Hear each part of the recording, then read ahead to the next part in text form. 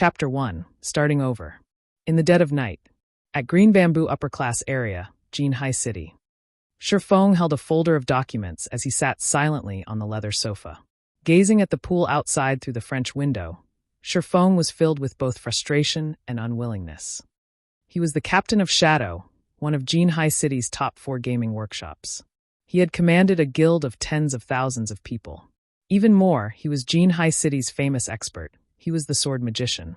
However, now the only thing he could do was drink away his sorrows inside his home. 10 years he had spent in gaming. 10 years he had fought in blood-soaked battles. He experienced countless trials and suffering. Under his leadership, Shadow had successfully established 10 city-states in. They were finally capable of rivaling the first-rate guilds.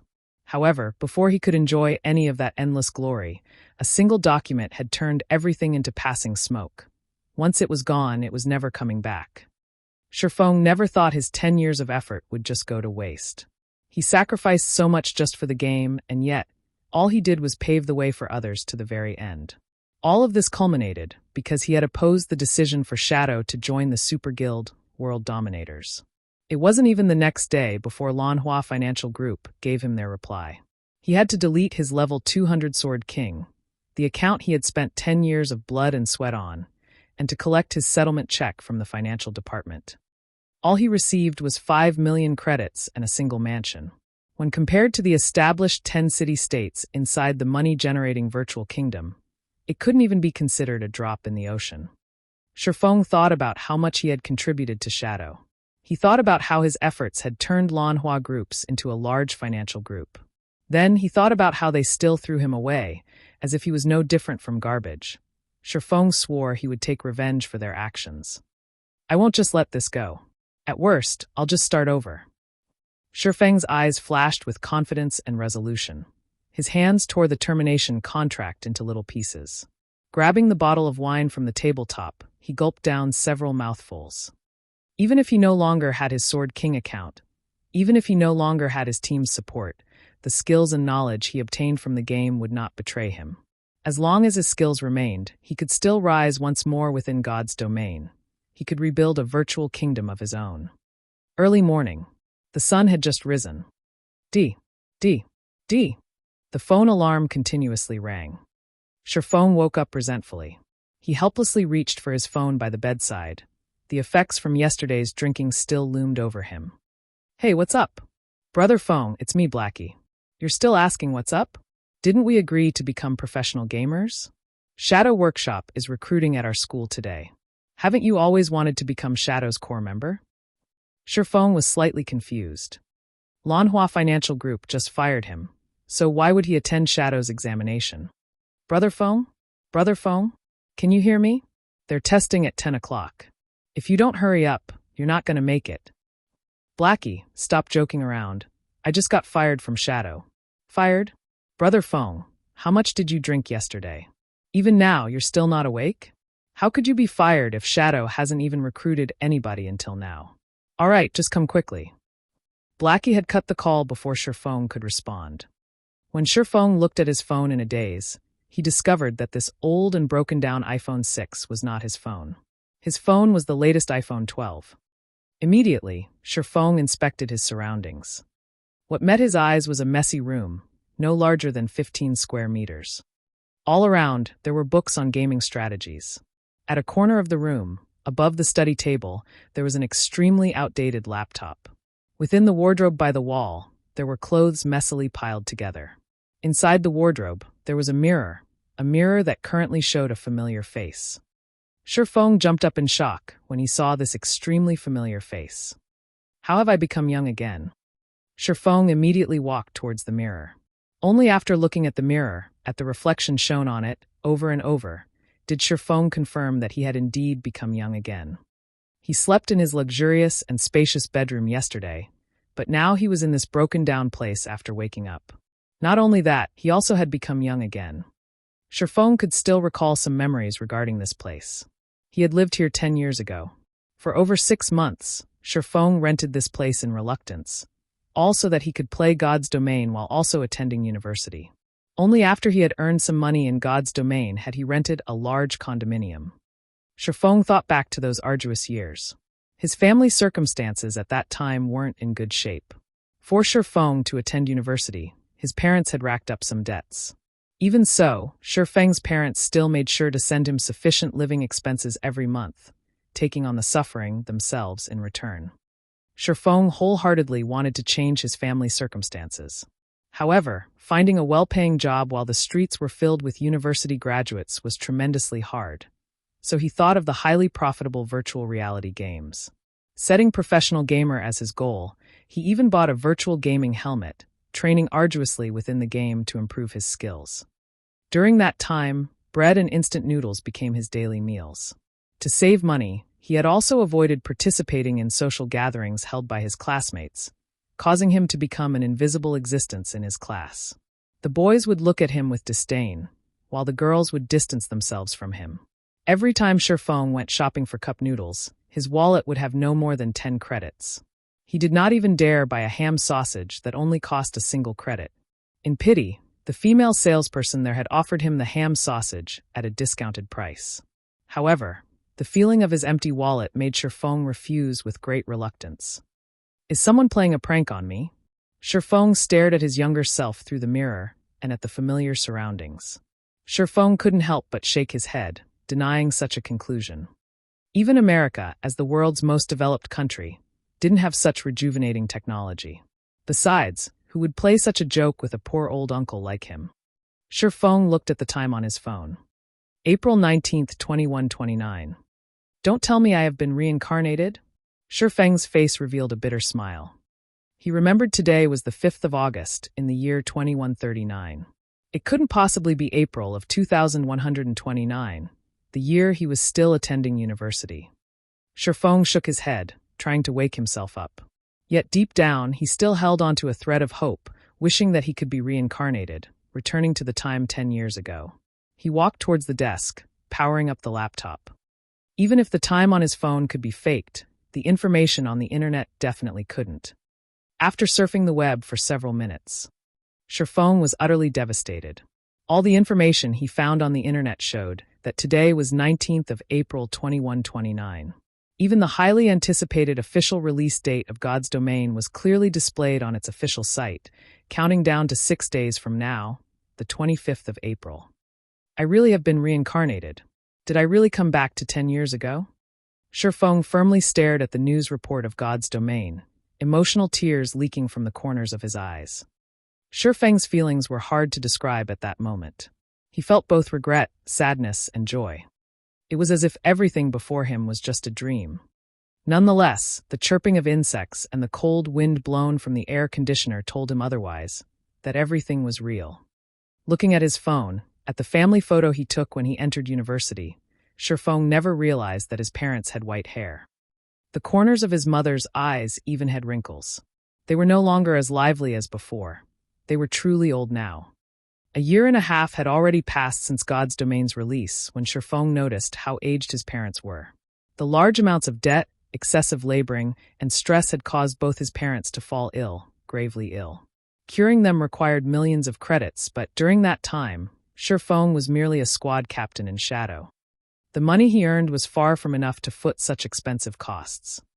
Shifeng tried everything to collect enough money, yet it was still not enough. Even with trying his all, Shifeng's parents still left him a few months later. In his previous life, he failed to care for his parents properly. How could he have known of the pain and suffering? After Shifeng earned millions of credits, this pain remained within Shifeng's heart for forevermore. Never would he have thought fate would play such a joke on him. He unexpectedly returned to the starting point, starting back up from zero. Great. This is just too great. Haha. Since I have been reincarnated, I have to change everything. I will earn enough money to cure mom and dad, and I will let them live a life without worries. Shifeng silently swore to himself as he wiped away the tears. Just when Shifeng was planning for his future, Blackie's call came ringing again, continuously urging Shifeng to go quickly to the university for the test. Yet Shifeng did not rush. He dressed at a relaxed pace, tidying himself up before heading to Jin High University. He could not be more familiar with Shadow. Shifeng still remembered. It was while he was still attending university, Lanhua Group's prized son, Lon Hailong, started up Shadow Workshop to enter God's domain. Lon Hailong also invested considerable funding into the recruitment of the student experts of Jinhai University. Shifeng participated in Shadow's examination at the time, successfully becoming a core member of the workshop, whereas Blackie became an outer member. Shifeng had been happy for quite some time after that incident. After 3 years of being under the leadership of Shifeng, Shadow Workshop allowed Lan Hua Group to greatly profit from God's domain, quickly becoming a large financial group. However, Shifeng would never have thought that Lan Hailong would be the one to fire him, personally. Since he had been reincarnated, he had an absolute advantage within God's domain that others did not. Naturally, he would not be joining Shadow to become a tool that profited others. He wanted to walk a different path, a path where he fought not for others, but for himself. He wanted to remove the need for his parents to send him living expenses. He wanted to pay back all the debt they had collected. To do that, he wanted to venture, to start his own workshop, to start his own company, and to build his own virtual kingdom, all to live a better life. As soon as Shifeng arrived at Teaching Block 1, he caught sight of a thin and tall figure in front of the building. The tanned youth was pacing around the hallway in a panic. This person was Blackie. "Brother Feng, you finally decided to show up. Fortunately, registration hasn't closed yet, so let's hurry in and sign up," Blackie said anxiously after seeing Shifeng. Shifeng shook his head, seriously saying, "Blackie, I'm not joining Shadow. I'll be opening my own workshop. Will you join me?" Blackie was someone Shifeng met in another virtual reality game, and the former had pretty good skills. The two of them had faced many challenges together, and they were no different than true brothers at this point. During their time together working in Shadow, Blackie showed great talent in administration, even though he lacked the talent for gaming. He managed the 100,000 guild members clearly and orderly. If Shifeng had Blackie's help this time, his plans would be one step further. Yet, he would respect Blackie's decision regardless.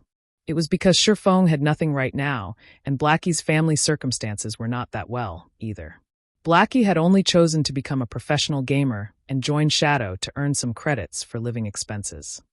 Blackie blinked at Shifeng's words, lowering his head in silence. It was just too sudden. Not only that, the Shifeng that he saw today felt different. Unlike his usual impatient attitude, Shifeng currently gave off an unshakable and confident aura. After a full minute, Blackie raised his head to look at Shifeng. "Brother Feng, stop speaking nonsense. Do you know how much a virtual gaming helmet costs? That's 8,000 credits. You also need at least 6 people to start up a workshop. What about the workplace, salary, and everything else? Just the initial startup funds would require 70 to 80,000. There are also the follow-up investments. That's a lot of credits. Do you have that many credits right now?" Blackie was very aware of Shifeng's circumstances. He knew Shifeng's household wasn't well off, so he wanted to persuade Shifeng away from this sort of crazy thinking. "You're right. Right now, I don't even have the credits for a God's Domain virtual gaming helmet." Shifeng nodded his head in admittance. It was like Blackie said. Even just 70 to 80,000 was considered a small amount. Shifeng recalled Lan Hailong had spent over 5 million credits for the 100-man workshop he had recruited. He had also spent more in the later stages to upgrade the workshop's quality and strength. Since this is so, rather than take the risk, wouldn't it be safer to join Shadow? At the very least, Shadow can provide us with virtual gaming helmets. Otherwise, forget becoming professional players. We wouldn't even be able to play the game. Seeing that Shifeng understood the core of the problem, Blackie sighed in relief as he pulled Shifeng into the teaching block. Shifeng shook away Blackie's hand, sternly staring at Blackie before saying in a grave tone, "I still plan on starting my own workshop. I don't want to be controlled by others. So, Blackie, will you join me?" Shifeng would not insist to Blackie, since he did not have any guarantees. He also couldn't reveal the secret that he had been reincarnated. He could only hope that Blackie would believe in him.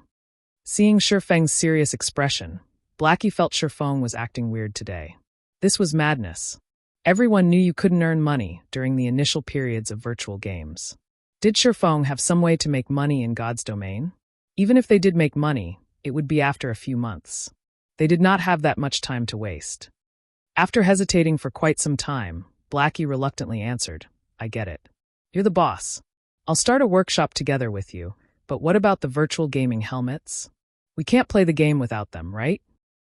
Shifeng's tightened brows immediately relaxed as he happily clapped Blackie's shoulders, saying, "Now this is my good brother. Don't worry about the gaming helmets. I recall that God's Domain had a trial period available for university students.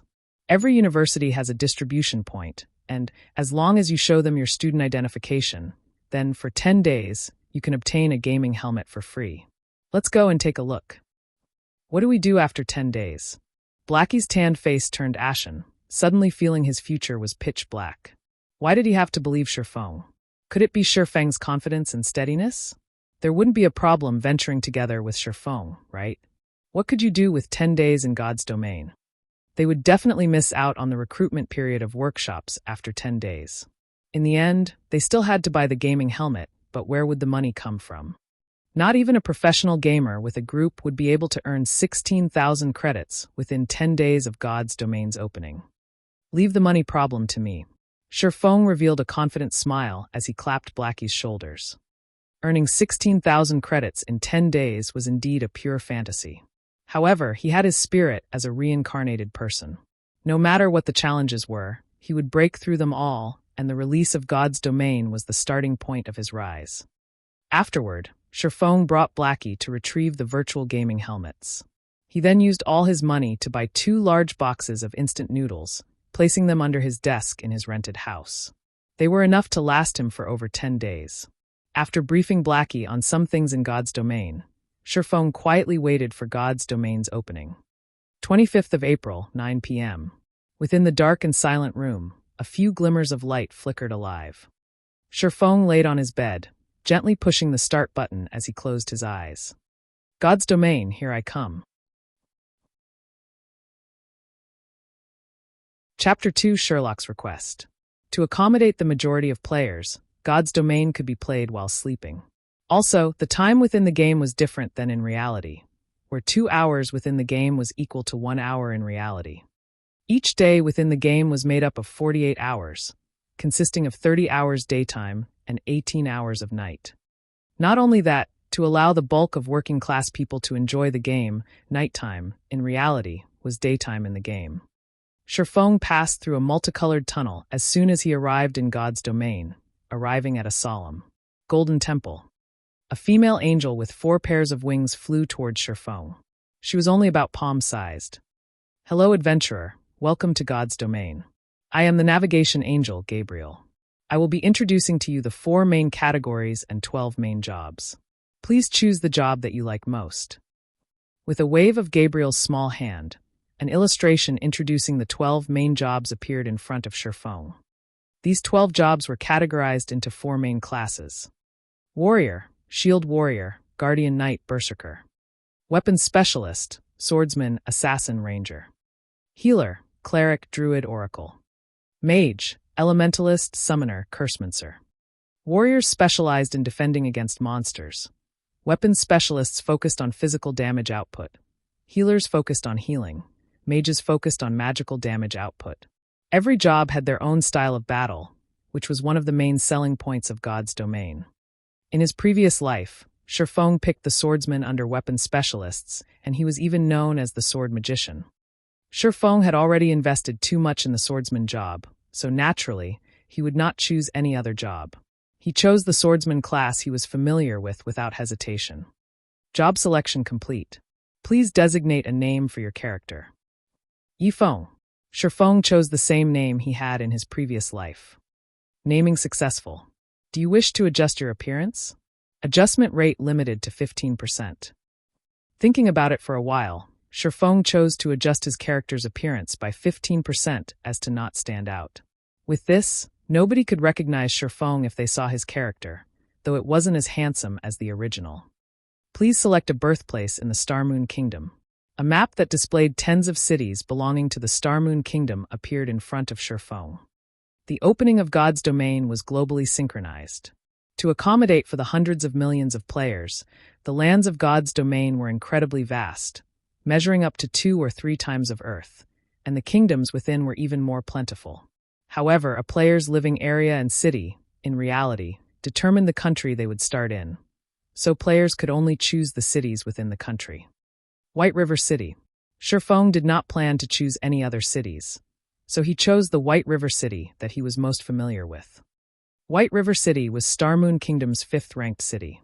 It was an important city in the north of Starmoon Kingdom. There were quite a few workshops that chose to develop there to avoid the struggles between large guilds. City confirmed. Player will arrive in Red Leaf Town of White River City in 3 seconds. We wish you happy gaming. The sight before Sherfong immediately blurred as he was sent away. Red Leaf Town, the buildings that were chaotically arranged there had a similar style to the medieval ages. NPCs filled the bustling streets, making them feel as if it was another world. Sherfong arrived at the front of a church, his new appearance resembling a penniless swordsman. He currently wore a gray novice leather armor, and on his waist hung a novice sword. I still ended up in Red Leaf Town in the end. Sherfong smiled faintly as he looked at the familiar sight of the small town, confidence welling up within him. At that moment, many players had started wandering around the town, speaking to NPCs in hopes of obtaining a trail for a quest. There were also quite a few players that went out of the village, going out to the wilderness to kill monsters. Every one of them was carrying out their tasks as if their lives depended on it, and they couldn't help but wish they could split their time in two. Sherfong didn't pay attention to the other players. With a slight wave and touch of his finger, a player's attribute panel appeared before him. Character, Yifeng. Affiliated Kingdom, Starmoon. Title, None. Job, Swordsman. Level, 0, HP, 100/100. Physical attack power, 13. Defense, 4. Attack speed, 3. Movement speed, 4. Attributes, Strength 5, Agility 3, Endurance 4, Intelligence 2, Vitality 2. Free attribute points, 4. Weapon Mastery. One-handed sword mastery plus 5, Apprentice rank. Increases one-handed sword damage by 5%. Two-handed sword mastery plus 5, Apprentice rank. Increases two-handed sword damage by 5%. Free mastery points, 0. Job talent. Swordsman talent 1. Sword-related mastery plus 5. Swordsman talent 2. Obtain 8 free mastery points every 5 levels. Swordsman talent 3. Sword-related skills proficiency increased by 50%. Skills. Chop. Active skill. Requirement sword. Additional 8 points of damage. Cooldown 5 seconds. Skill level 1, proficiency 0/300. Equipment. Swordsman's leather shirt, gray trash. Level 0. Defense plus 2. Durability 10/10. Novice sword, gray trash, one-handed sword. Level 0. Equipment requirement, strength 3. Attack power plus 3. Durability 15/15. Inside his bag, there were 10 pieces of bread and 10 pouches of water. Eating the bread would recover 10 HP per second, while drinking water will recover 10 MP per second, and both effects lasted 10 seconds. Every swordsman started with the same attributes, the only difference being the allocation of the free attribute points. Each player could obtain 4 free attribute points with each increase in level. With each rise in level, the different ways players use these points would result in their own unique style. Strength increases physical attack power and the weight behind each attack. Agility increases attack speed and movement speed. Endurance increases maximum HP and stamina. Intelligence increases magical attack power, and maximum MP and vitality increases the recovery rate of MP and HP. Every job places emphasis on different attributes. As swordsmen belong to the physical damage jobs, most people would prioritize strength. In his previous life, Sherfong also made such a choice, adding 2 points to strength, 1 point to endurance, and 1 point to agility for every level. It was a very ordinary and commonplace choice. However, Sherfong did not plan to do so in this life.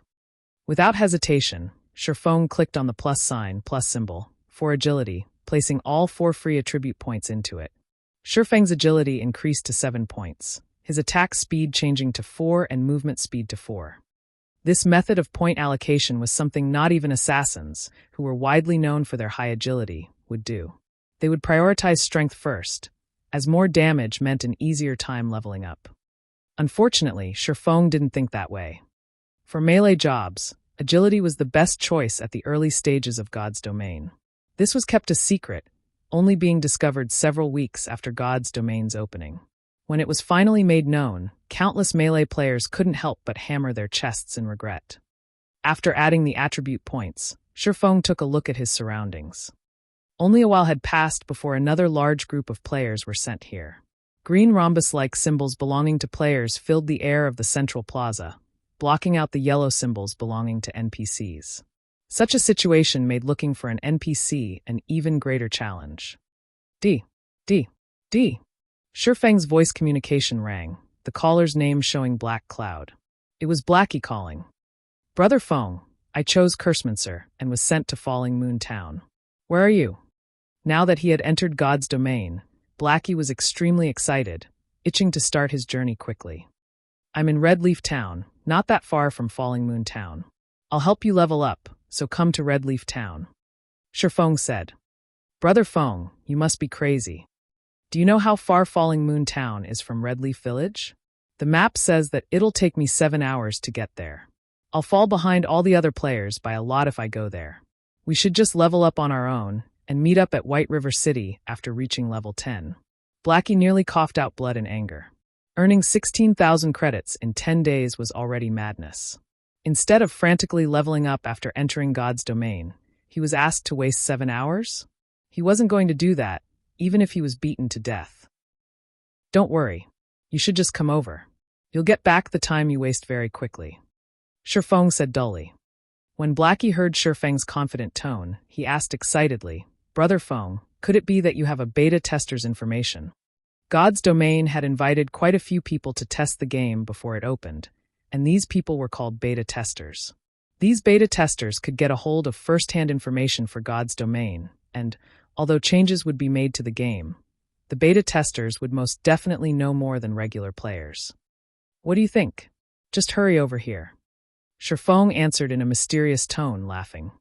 Hearing Sherfeng's words, Blackie knew Sherfong had reliable information, and he couldn't help but get excited, saying, Okay, wait for me, Brother Fong. I'll go there right this instant. Ending Blackie's call, Sherfong walked towards a small dark alley of the town. There were hundreds of NPCs in Red Leaf Town. However, NPCs that gave quests only numbered in the tens, while hidden quests numbered 5 and unique quests numbered only 1. A unique quest would no longer be available once completed by a player. The unique quest in Red Leaf Town was only discovered 2 months after God's domain's opening, and it had caused a sensation throughout the entire White River City the last time. As the quest was unique, the lucky player revealed the method to obtain it, earning the envy of many players. Unfortunately for them, the quest was no longer available, even if they wanted to do it. Of course, Sherfong wouldn't let this unique quest go in this life. Sherfong arrived at the dark alley filled with beggars in tattered clothing. The beggars were like wolves discovering fresh meat when they saw Sherfong walking over, quickly surrounding him as they begged for food. There was once a player who had given these beggars a lot of food. These beggars would ask for items after having their fill, and they would ask for more expensive items after each time. The player had agreed to all their requests, consecutively fulfilling more than 10 of their wishes. Unfortunately, the beggars gave absolutely nothing in return, causing the player to nearly pop a vein, becoming a joke for others. Get lost! Sherfong yelled as he pulled out his novice sword, causing the powerless beggars to quickly hide away. Sherfong walked to a corner after the beggars dispersed. A vagrant middle-aged man was lying there. There wasn't much of a difference between the man and the other beggars, but if there were one, it would be the man's unyielding integrity, as he was the only one not begging for food. Do you need any help, sir? Sherfong formally asked the man. Can you give me some food? It's been 5 days since I've last eaten, the male beggar responded. Sherfong smiled faintly, seriously saying, Unfortunately, sir, I cannot agree to your wish. A normal person would probably spew blood out in anger if they heard such a reply. However, this beggar merely let out a sigh, no longer saying a word. However, if you are willing to pay an appropriate price, I can give you the food you need, Sherfong said. The beggar lifted his head and looked at Sherfong, his eyes carrying a hint of anticipation as he said, If I had the money, I would definitely be willing to pay this cost, but right now I have nothing. Although, if you are willing to help me, I will pay you a sufficient price. Are you willing to help me? May I ask what you want me to do? Sherfong questioned. The beggar said seriously, Please help me kill the mayor of Red Leaf Town Cross. Even though Red Leaf Town was just a small town, the town mayor was still a level 15 elite. There were also level 25 guards by his side. Aside from that, killing an NPC would result in being arrested. Killing the mayor was, without a doubt, a crazy action, and no player would believe this was a quest, as this was no different than telling players to commit suicide. Nobody would agree to such a damnable request. All right, I promise you. Sherfong unhesitatingly agreed with a smile. System. Unique quest. Sherlock's request accepted. Quest details. Kill Cross, the mayor of Red Leaf Town, and bring the mayor's insignia back to Sherlock. Players must not exceed level 10. Sherfong turned around and headed towards the town hall, the place where the mayor was staying, after receiving the quest. Chapter 3. Lonely Snow. Sherfong walked on the path towards the town hall, crowded with people. The less-than-spacious road was filled with players. They were conversing with the NPCs, taking the chance to obtain a quest. Such a scene gave one a feeling of arriving at a market. Unfortunately, it was not an easy task obtaining a quest in God's domain. The main reason being, the NPCs had high intelligence, giving them the capability to hold one-to-one conversations. Also, players must watch what they say or risk being given the cold shoulder by the NPCs. And there was a tide of players as competition. Obtaining an easily found normal quest was truly difficult. After more than 10 minutes since God's domain started, there had yet to be a single player within Red Leaf Town to receive a normal quest. In comparison, Sherfeng's advantage as a reincarnated person was truly great. Not only has he received a quest, but it was a unique quest, albeit a slightly damnable one. However, a unique quest's reward was incredibly generous. Even top-tier players who had played God's domain for a month would drool at the reward of this unique quest. As a person who had been reincarnated, Sherfong had the experience of leading thousands of people while he was in Shadow Workshop. They had even built 10 city-states. The amount of information on God's domain that was within his grasp far surpassed what the average player knew. It was especially true when it came to strategies on leveling up and earning money. These were the must-have essentials for a workshop with thousands of players to grow in strength. Now that he had been reincarnated and was playing God's domain again, Sherfong wanted to use this information to accumulate a significant amount of advantages. It was all to build a better foundation for his future development.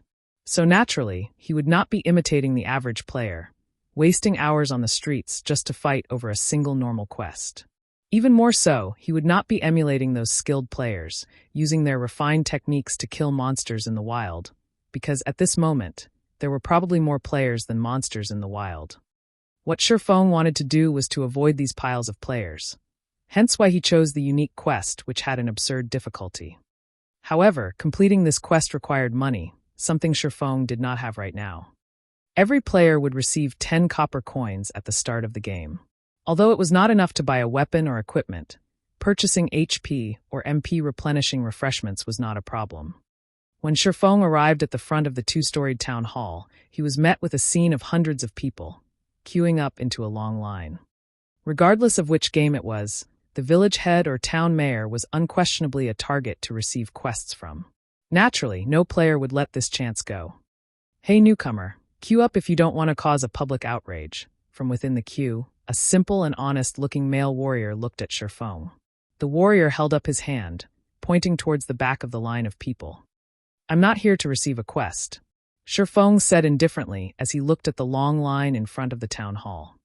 Compared to the other locations, this place had great order and efficiency. Although it would take more time to receive a quest, it was much better than some who could not receive one at all. The male warrior cautiously looked at Sherfong. Everybody was frantically trying to receive a quest right now. But there was someone who actually said that he wasn't interested towards it. Not even a ghost would believe that. "I'm honestly not here to receive a quest," Sherfong looked at the male warrior. Seeing the person's hostile eyes and how he thought Sherfong had wanted to jump queue, Sherfong said with a smile, "However, I advise you to receive a quest somewhere else. You'll just be pointlessly waiting here." Why would it be pointless? There were already a few people who came out after receiving a quest. After determining that Sherfong had no intention to jump queue, the male warrior let out a sigh of relief. He had already been in the queue for over 10 minutes now, and he definitely would not want someone to cut in line. However, hearing Sherfeng's firm tone made him curious as to why he would be waiting for nothing. Sherfong smiled but did not elaborate. Instead, he changed the topic saying, "Seeing as you're not a bad person, I'll point you towards a brighter path. Kill mobs in the fields. You'll have a better future than remaining here." "I'm not going. There are too many monsters in the wild, and I can't compete with those other people. This place is still better." The male warrior shook his head. He was not an idiot. At this moment, there were definitely tides of people out in the field area. With just his skills, he probably couldn't even snatch a monster, so he was better off just waiting here. "That's because you went to the wrong place.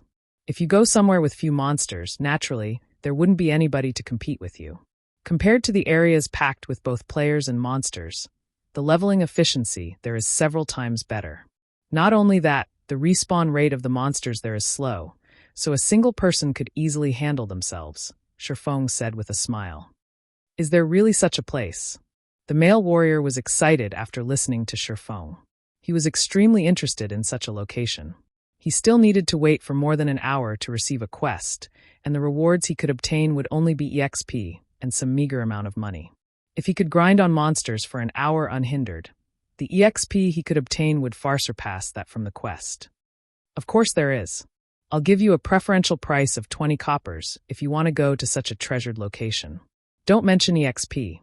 After grinding for a day, the materials you could obtain would earn you more than 40 coppers. If you're lucky, you could make a ton more if a piece of equipment drops." Sherfong walked closer to the male warrior, whispering into his ears. "You're not tricking me, right?" The male warrior looked at Sherfong with hesitation in his eyes. If there was such a treasured location, he could definitely surpass the other players by a lot. But 20 coppers was not a small amount. The monsters in God's domain rarely drop money or equipment, so copper coins were incredibly precious. "If you don't believe me, you can pay 10 coppers up front first. You'll know just from trying after you arrive at the spot. If it's true, you can then pay me the other 10 coppers. I'm only telling you this because I see that you're a good person. Just forget it if you don't believe me." Sherfong turned and left after saying his piece. Sherfong wouldn't be doing this if he didn't lack money. At worst, he'll just use some other method to earn money. Just after walking a few steps away, Sherfong was stopped by the male warrior. "Expert, hold on a moment. Let's talk about it, all right? Isn't it just a deposit of 10 coppers? Here, take it. I trust that an expert like you won't trick me."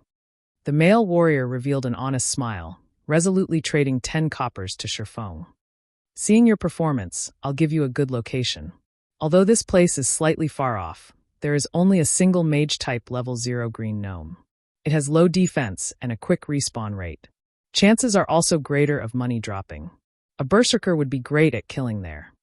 Sherfong gave the warrior a good grinding location after happily receiving the 10 coppers. The male warrior was relieved when he noticed how familiar Sherfong was with the wild monsters, even to the degree of knowing the amount of money dropped. He never imagined he would be so fortunate as to meet an expert of God's domain, and not just any expert. Sherfong might even be a beta tester. The male warrior became even more excited as he thought of this possibility. "Brother expert, do you know a location that drops skill books for berserkers? It's really hard to fight against mobs with only a single skill." The male warrior was more fond of Sherfong now, even treating Sherfong as his superior. "It's fine if you want to know, but it'll cost you 2 silvers, Sherfong smiled. Who would give out such valuable information after only a short conversation? Sherfong would not unless there was money involved, of course. The male warrior paled when he heard the price. 2 silvers equaled 200 coppers. Not even the average guild would have that much money. "Expert, let's add each other as friends. I'm Lonely Snow. I'll contact you again once I've saved up enough money." The male warrior sent Sherfong a friend request. All right, Sherfong accepted Lonely Snow's request. "Then I'm off to fight mobs, brother expert. I'll mail you the 10 copper immediately after I've saved up enough." Lonely Snow happily parted with Sherfong, leaving the long queue and dashing towards the grinding location. Now that Sherfong had money, he walked towards the fruit stall by the town hall. "Boss, how much for this tomato?" Sherfong asked as he held up a ripe, red tomato. Both fruits and vegetables could aid in recovering a player's HP and MP. Their tastes were also quite delicious. The only downside was the bad recovery rate. In normal circumstances, players wouldn't buy them at all, especially during such a period where money was a big problem. Spending money on fruits and vegetables was just wasteful behavior. 2 coppers each. Give me 10 of them. Sherfong paid the 20 coppers. He walked into the town hall after receiving the 10 tomatoes. Hey newcomer, queue up. Can't you see others are queuing up as well? Swordsman over there, what do you think you're trying to do? Do you know how many people are queuing up behind? The players in the queue became enraged and started criticizing when they saw Sherfong cutting the line, walking directly towards the town mayor. They would have long since murdered Sherfong, were it not for the fact that they could be jailed for attacking another player inside the town. Sorry, but I'm really not here to receive a quest. I'm just here to take a look. Sherfong smiled at the players. He turned to look at the fat town mayor, Cross. Cross, elite friendly. Level 15. HP 2400/2400. MP 1500/1500.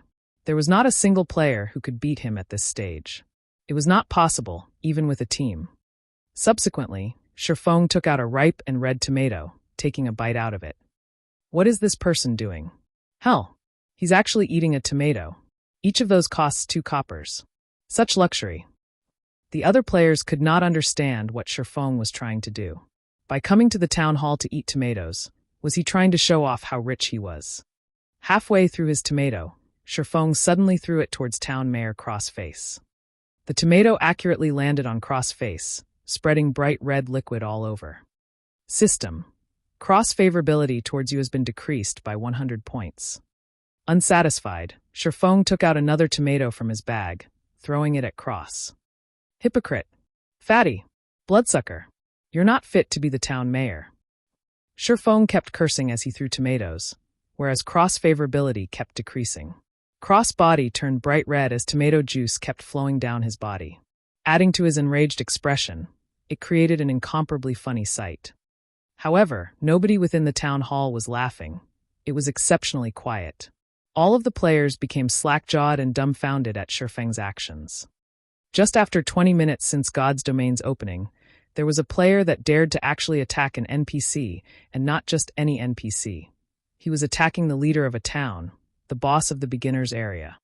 This person was insane. Wasn't he afraid of being jailed until his death? Did he no longer want to stay in Red Leaf Town? Even taking your revenge on society shouldn't be done in such a way. Just when the other players were expecting the guards to detain Sherfong, or for the town mayor to kill off Sherfong in a rage, none of these things actually occurred. None of the players knew that insulting an NPC was not considered an attack. Hence why neither the guards nor Cross attacked Sherfong. Sherfeng's actions would only lead to the NPC hating him to the bones, and he could forget receiving quests from the NPC in this lifetime. As Sherfeng's last tomato landed on Cross' face, Cross favorability fell towards hostile.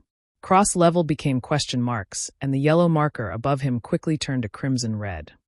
Damnable insect. I'll send you down to hell. The bright red Cross roared loudly as he rushed at Sherfong. Chapter 4. The Sensation Caused by Death. Town Mayor Cross' furious roar reverberated throughout the entire town hall. With a high speed, Cross instantly arrived in front of Sherfong, his fist stretching out towards Sherfong. The other players were currently reveling in Sherfeng's misfortune, taking the chance to gauge Town Mayor Cross' strength. Cross was a level 15 elite, and a single slap from him was enough to swat the current players to death. However, Sherfong was foolish to the degree of actually angering the mayor. Not a single person in the entire Red Leaf Town could save him now. He would be jailed until he was on his deathbed, or he would be chased out of Red Leaf Town. However, Sherfeng's surprisingly calm attitude puzzled the other players. Was he already prepared for death? When Cross was about to hit Sherfong, the stationary Sherfong finally moved. Like a hunter waiting for his prey, Sherfong immediately unsheathed his novice sword. With swift motions, he used the sword to defend his body. Pung! Cross' fist landed on the novice sword, sending Sherfeng's entire person flying. Just as Sherfong was about to fall, he flipped his body, landing steadily on the ground with the flexibility of a cat. However, his HP had instantly decreased by 84, and the novice sword in his grip trembled uncontrollably. The sword's durability had even reduced by 1 point. The weapon would become useless once its durability dropped to 0. See, all the players drew in a cold breath. Seeing Sherfeng's troublemaking, They had initially thought of him as a mere rookie. However, after Shifeng's recent performance, anybody with a discerning eye could tell he was a very skillful person. Even if Cross had low physical damage as a mage, as a level 15 elite, he could still kill any of the current players in a single strike. Yet Shifeng was alive. He had used his weapon to block the attack, reducing the damage to a minimum. He's clearly a mage, and yet his strength and speed are truly shocking. Shifeng silently marveled as he had looked the lamenting novice sword in his grip. Fortunately, he had added all his points to agility, increasing his attack speed to 4. Otherwise, he would surely be dead by now, having to start his quest all over again. Die, insect! After failing his strike, Cross was further enraged. Suddenly, his clothes were ripped apart, revealing a body covered in pitch-black fur. Cross had turned into a werewolf with sharp fangs. Every player was shocked at this moment. Never would they have thought the mayor was an evil werewolf. Cross arrived at Shifeng's back in an instant, raising his bright snowy claws and slashing them at Shifeng's heart. However, Shifeng revealed a cold grin, even though he only had 16 HP remaining. Cross' claws suddenly stopped. They were only a few centimeters away from dealing with Shifeng. Unfortunately, Cross was hit by a level 25 guard's charge, entering a fainted state for 1 second. Shifeng took this chance to quickly move away. Just when Cross was about to rush Shifeng after awakening, he was interrupted once more by another guard. Both of the guards were level 25 warriors.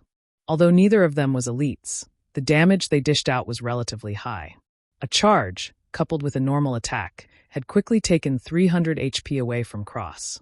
2 guards had taken away a total of 600 HP, causing Cross HP to fall to 1700 in an instant. As expected of the guards, their attack power sure is high. Shifeng chuckled as he looked at Cross' sorry state. Guards were the protectors of the town. They were specialized in protecting the town's civilians and resisting against the invasion of evil beings. At this moment, the mayor had transformed into a werewolf, proof that he was not a human, but a spy for the powers of evil. The guards would naturally not let him go, killing him as if he were no different than the monsters in the wild. On the surface, the conditions of Sherlock's request seemed harsh. In reality, however, players only needed to actively attack the mayor, subsequently surviving the mayor's first strike. Afterward was just smooth sailing. The guards would handle the rest after the mayor revealed his true self. In Shifeng's previous life, the reason this unique quest could shock the entire White River City was because the town mayor was a spy for the forces of evil. This quest had allowed players to have a new perspective towards God's domain. The NPCs were not entirely reliable, as they might be one of the forces of evil in disguise. Simultaneously, the player who completed the quest had shocked everyone with his method of baiting the town mayor. The player had racked his brain to complete the quest, and naturally, he wanted to show off his efforts by revealing his strategy. Now, though, it was being taken advantage of by Shifeng. As such, Cross was now being attacked by the 2 guards. Although the damage dealt by the guards was very high, Cross' target had never shifted away from Shifeng. He continuously aimed to kill Shifeng, but, unfortunately for him, the 2 guards stuck to him like glue. One of the guards used Bone Crusher, while the other used Thundering Strike, causing Cross' movement speed to plummet. Fortunately, Shifeng was able to escape death with his 5 points of movement speed. Just like that, Cross over 2,000 HP was nearly depleted. When the other players saw Cross dying, many of them started becoming restless. They wanted to land the last strike on the mayor. They did not understand why the guards were attacking Cross instead of Shifeng, but a town mayor who was also a level 15 elite. If he died, he would definitely drop some great items.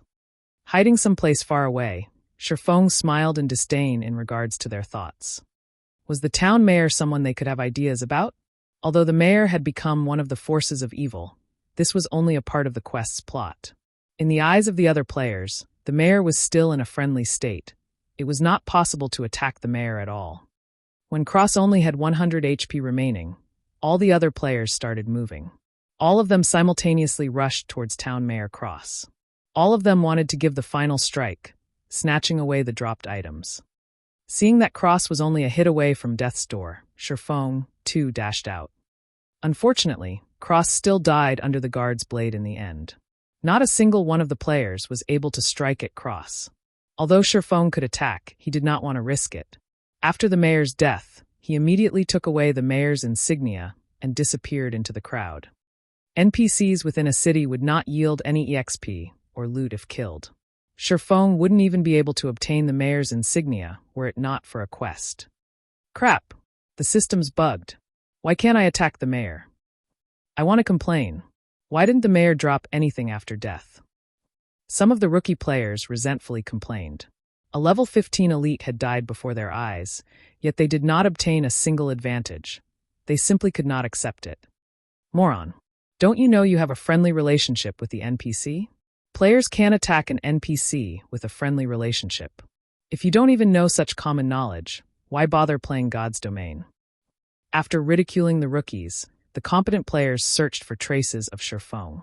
A player who could kill the town mayor in such a way was definitely an expert, someone they should associate with. However, they could not spot Sherfong, even after looking for a long time.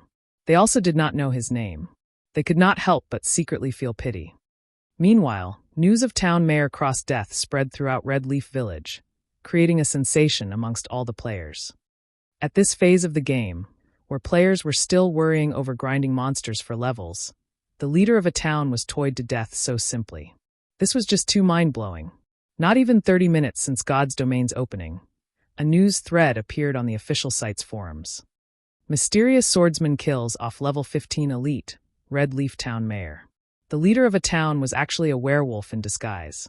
Exactly what kind of game is God's Domain? This news thread instantly caused a sensation amongst the players. It only took a moment for the number of clicks to the page to go past 10 million. Everyone became interested with this mysterious swordsman. Unfortunately, they could not contact the person since nobody knew his name. By now, Sherfong had already arrived at the dark alley. Mr. Sherlock, this is the mayor's insignia that you requested. Sherfong passed silver-colored mayor's insignia to the beggar Sherlock.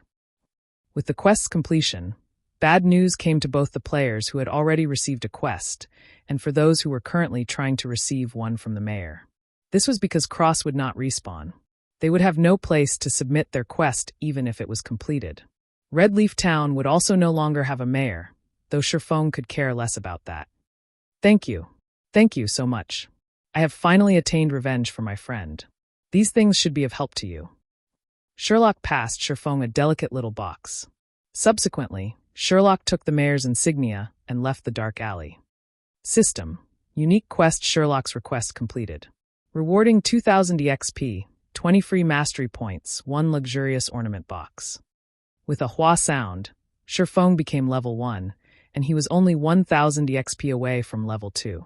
Sherfeng's level became Red Leaf Town's top 1, only 30 minutes after the start of God's Domain. In normal circumstances, the average player required 1,000 EXP to rise to level 1. Such an amount required at least 6 or 7 hours of grinding monsters, as each level 0 monster only gave 3 EXP. Time was also needed to look for monsters, to recover, and so on. Factoring in the massive amount of players at the start of the game that was fighting over monsters, taking over 10 hours to arrive at level 1 could be considered average. Why is the unique quest's reward so generous? Was it because I completed it at level 0? Sherfong became slightly uncertain, but he was still delighted with such rewards. In his previous life, the rewards posted were not as luxurious. Although the amount of EXP was the same, the number of free mastery points was not. The other person only received 10 points for it, as well as a delicate ornament box, while Sherfong received 20 points and a luxurious ornament box. Free mastery points were extremely precious in God's Domain. Rarely would a quest award 3 to 5 points. This unique quest had awarded 20 points.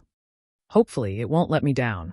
Although it isn't a delicate ornament box, it is still the better luxurious ornament box. It should come out. Sherfong carefully held the ornament box, a nervous gulp coming from his throat. Slowly, he opened the box. Though the EXP and free mastery points were great, what Sherfong really wanted was the item inside the ornament box. It was an essential item he needed to complete his leveling and money-making plans. It was also a top-tier item that many experts drooled over. Sherfong would cry to death if something went wrong. Chapter 5, Black Market Challenge. As the luxurious ornament box slowly opened, A dazzling array of multicolored light burst out from within. Fortunately, Sherfong was currently standing inside a dark alley. There were no players who would wander over here. Otherwise, such a spectacle would have incited the greed in their hearts and Sherfong would be killed and robbed.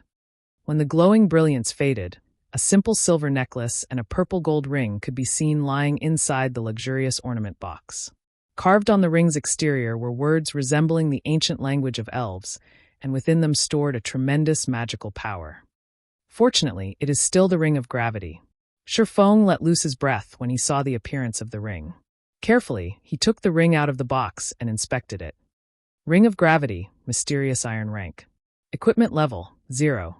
Strength +2, Agility +1, Endurance +1. Additional skill, Gravity Liberation.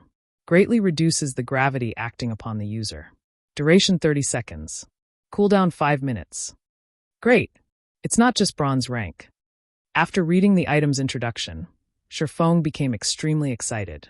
The situation was far better than he had expected. The equipment in God's domain was categorized into trash, common, bronze, mysterious iron, secret silver, fine gold, dark gold, and epic. At the start of the game, players only received trash equipment from the system.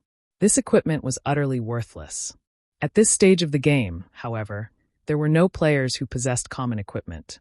While you could buy common equipment in large cities, the prices were costly. As for bronze ranked, those were extremely rare, and they also came with additional attributes. Mysterious iron equipment, however, only dropped from bosses, and needless to say, they were even more precious. In Sherfeng's previous life, the Ring of Gravity obtained by the player was only bronze ranked. It gave only an additional 1 point to strength. The skilled Gravity Liberation, as well, only lasted for 15 seconds.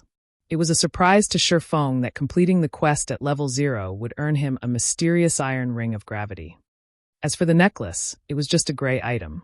NPC merchants coveted these items, and they were willing to buy them at high prices. After wearing the Ring of Gravity, Sherfong added the 4 free ability points that came from leveling up all into agility. Sherfeng's agility rose to 12 points, his attack speed to 5 points, and his movement speed to 6 points. He could almost rival a pure agility assassin of the same level now. My agility will reach 20 points after rising to level 3. At that time, I can unlock the hidden basic skill of the agility system. Sherfong looked at his attribute panel in anticipation. Sherfong moved his body, feeling it become a lot livelier than before. He wouldn't be in his previous sorry state if he were to face off with Town Mayor Cross right now. If his agility reached 20 points, the condition of his body would become even greater after activating the basic skill Fast and Nimble. He could even rival against those wuxing experts depicted in wuxia novels. Afterward, Sherfong added 15 of the free mastery points towards his one-handed sword mastery, keeping the remaining 5 points for future use.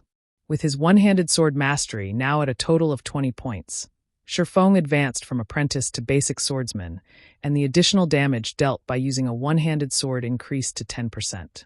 He was still 30 mastery points away from advancing to an intermediate swordsman. Regular attacks were only the basics for a swordsman. If one wanted to become an expert with the sword, skills were a must-have. The more, the better, as this would create more flexibility when in battle, thereby allowing the swordsman to dish out greater damage. Sherfong was both an expert of the sword and a person who had been reincarnated. Now that he had a special tool such as the Ring of Gravity, he needed a large amount of swordsman skills to display the true potential of a swordsman. He could then level up at a fast pace. Otherwise, it was impossible to increase the efficiency of killing monsters by relying on normal attacks. I recall there being a black market challenge in Red Leaf Town's trade area. Players who cleared the challenge for the first time would be able to obtain a skill book for swordsmen. Most skill books dropped from monsters around levels 3 to 5, and their drop rates were pitifully low. At this stage of the game, there were still no players capable of grinding those monsters. It would be a big waste of time if Sherfong wanted to obtain the other skill books for swordsmen. He also did not have the time for it.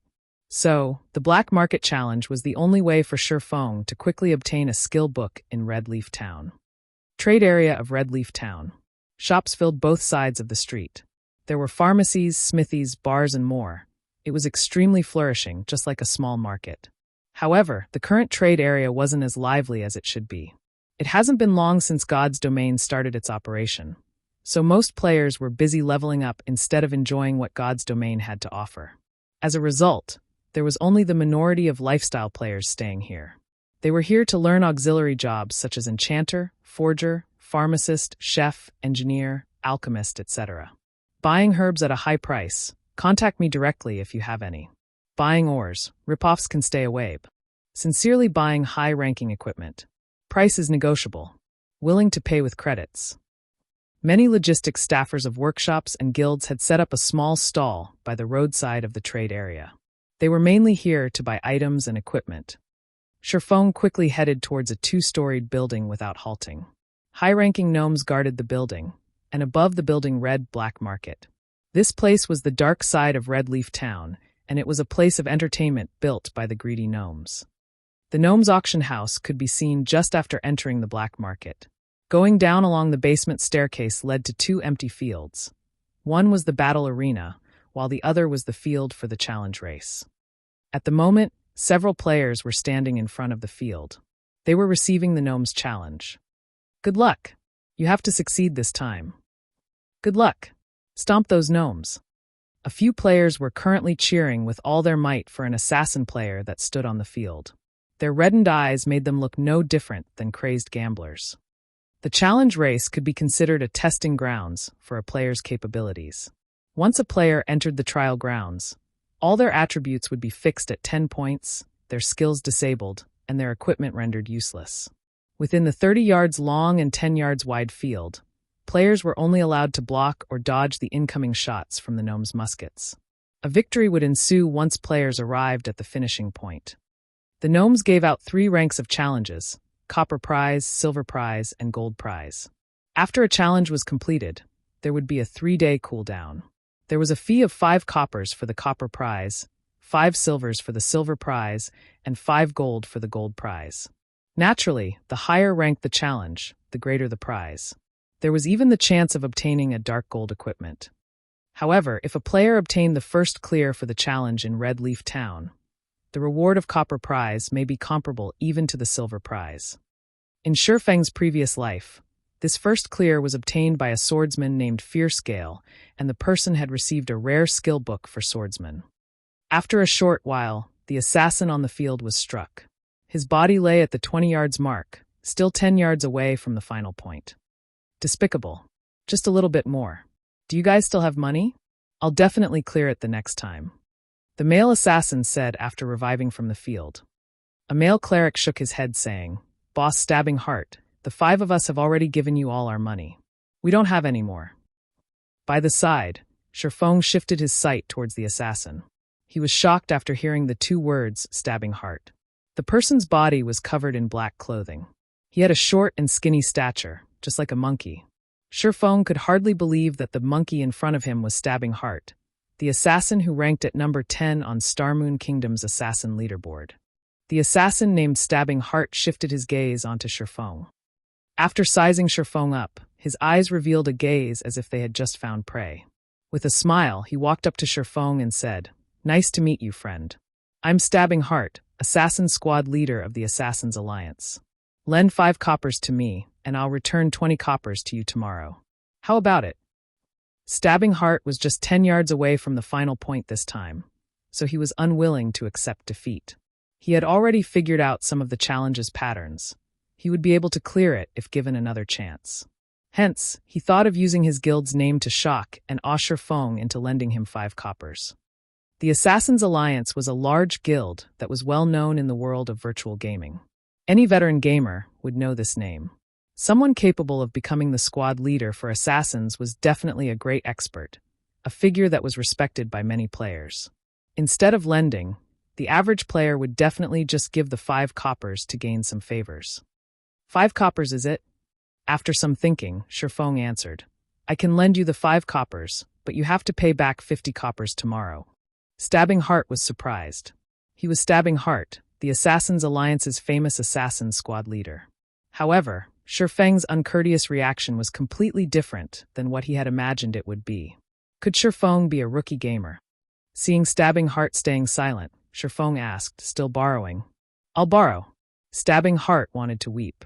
Other players would be going expert, expert, when they met him, yet Sherfong showed no such reaction. However, when he thought about the bountiful reward awaiting him, even 50 coppers was worth it.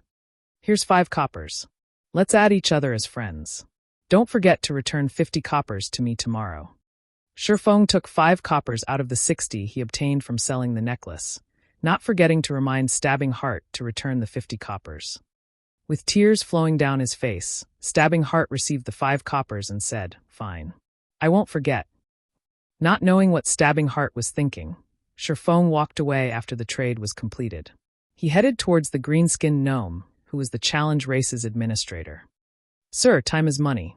What business do you have?" The gnome administrator said so in a lofty tone. "I want to enter the copper prize challenge," Sherfong said as he handed over 5 coppers. After flipping the copper coins a few times, the gnome nodded his head in approval. He opened the wooden door to the challenge race, allowing Sherfong to enter. "Ladies and gentlemen, we have a new challenger on the field. Please let us welcome this brave swordsman," the gnome loudly announced. "Boss Stabbing Heart, the kid that lent you money is participating in the challenge race," the male cleric pointed out. The resting Stabbing Heart laughingly said, "That kid's just a rookie. Does he think the challenge race is so easy?" Even though the distance is only 30 yards, the gnome's attack pattern will change after you get past 15 yards, and their attack rates greatly increase. Not to mention, even I have difficulty facing them. That's for sure. Even an expert such as Boss Stabbing Heart could only reach 20 yards. I'm guessing that kid will, at most, reach 5 yards before being done in. The male cleric nodded with a smile. Inside the field, the 3 gnomes standing at the finishing line readied their muskets, aiming them towards Sherfong. Above the challenge field, the timer started counting down. 3, 2, 1. Challenge start. Chapter 6, Stunning Skills. The instant the countdown ended, Sherfeng's body leaned forward and his legs bent. Just like a leopard, he dashed away from the starting line with explosive force. Show! By the time the muskets had started ringing and shooting towards the starting line, Sherfong was already 3 yards away. Subsequently, another volley of musket shots rang out. A total of 6 bullets shot towards Sherfeng's path. Several green lines indicating the trajectory of the bullets covered Sherfeng's body. Sherfong would become a sieve if his reactions were not keen. Just as the bullets were about to hit, Sherfong dodged to the right with a sidestep. He rushed forward once more, after avoiding the second volley of shots. Bullet casings fell to the ground consistently as the 3 gnomes continued to aim and shoot. However, Sherfong avoided them with the vigor of a leopard every single time. The way he stayed a step ahead of the bullets made it seem as if he had control over them. It can't be. He's already at the 10-yard mark. Seeing Sherfong taking less than 5 seconds to reach the 10-yard mark, the male cleric couldn't help but be shocked.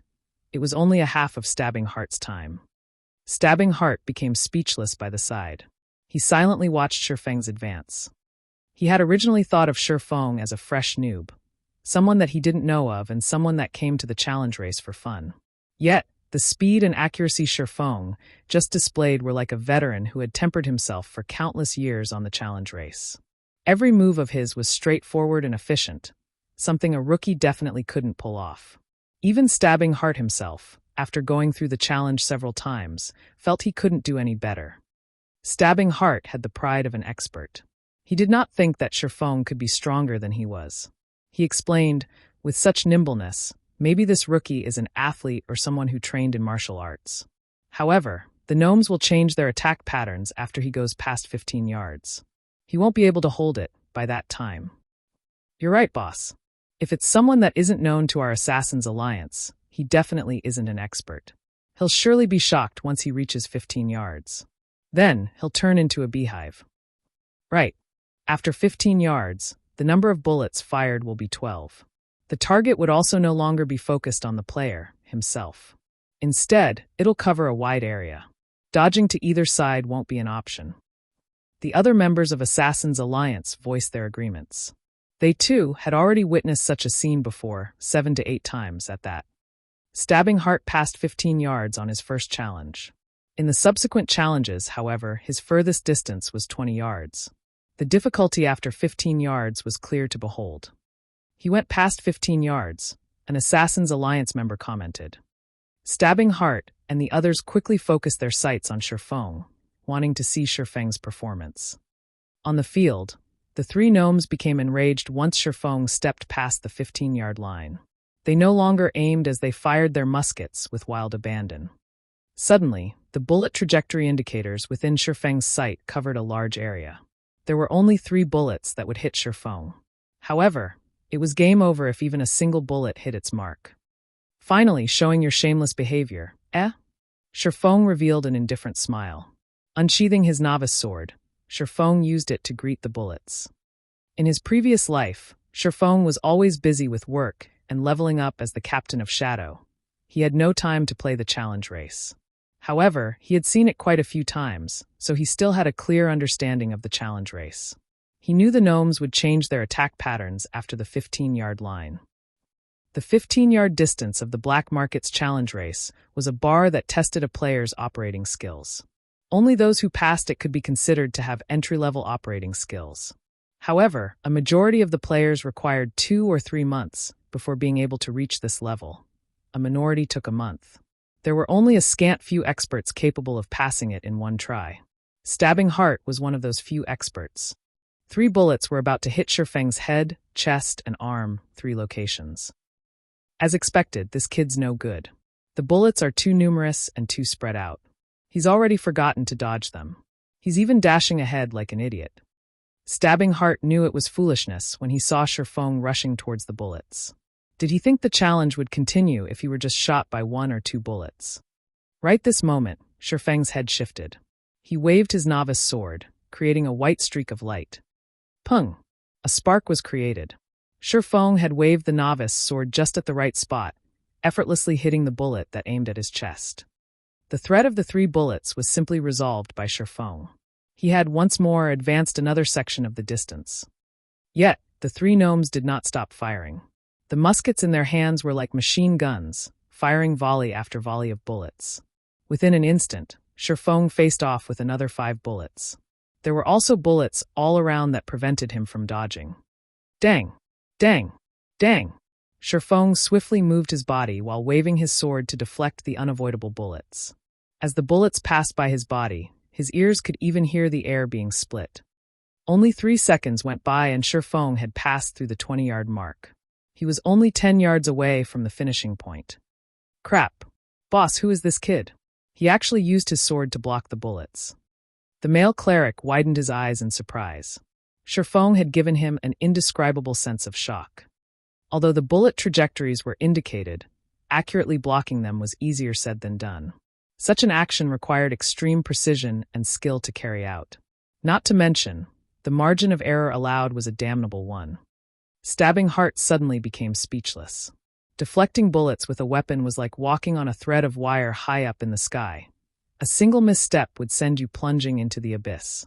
As if he was enjoying it, Shifeng blocked the oncoming bullets over and over.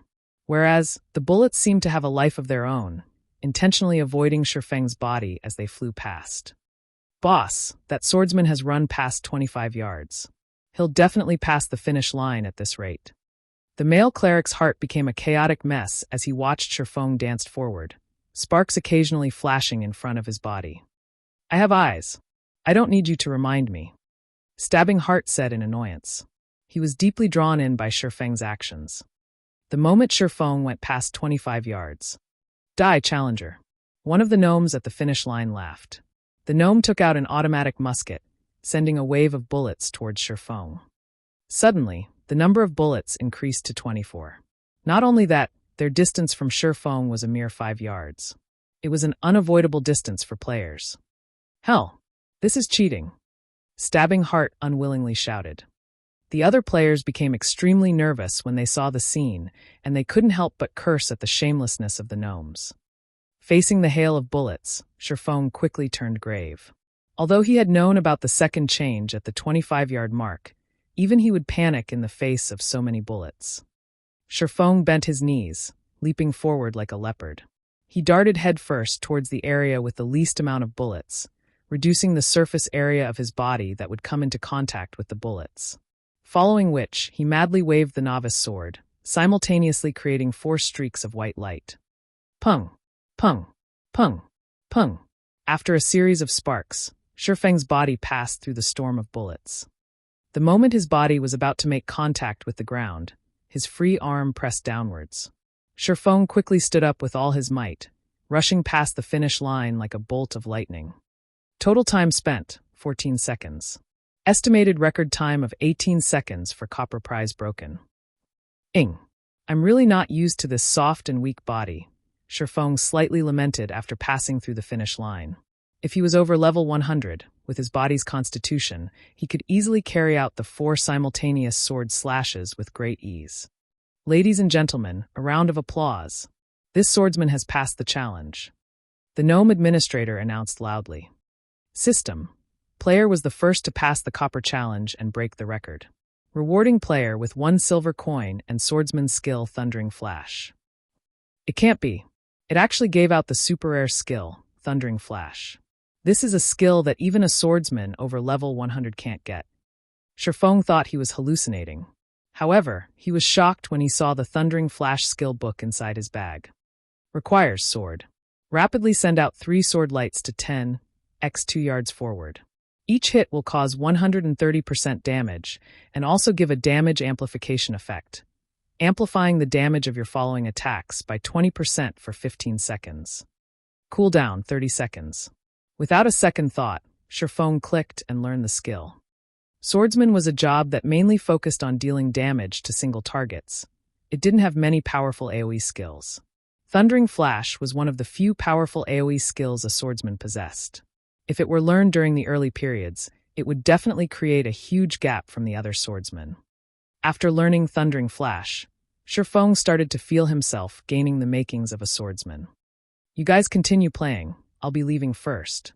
Don't forget my 50 coppers.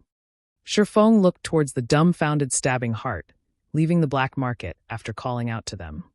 Stabbing Heart indifferently nodded his head. Boss, he's gone. He took away the prize as well. Should we chase after him? The male cleric asked. Stabbing Heart's shock gradually faded after Shifeng left. He stared at the male cleric, scolding. Are you an idiot? We'll be lucky if we have time to even curry up to such an expert swordsman. Making enemies of him? Are you courting death? Not good. I have to tell this to guild leader. Luckily, I added him as a friend. Is he called Yifeng? I can't believe I've never heard of such an expert. Could he be some sword expert in disguise? Stabbing Heart acknowledged that he could not pass the challenge in such a magnificent way. Especially the last bout after the 25-yard mark. That was just cheating. It was impossible for players to block or dodge. Yet, Shifeng had done it. At the trade area, Shifeng met with Potion Master Kevin. He spent 120 coppers purchasing 20, instantly shrinking his wealth down to 30 coppers. However, he still spent it, all to level at the speed of a rocket. Shifeng took the exploding berries and left Red Leaf Town, running westward. At that moment, all players were at level 0, and all of them were killing level 0 monsters around Red Leaf Town. There were also a few with good techniques killing level 1 baby wolves in a party. A warrior tanking at the front and a damage dealer and healer behind, fighting together in an orderly manner. Although the EXP was shared between several people, the efficiency was a lot higher and there were fewer competitors. However, Shifeng did not plan to compete with these people. Passing through the level 1 monster area, followed by the level 3 monster area, Shifeng headed straight towards Red Leaf Forest, a level 5 monster area. There were no players who would go there. There were still no players who dared to challenge level 5 monsters at this stage of the game. Not only was there the suppression due to the difference in levels, but there was also the significant disparity in HP and attack power. A level 5 monster could easily steamroll over a level 1 player. Even a 6-man party was no match for a level 5 monster. There was a heavy penalty whenever a player died. Not only would they lose an entire level's worth of EXP, but their skill proficiency would also be decreased. There were simply no players who would take the risk. Otherwise, hours of their hard-earned EXP and proficiency would become pointless. Chapter 7. Leveling with Ease. Red Leaf Forest was made up of beautiful maple trees. Level 5 monsters roamed around the woods. To a player below level 3, this was a restricted area. Sherfong, as well, was no match for these level 5 monsters, even though he had reached level 1. However, Sherfong ran into the red leaf forest without hesitation. Cautiously, he advanced towards the inner reaches of the forest. Level 5 forest wolves could be seen patrolling around the woods from time to time. Sherfong was currently just level 1. If he did not stay a sufficient distance away from them, the forest wolf's sensitive nose would smell him out. A level 5 forest wolf had 400 HP. It also had high attack power. It would only take 2 bites from the wolf for Sherfeng's 120 HP to meet its end. Sherfeng's only option was to stealthily avoid the forest wolves, taking a big detour around them. Aside from the forest wolves, Sherfong also met with adorable bear cubs. The little cubs fumbled and tumbled around on the grassy plains, giving an innocent and cute look. However, they were still level 5 monsters, and they were hated by melee players. This was because of their high HP and defense, making a fight with the cubs very exhausting. As Sherfong used a tree to route past a bear cub, he heard a wolf's howl coming from behind him. Damn! A wolf den! As calm as Sherfong was, he still couldn't help but call out. In his previous life, many players came in parties to the Red Leaf Forest. Most of them were level 4 or 5. Aside from grinding a large number of monsters, the main reason players came here was because of the bountiful loot. Skill books, leatherworking materials, and equipment were such examples. There were also a large amount of herbs or that were attainable in the forest. However, a single mishap could still cause a party wipe in the Red Leaf Forest. One of the dangers that caused such situations were wolf dens. A wolf den was hidden and hard to notice. If players did not pay close attention, a pack of forest wolves would pounce forth once the players entered the wolf den's area of alertness. If less, there would be 3 to 5 wolves, if more, 6 to 8. It was a party wipe trap. Sherfeng's luck was bad. All at once, 7 forest wolves rushed out of the den. The meat on Sherfeng's body wasn't enough for them to share. The speed of the forest wolves was fast, but Sherfeng wasn't slow either. With his attribute points all going into agility, his movement speed was at 6 points. He was still a level 1 swordsman, in the end. Even if he was a pure agility 1, his speed was still a notch slower than the forest wolves. Seeing the wolves catching up, Sherfeng stopped caring as he activated the life-saving skill, Gravity Liberation. Sherfeng suddenly felt his body becoming as light as a feather.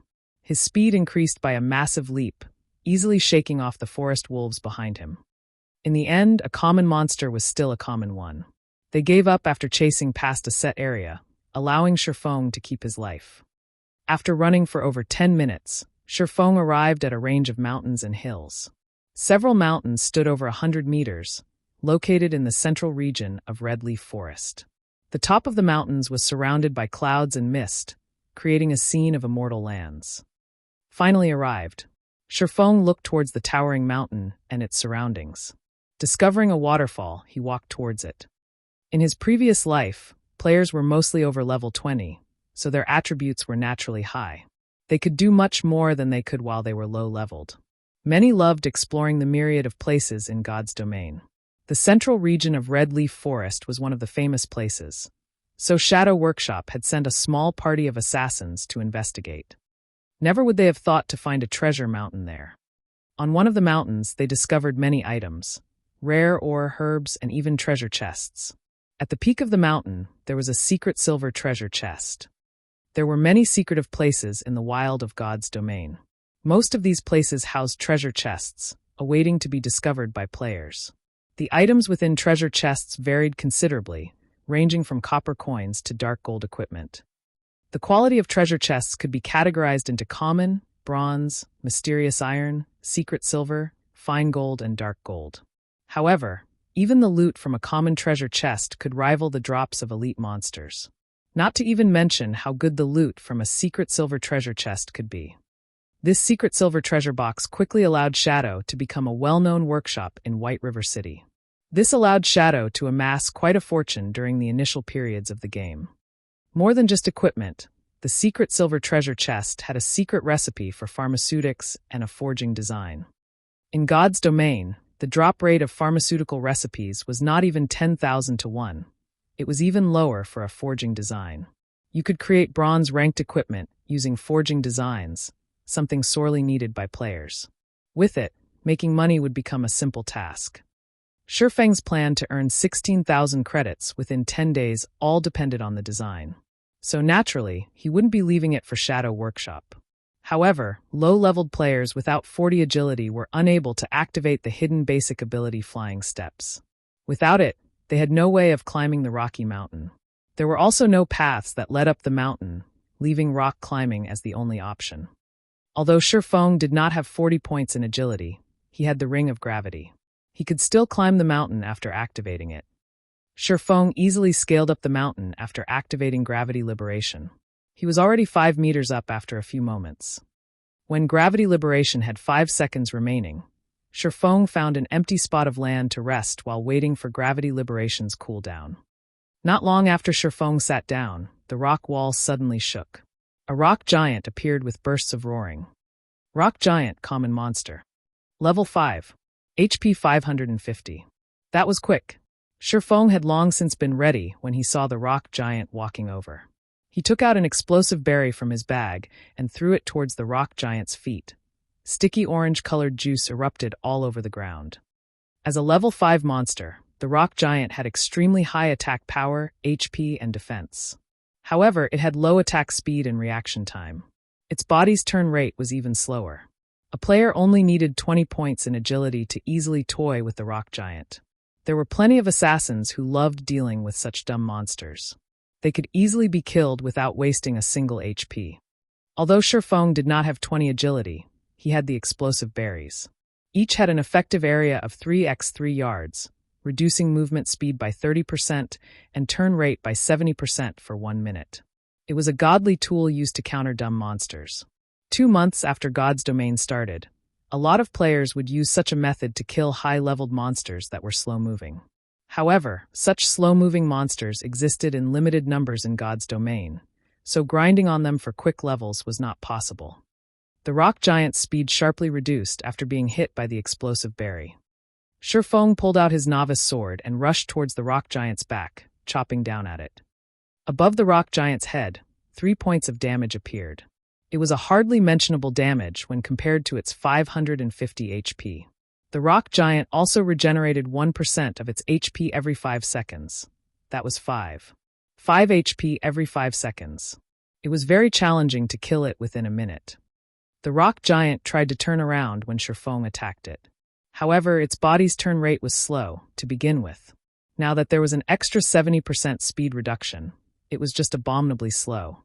Shifeng attacked it twice more, following up with another chop, causing a series of -3, -3, -6 to appear. The effect of chop was not that great due to the level suppression. However, because the rock giant was 4 levels higher, there was an additional bonus towards skill proficiency.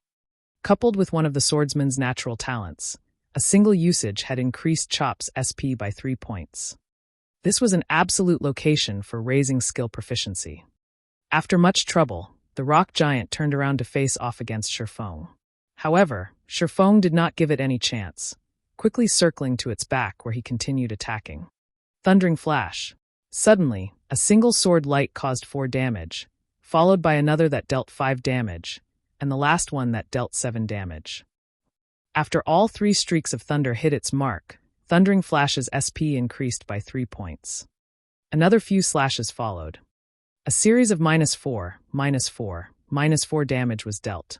Though each strike only had an increase of 1 damage, the totaled-up damage would still be great. Although the effect of Thundering Flash lasted only for 15 seconds, it had greatly increased the speed of killing the rock giant. The battle could be ended within a single minute now, saving up a precious explosive berry. Even if the rock giant had high HP and attack, it was no different than a practice dummy if it couldn't land a hit on Shifeng. It was just giving Shifeng EXP and SP. Skill proficiency could not be increased just by using the skill. When using it on a monster of the same level, there was a 20% chance to increase it by 1 point. For monsters of a higher level, there was a 40% chance if it was 1 level higher, 70% for 2 levels, 100% for 3 levels, 150% for 4 levels, and 200% for 5 levels. The maximum limit was 200%. Now that Sherfong was killing a level 5 rock giant, his SP increased several times the rate of others. Not even a full minute had gone by before the rock giant finally fell. System: level 5 rock giant killed. Level difference of 4. EXP obtained increased by 400%. Obtained 120 EXP. Sherfang's EXP bar increased by a chunk. He was now 880 EXP away from level 2. That meant he needed to kill another 8 rock giants to reach level 2. These mountains in the central region were a great place for leveling up and looking for treasure. Unfortunately, 2 months had passed before people discovered them.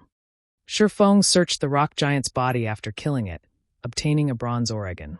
It was a material used to make bronze equipment. He also acquired a piece of hard stone. Subsequently, Sherfong searched around the empty land.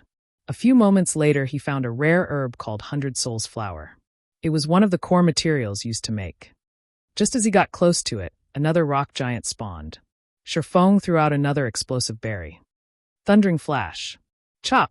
In just a short moment, Sherfong obtained another hard stone, 120 EXP, and a large amount of SP. Sherfong continued climbing up when the cooldown finished on the Ring of Gravity. On his way up, he searched for rare herbs while killing rock giants. Following the fall of the 8th rock giant, Sherfong became level 2. He added all his points into agility, letting it reach 16 points. He was just 4 points away from unlocking fast and nimble. The SP for Chop has also reached 300 points, raising the skill to level 2. The next level required 600 SP. The skill now increased damage by 12 points, and its cooldown was reduced by 1 second. The other players would go crazy if they found out about Sherfang's leveling speed. Just going from level 0 to level 1 required more than a handful of hours. As for going from level 1 to 2, at the very least, doing so would require 7 or 8 hours. Sherfong spent less than 20 minutes to reach level 2. His leveling speed was like a rocket launching. Sherfong walked towards a dead rock giant and searched it. Seems like my luck isn't bad at all. It even dropped equipment. Sherfong discovered a piece of cloth armor, though he was somewhat disappointed. Level 4. Defense +3. Mana +10. Durability 20/20ths. God's Domain had just started operating. The drop rate of equipment was extremely low. Common equipment was extremely rare, especially a level 4 common equipment. There was definitely someone who would buy it at a high price. Sherfong placed the equipment into his bag. Just as he was about to continue upwards, he suddenly noticed a cave not far ahead. When he walked over to check, Sherfang's heart rate quickened. Sherfong spotted a huge rock giant sleeping within the cave. Its entire body was made up of silvery rocks, different from the normal gray-colored ones. Level 6. HP 900. Special elites were a lot stronger than normal elites. A regular elite monster could decimate a 6-man party of the same level. However, a special elite required 12 players of the same level to deal with, maybe even 15 players. That meant Shrews required 15 level 6 players working together to kill. However, Sherfong rushed ahead without hesitation. He used Thundering Flash immediately, causing ray after ray of thunder to cut across Shrews' huge body. Damages of -1, -2, -3 appeared above Shrews' head.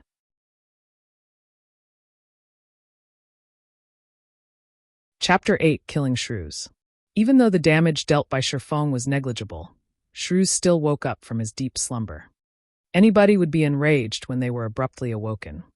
"I'll flatten you, puny human," Shrews bellowed. The entire cave shook as Shrews stood. With giant strides, Shrews walked toward Sherfong. Not giving Shrews any chance, Sherfong took out an explosive berry and tossed it in front of Shrews' path. Speed was always a rock giant's weakness. There was no exception even for a special elite. Shrews only had a larger size, a stronger attack, and more attack methods. Though his movement speed and attack speed were slightly faster, under the slowing effects of the explosive berry, he was still as slow as a turtle. On the other hand, Sherfang's movement speed and attack speed were very fast due to his 16 agility. Sherfong immediately circled to Shrews' back and began his fierce assault. A series of damages appeared above Shrews' head. -2, -2, -2, -2. They were followed by another chop that dealt 6 damage. It had to be said, Shrews had a frightening defense. Even with the amplified damage from Thundering Flash, a level 2 chop had only dealt 6 damage. A level 1 chop would probably only deal 4 damage. Shrews only turned around after receiving a series of attacks.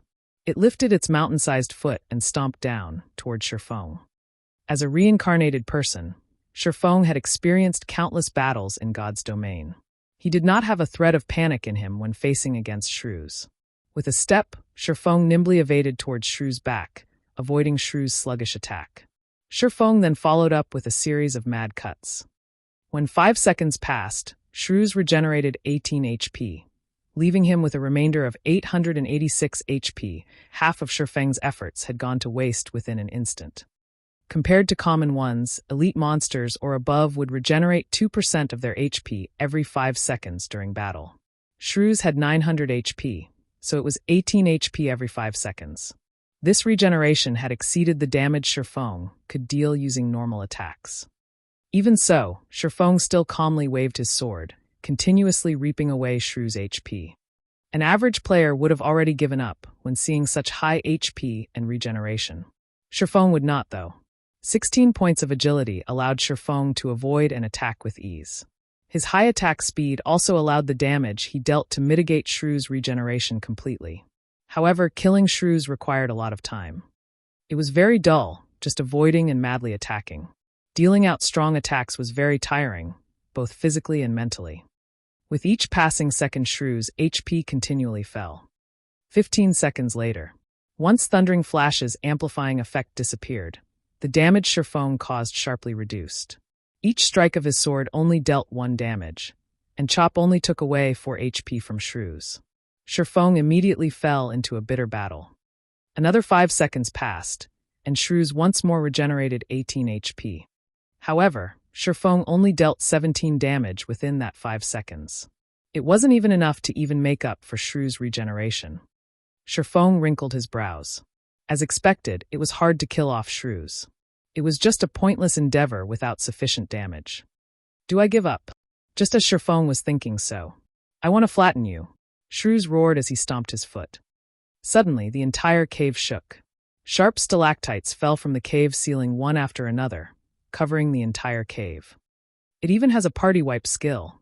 Seeing the bad situation, Sherfong moved quickly away from Shrews' side, dodging the falling stalactites. The stalactites continuously fell in great numbers. Their speed was quick as well. If a party came into this cramped space, there wouldn't be any place to dodge. They would definitely be party wiped. If it weren't for his nimble body and the somewhat spacious area, Sherfong would be hard-pressed to avoid these falling rocks. Shrews revealed an exhausted expression after finishing his skill. Sherfeng's eyes shone. He quickly rushed ahead. Thundering Flash. Chop!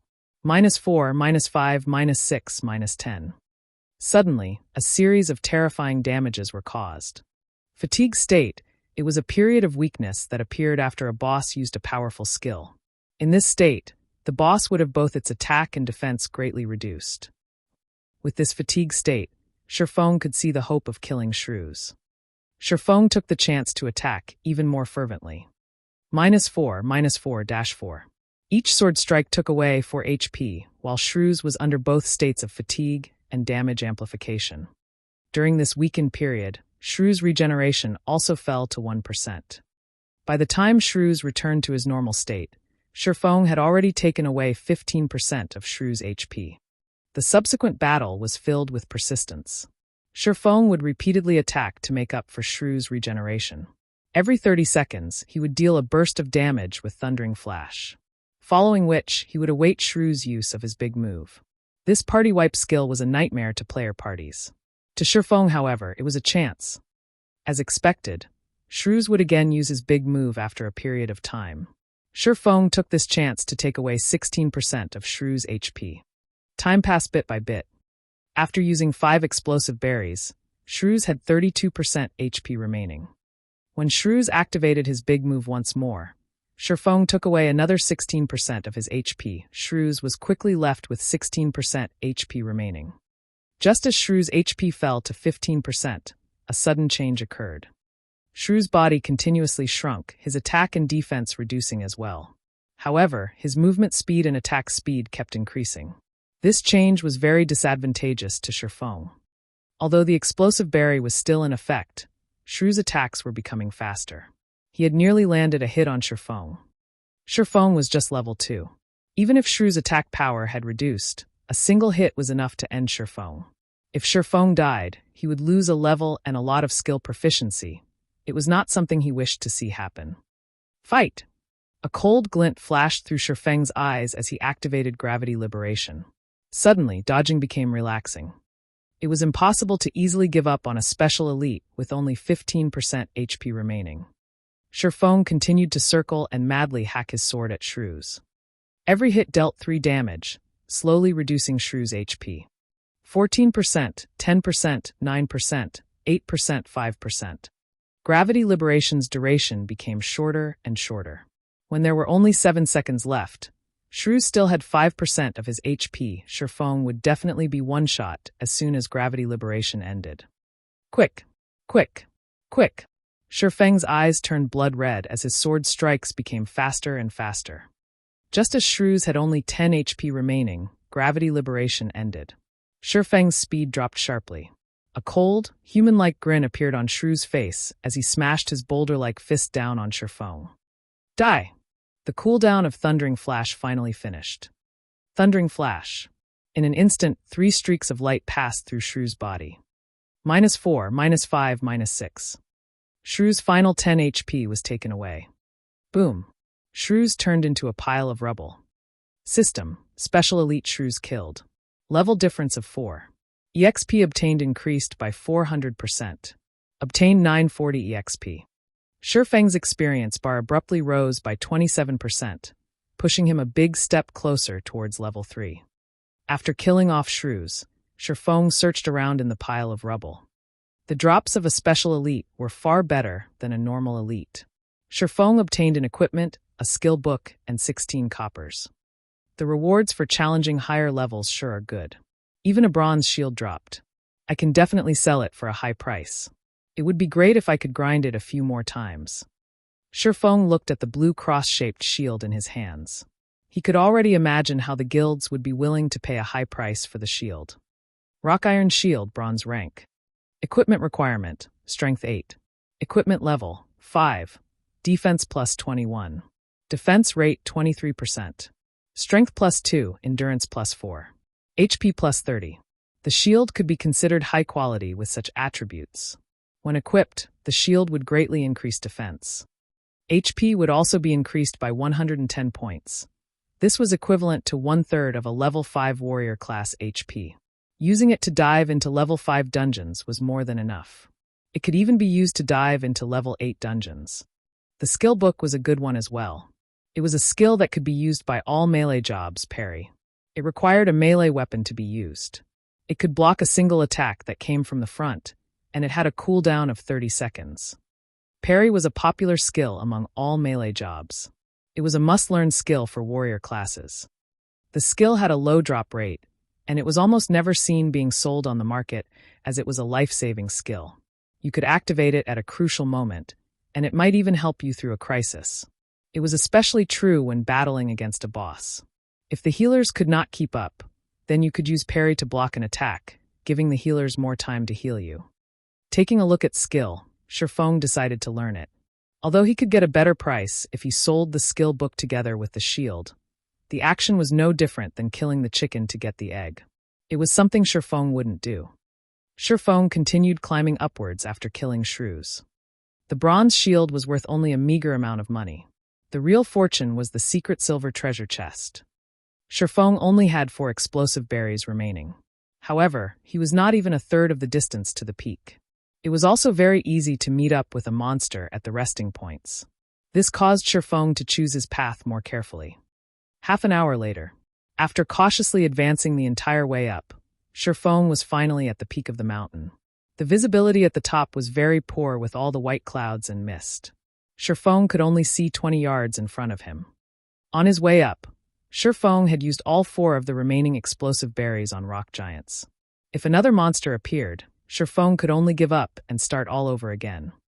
Just as Sherfong walked ahead a few steps, a few blurry shadows could be seen up ahead.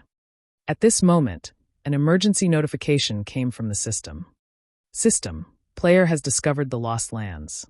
Activated hidden quest Past Glory.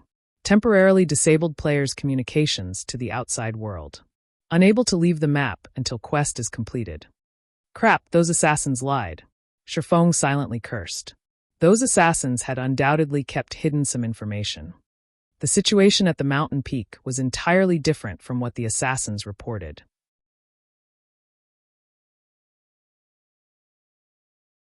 Chapter 9. Might of 1,000. Although the lies of those assassins angered Sherfong, he had to remain calm in facing this unknown situation. Even members of a workshop would have their own selfish motives. They would definitely hide some of their important discoveries, silently empowering themselves and making a fortune. There were plenty of such people in a workshop. Be they outer members or core members, after some time, there were always some exceptionally strong people who suddenly appeared, their social statuses abruptly rising. Sherfong was one such example. Otherwise, he wouldn't be able to turn from a core member into the workshop's captain. They only told others about seeing a secret silver treasure chest after coming to the Lost Lands and nothing else. There is definitely something more important, that secret silver treasure chest. Is it this hidden quest? Sherfong called out the system's quest panel. Hidden quest of the Lost Lands, Past Glory. Aside from the name, there was no other information about the quest. Sherfong did not even know what he had to do. Is it a region-activated quest? With his 10 years of experience in God's domain, Sherfong quickly discovered the essence of hidden quests. There were some quests with special characteristics in God's domain. They were only triggered in certain areas. Not only that, these quests did not provide any information. Players were required to search for it themselves. After the quest was completed, it would no longer be triggered again, even if another player came to this place. It could be called as a special kind of unique quest. At the same time, it was a quest filled with extreme danger. Searching for the method to complete the quest in an unknown region also meant dealing with the unknown monsters of the region. For such special quests, the region's monsters were usually several levels higher compared to the surrounding areas. An average player had no chance in completing the quest. There were 6 assassins over level 20 that came to this place last time. The quest was also triggered in this region with level 5 monsters, so the assassins could complete the quest. There's no point in bothering. Since I can't get out, I might as well look around. At worst I'll just die and be sent back to the town. Sherfong advanced in large strides after thinking it through. A few moments after walking through the mists, Sherfong spotted a few blurry figures up ahead. It was a city which had been abandoned ages ago. All around there were ruined houses. Judging from the size of the city and the magnificence of the buildings, it seemed this city once flourished. It was even more prosperous and brilliant than White River City. However, this flourishing city did not have even a shadow of a person now. Sherfong silently entered the city. He observed the surroundings while looking for clues about his quest. Looking through a city that could fit millions was like looking for a needle in a haystack. Hours quickly went by. After searching through tens of streets and hundreds of houses, Sherfong had yet to find a single clue for his quest. God's domain had just started. It was the best time to widen the gap with others, yet Sherfong had wasted hours exploring this place. There were plenty of players who had already reached level 1, but Sherfong was still paused at 34% of level 2. Sherfong hesitated. Should he continue looking for clues to the quest, or should he just end himself here and revive back at the town? I'll look for another hour. If it's still no good, then I'll return to the town. Sherfong laid down a time frame for himself. Although quests like these were precious, he did not have that much time to waste. He still had a ton of quests he could do. There was no need to waste away in this place. Time slowly passed by, bit by bit. Sherfong arrived at the central tower of the city. This place was once a sacred ground for mages. It was the best place to learn magic. Now, however, it was irreparably ruined. Even the magic crystal at the tower's peak had shattered. Sherfong went up the tower. He stood in the tower's observatory, filling his eyes with the city's scenery. Sherfong would have slowly savored the sight were he not in a rush. After taking a look around, he still did not find any special locations. Just as Sherfong was about to leave. Young adventurer, welcome to the city in the sky. A white-bearded, old man suddenly appeared. The old man's voice was filled with vicissitudes and wisdom. The sudden appearance of the old man shocked Sherfong into a jump. He had even thought the old man was some monster that had appeared. However, he let loose a breath after noticing the yellow indicator above the old man. City in the sky. Sherfong became shocked when he thought of this well-known city of God's domain. City in the sky, the name of this city, had once shaken the entire continent of God's domain. There were countless legendary jobs in this city. There was even the famous demigod-ranked sword Saint Altair. It was a city which was even feared by gods themselves. Unfortunately, the city had fallen during the Third God's War, becoming a regret of God's domain. Respectful elder, is there anything I can help you with? Sherfong smiled and asked in a formal tone. Help. The white-bearded elder shook his head, smiling as he said, No, I don't need any help. I imagine you wish to become stronger. I can help you with that, but are you willing to accept a test of mine? Of course, I'm willing to receive your test. Sherfong felt relieved. The trail to the quest, past glory, was here. He didn't have to die back to town, losing both levels and SP. The elder nodded his head in satisfaction, gravely saying, I'll give you 3 choices. The first one is the normal difficulty. After you pass it, you'll get a mysterious iron treasure chest. The second one is the hard difficulty, where you'll get a secret silver treasure chest. In addition, you can get additional rewards depending on your rate of completion. The third option is the hell difficulty, where you'll be rewarded a fine gold treasure chest. You'll also receive additional rewards depending on your rate of completion. Young adventurer, which do you choose? 3 choices, each harder than the other, and each more attractive than the other. The 6 assassins who were over level 20 had chosen the hard difficulty. They returned with the secret silver treasure chest, but chose to hide the additional reward. This meant that the additional reward was even better than the secret silver treasure chest. After some thought about it, Sherfong decided to bravely challenge it. A person who had been reincarnated should have courage. Respected elder, I choose the hell difficulty. Sherfong was confident he could manage this difficulty. If he could complete it, then it would have a great effect on his future developments. Haha, young people sure are full of energy. I truly admire you, but be sure not to regret your choice. The elder disappeared after his hearty laughter. System. Quest past glory accepted. Face off against 1,000 monsters of the same level. Considered passed after killing 500 monsters. Time limit of 4 hours. Quest failure penalty. All attributes permanently reduced by 10 points. Attributes are the essence of a job. If Sherfeng's attributes were all reduced by 10 points, then he was as good as crippled. This penalty sure is ruthless. Sherfeng's scalp started itching as he looked at the countless specter warriors appearing below the tower. The countdown started. There were 5 seconds remaining before the monsters attacked. Specter warrior, common monster. Level 2. HP 230. Fighting against one of them would be easy. Against an ocean of them, however, even Sherfong would start to panic. Rushing in was just plain suicide. Sherfong would quickly become surrounded and killed. The only choice was to fight the monsters one by one. Sherfong had a wealth of experience in battling. He quickly ran down the tower and stood at the staircase. The stairs only allowed 2 monsters to pass through at a time, so it was the best place to attack from. Sherfong would be able to clear this quest so long as he guarded the staircase.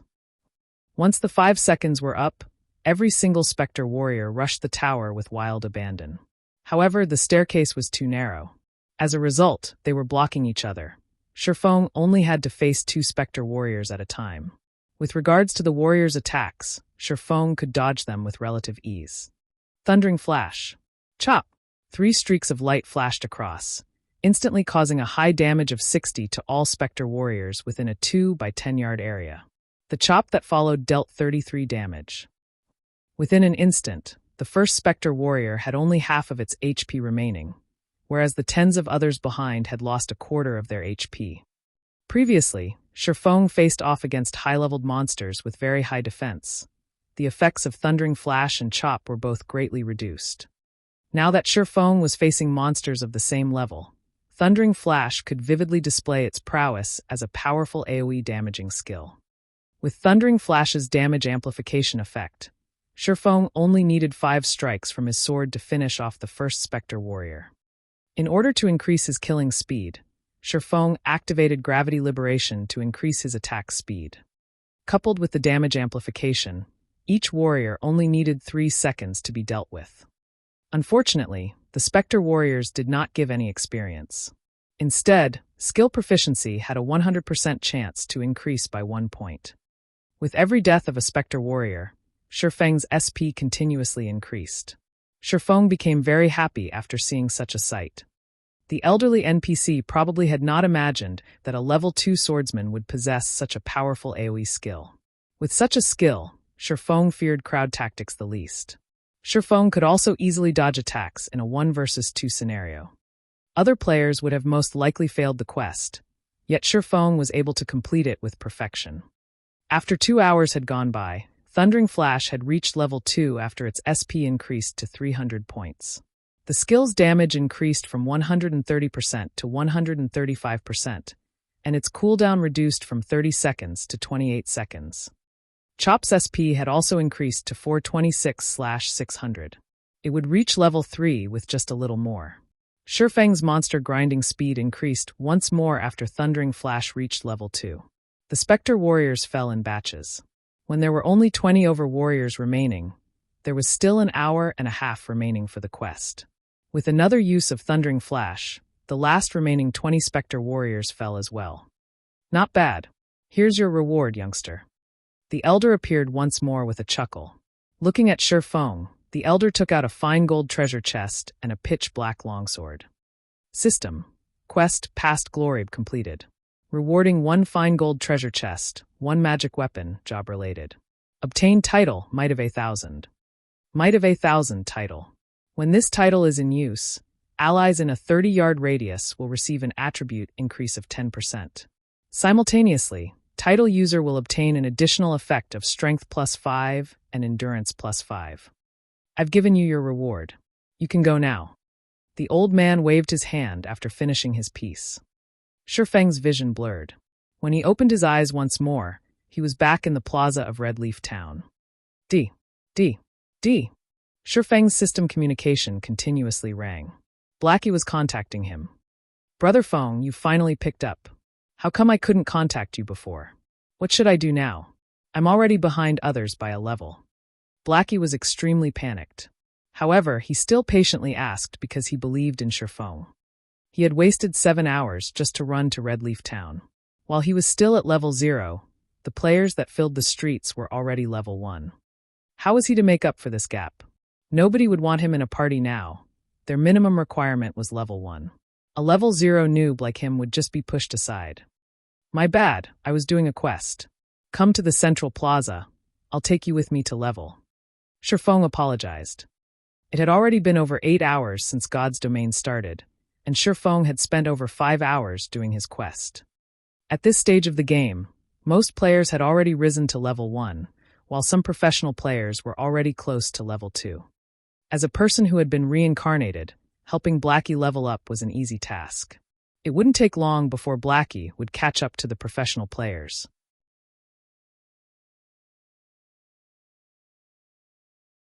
Chapter 10 Abyssal Blade.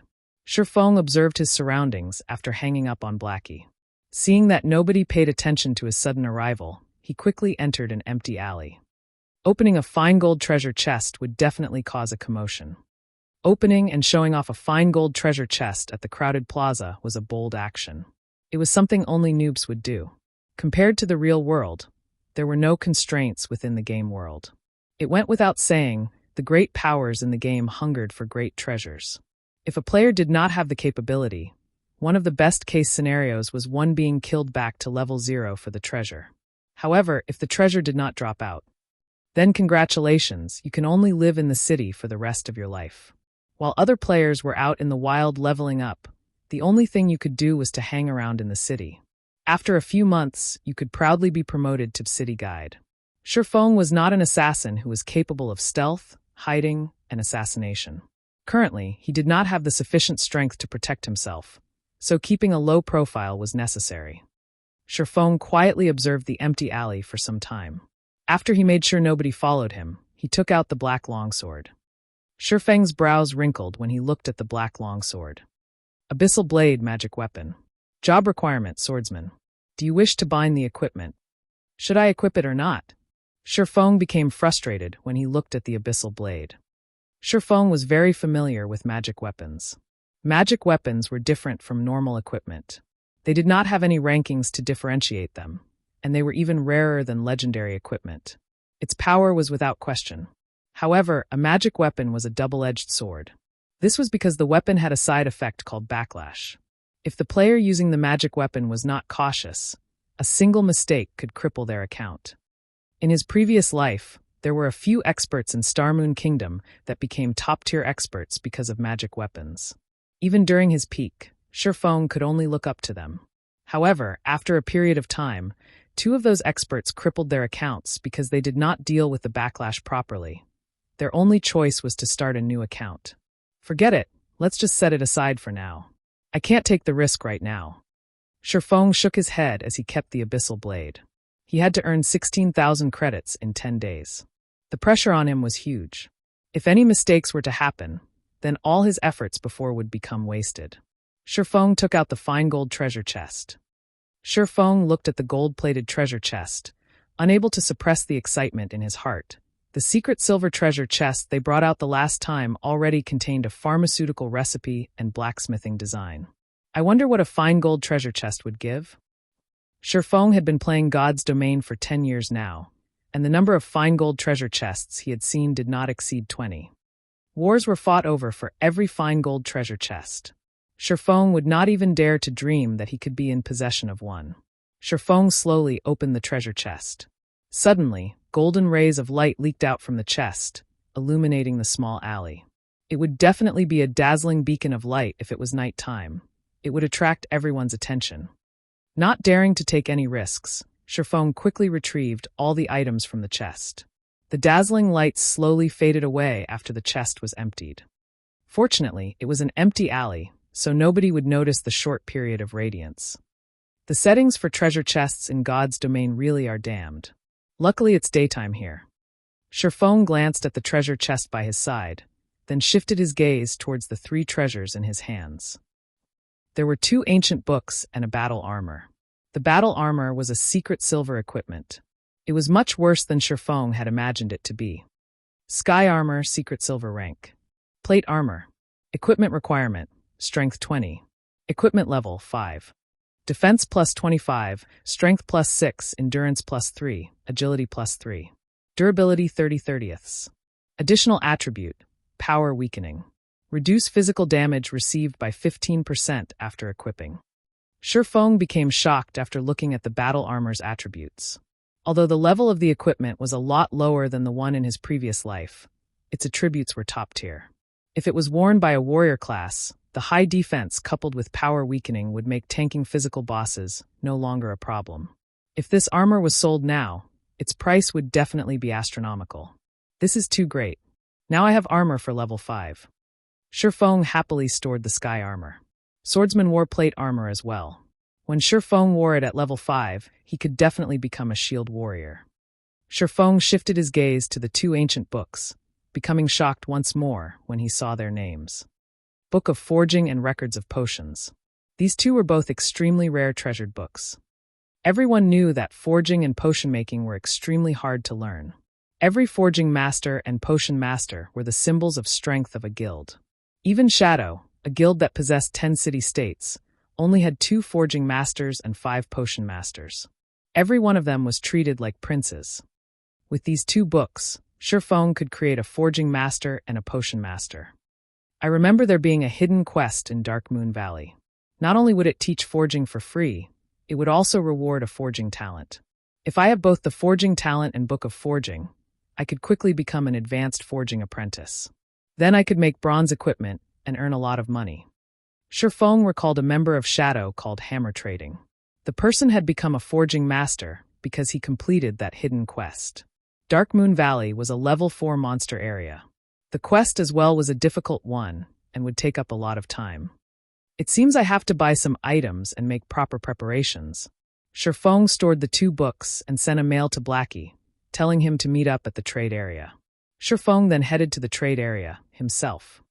At this time, there were quite a lot of players at the trade area. Players who were tired of killing monsters would come to the trade area to rest, having a drink and chatting. There were also players selling their loot from grinding. Sherfong searched for an empty spot, covering the ground with a piece of white cloth. He placed down the equipment and herbs he picked, starting his stall. The level 4 common cloth armor was priced at 1 silver 20 coppers, while the bronze shield was priced at 21 silvers. It was a fair and cheap price at this stage of the game. Rare herbs, high-level equipment. Those interested come and take a look, Sherfong shouted. There were quite a number of players in the trade area. However, most of them were selling materials such as herbs, ore, etc. Until now, there had not been a single player selling equipment. Sherfeng's shout immediately became everyone's focus. It can't be. There really is equipment. A bronze shield even. What unbelievable luck. I don't even have common equipment, yet he's already got a piece of bronze equipment? This is level 5 equipment. Is this a joke? I'm not seeing things, right? What's so great about it? Don't forget, there was an expert that killed the town mayor. That was a level 15 elite. Now nobody can receive a quest from the town mayor. Some players that receive the town mayor's quest are also fuming with rage. All of them want to eat that expert alive. 21 silvers, this price is too high. I don't even have 1% of that money. The surrounding players were all in shock. God's domain hadn't been open for 10 hours till now, yet someone could obtain such top-tier equipment. The most unbelievable part was that it was even being sold. It should be known that most guilds and workshops would wear the equipment they obtained, increasing their advantage as much as possible. They would definitely not sell them. Right now, players were on average level 1. Level 5 equipment was something impossible to imagine, not to mention a level 5 bronze shield. However, 21 silvers was too high of a price. The income of the average player did not exceed 20 coppers, and 21 silvers equaled 2,100 coppers. It was an impossible price for them to shoulder. Sherfong silently smiled as he looked at the increasing number of spectating players. He never hoped for these average players to buy it. What he wanted was the advertising effect. It was only a moment before a party of players rushed over. Leading them was a shield warrior. Give way, give way. Now that we, Shadow, are here, we are buying everything on the stall. Everybody else can just leave. The party members of Shadow created a path for the shield warrior to walk through. Sherfong sent them a glance, discovering that the shield warrior was someone he knew. The man was called Flaming Tiger. He was the team leader for Shadow in Redleaf Town. In his previous life, Sherfong was constantly used as cannon fodder, preventing him from rapidly rising. Flaming Tiger was responsible for 3/10 of that effort. Sherfong never thought he would meet up with this man so quickly. You the stall owner?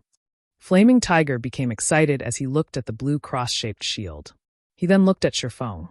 He did not have the observing eyes skill, so he could not tell Sherfeng's level. However, Sherfong was only clad in novice equipment, and he did not have any guild's insignia on him. He was definitely just an average player. Obtaining such equipment should be due to good luck. Sherfong nodded his head saying, "That's right." "Good, I want everything here for 1 silver," Flaming Tiger proudly stated. He said it as if everything on the stall was just unworthy garbage, and that giving 1 silver for them was looking up to 1. I don't negotiate prices. Please don't hinder my business by acting like a lord. Sherfong did not get angry, choosing to ignore Flaming Tiger. At this moment, Flaming Tiger's face became livid. He glared at Sherfong, coldly saying, "Are you sure you want to oppose us, Shadow? I'll give you one more chance. Think carefully before you speak." Suddenly, all 5 other members of Shadow surrounded Sherfong. Sherfong rolled his eyes at Flaming Tiger, saying in a straightforward manner, "Fools." He actually dared to threaten Sherfong inside Redleaf Town. Did he not know it was prohibited to take action inside a town? "You're courting death." Flaming Tiger raged, both his eyes turning blood red. He couldn't help but want to kill Sherfong right this instant. Haha, truly interesting. A level 5 bronze shield. How could us Assassin's Alliance be left out? Another group of over 10 players came at this moment. Every player wore the Assassin's Alliance's insignia. The person who spoke up was Stabbing Heart. He became shocked when he saw the stall owner. He did not expect to see Sherfong, the expert who had cleared the bronze prize challenge in a single try. Sherfong had even obtained a level 5 bronze shield now, so he had definitely killed a high-leveled elite monster. Stabbing Heart became even more respectful of Sherfong. "Here's 24 silver. I want everything here. Let's become friends. The next time you have any good equipment, You must consider us, Assassin's Alliance.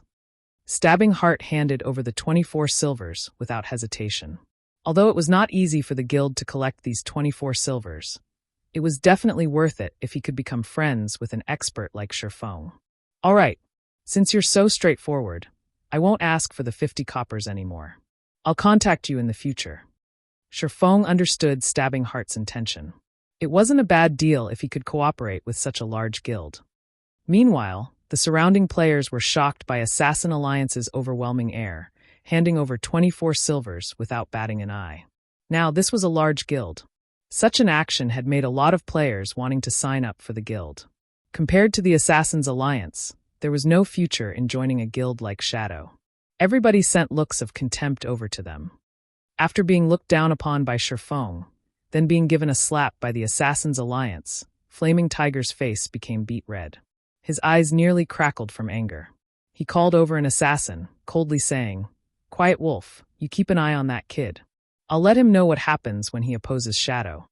On the other side, Sherlock had long since left the scene.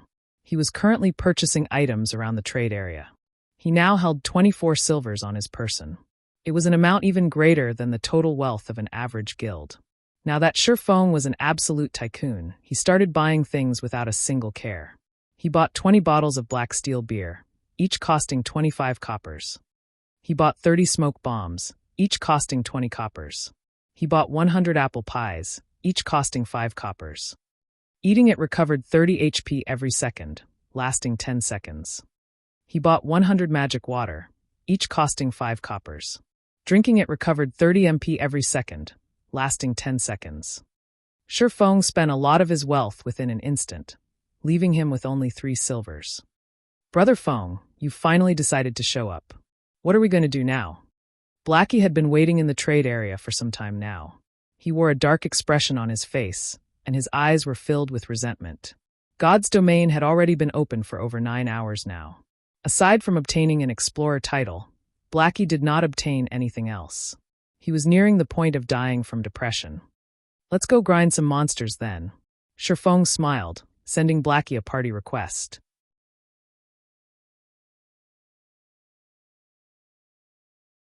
Chapter 11, Black Steel Beer. After leaving Redleaf Town, Sherlock brought Blackie along as they headed straight towards Dark Moon Valley.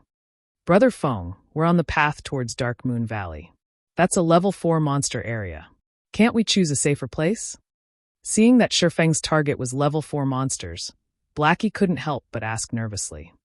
Challenging higher levels in God's domain was extremely difficult. Usually, players would just challenge monsters that are 1 level higher than themselves. Challenging monsters 2 levels higher required at least a 6-man party for it to be possible. However, even 6-man parties wouldn't carry out such an action. Compared to exhausting themselves just to kill a single level 3 monster, it was much more efficient to just kill a level 2 monster. Sherlock and Blackie were only 2 people. Ignoring Sherlock, who was a level 2 swordsman, Blackie himself was still a level 0 cursemancer. He was just free food to a level 4 monster. Going against level 4 monsters, just with the 2 of them, was utterly suicide. Sherlock only smiled regarding Blackie's worries. He securely said, "Relax, can't you see that I'm already level 2? That friend of mine is an expert beta tester. If it weren't for our good relation, he wouldn't even tell me such a secret. You can just wait to get on the leveling rocket." Sherlock pushed all the problems that came with him being a reincarnated person onto his good friend. Now all his actions in God's domain could be easily answered too. He also didn't have to explain much since Blackie would easily believe him. This was because a beta tester was the best explanation. As expected of Brother Fong, you're still the greatest. No wonder you didn't join Shadow Workshop to earn money. With an expert beta tester giving you pointers, you could definitely earn a lot of money in God's domain. The happiness of my body's lower half will depend on you now. Blackie laughingly said as he became relieved. When joined the party before, he was very surprised to see Sherlock already at level 2. Currently, there had yet to be any news of a level 2 player in Redleaf Town. Even elites of a workshop were no exception. However, Sherlock had reached it. His leveling speed was absolutely terrifying. Blackie knew about Sherlock's standards. Although his skills weren't bad, he definitely wasn't that good. Before, Blackie still had some suspicions about the news of the beta tester. However, all his worries disappeared after seeing Shifeng's level, because only a beta tester could make something like this happen. Blackie had also started believing the possibility of Shifeng earning 16,000 credits in 10 days. Scram! This brother's straight. Shifeng rolled his eyes at Blackie, slightly widening the distance between them. However, Blackie's gaze still carried some impurities, causing Shifeng to panic slightly. What are you thinking, Brother Feng? My dream lover is the snow goddess, Gentle Snow. Blackie hurriedly explained. The snow goddess. Shifeng had a very deep impression of this woman. She had performed extremely outstanding in other virtual games. Not only did she possess an absolutely beautiful face and devilish body, but she also had a proud attitude which was backed up by her excellent battle techniques. Because of these traits, she became even better received by the public. After 3 years since God's Domain's opening, she had become a top-tier expert within the whole country. She was also the top 10 berserker within the country. She was dubbed as the Battle Goddess. She had starred in plenty of commercials. Her personal net worth at that time had exceeded tens of billions of credits. Not only that, but she was also the vice guild leader of Ouroboros. Millions of players would move with her single command. During those times, Shifeng was only a minor character within God's Domain. He could only look up to Gentle Snow's shadow. Unfortunately, sometime later, Gentle Snow suddenly vanished from God's Domain. Her disappearance became a hot topic within God's Domain for some time. Brother Feng, look. That's an elite monster. Blackie pointed towards a snow-white fox in the distant paddy field as he shouted. Shifeng looked over to the golden fields, discovering a white-colored fox. There was even a little rabbit in the fox's mouth right now. Cunning Snow Fox, Rare Elite. Level 2. HP 450. Blackie, your eyesight and luck are seriously too good. You even spotted a Rare Elite. We're going to earn a fortune this time.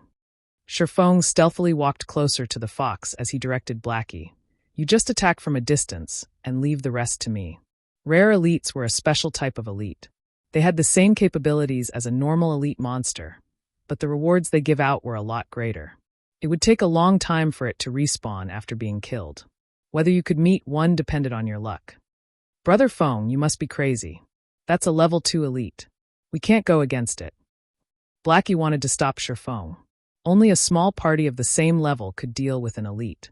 Fighting one alone, without any healing, would definitely lead to death. However, Blackie was too late. Shifeng had quickly circled to the snow fox's back, launching a sudden attack. Chop! A sword strike flew. The snow fox's actions were very nimble. It immediately avoided a vital hit to its abdomen, taking only 32 damage. Such nimble actions. Its defense isn't low either. Shifeng made a quick judgment after observing how the snow fox dodged and took damage.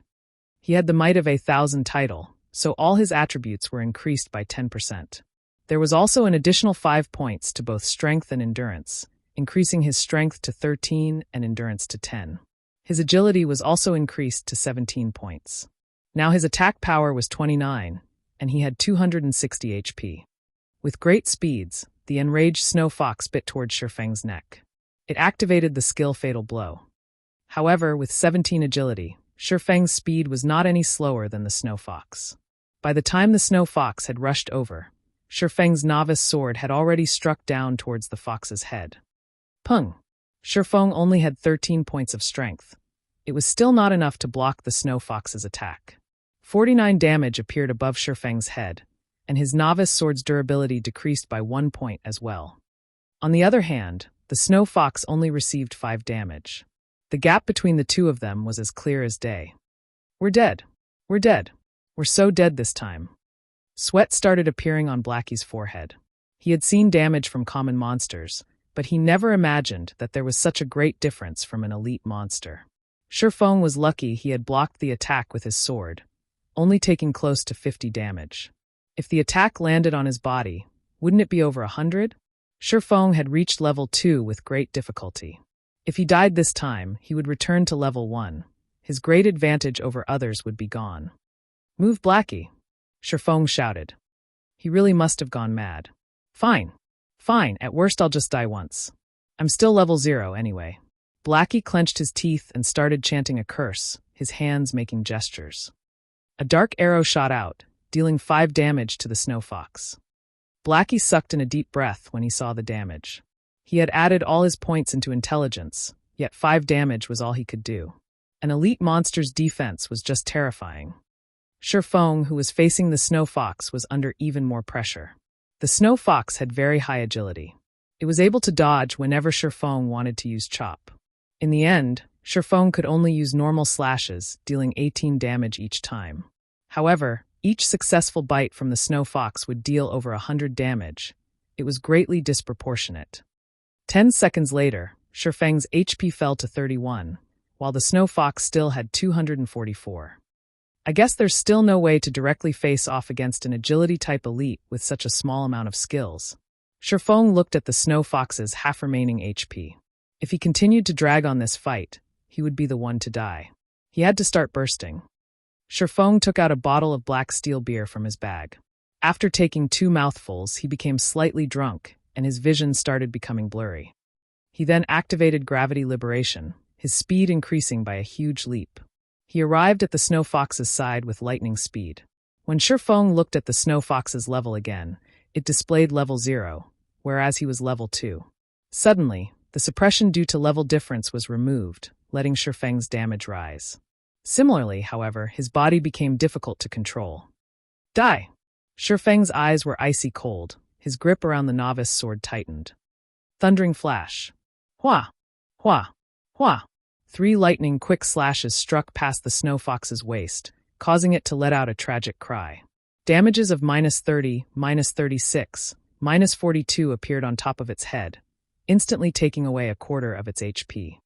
Afterward, another chop dealt 43 damage to it. The snow fox desperately resisted, but Sherfeng's speed after activating gravity liberation was very fast. Even if he was in a drunken state, with his many years of battle experiences, Sherfong could still easily maneuver his body. This had placed the snow fox at an absolute disadvantage. Damn, what did you drink, Brother Fong? You're suddenly so fierce. Blackie's eyes nearly popped out of their sockets as he saw Sherfeng's cheat-like performance. At this moment, the fierce snow fox had become Sherfeng's plaything. It had 0 chance at resisting. When the snow fox had 42 HP remaining, Sherfong was about to give the last strike. Suddenly, Sherfong felt a shiver going down the back of his neck. It was as if he had a dagger pointed at his neck. It was a terrible feeling.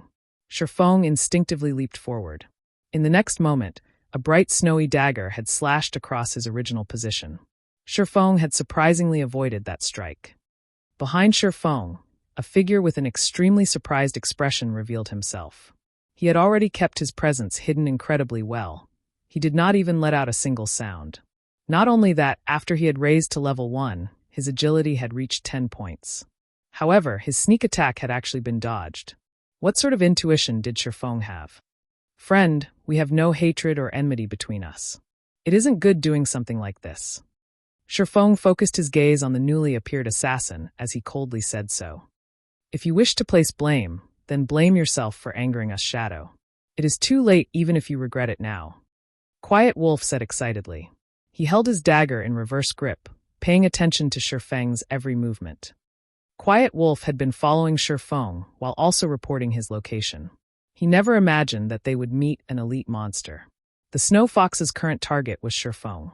Although Sherfong had good skills, with the snow fox holding him back, Quiet Wolf could definitely find a chance to kill off Sherfeng's remaining strand of life.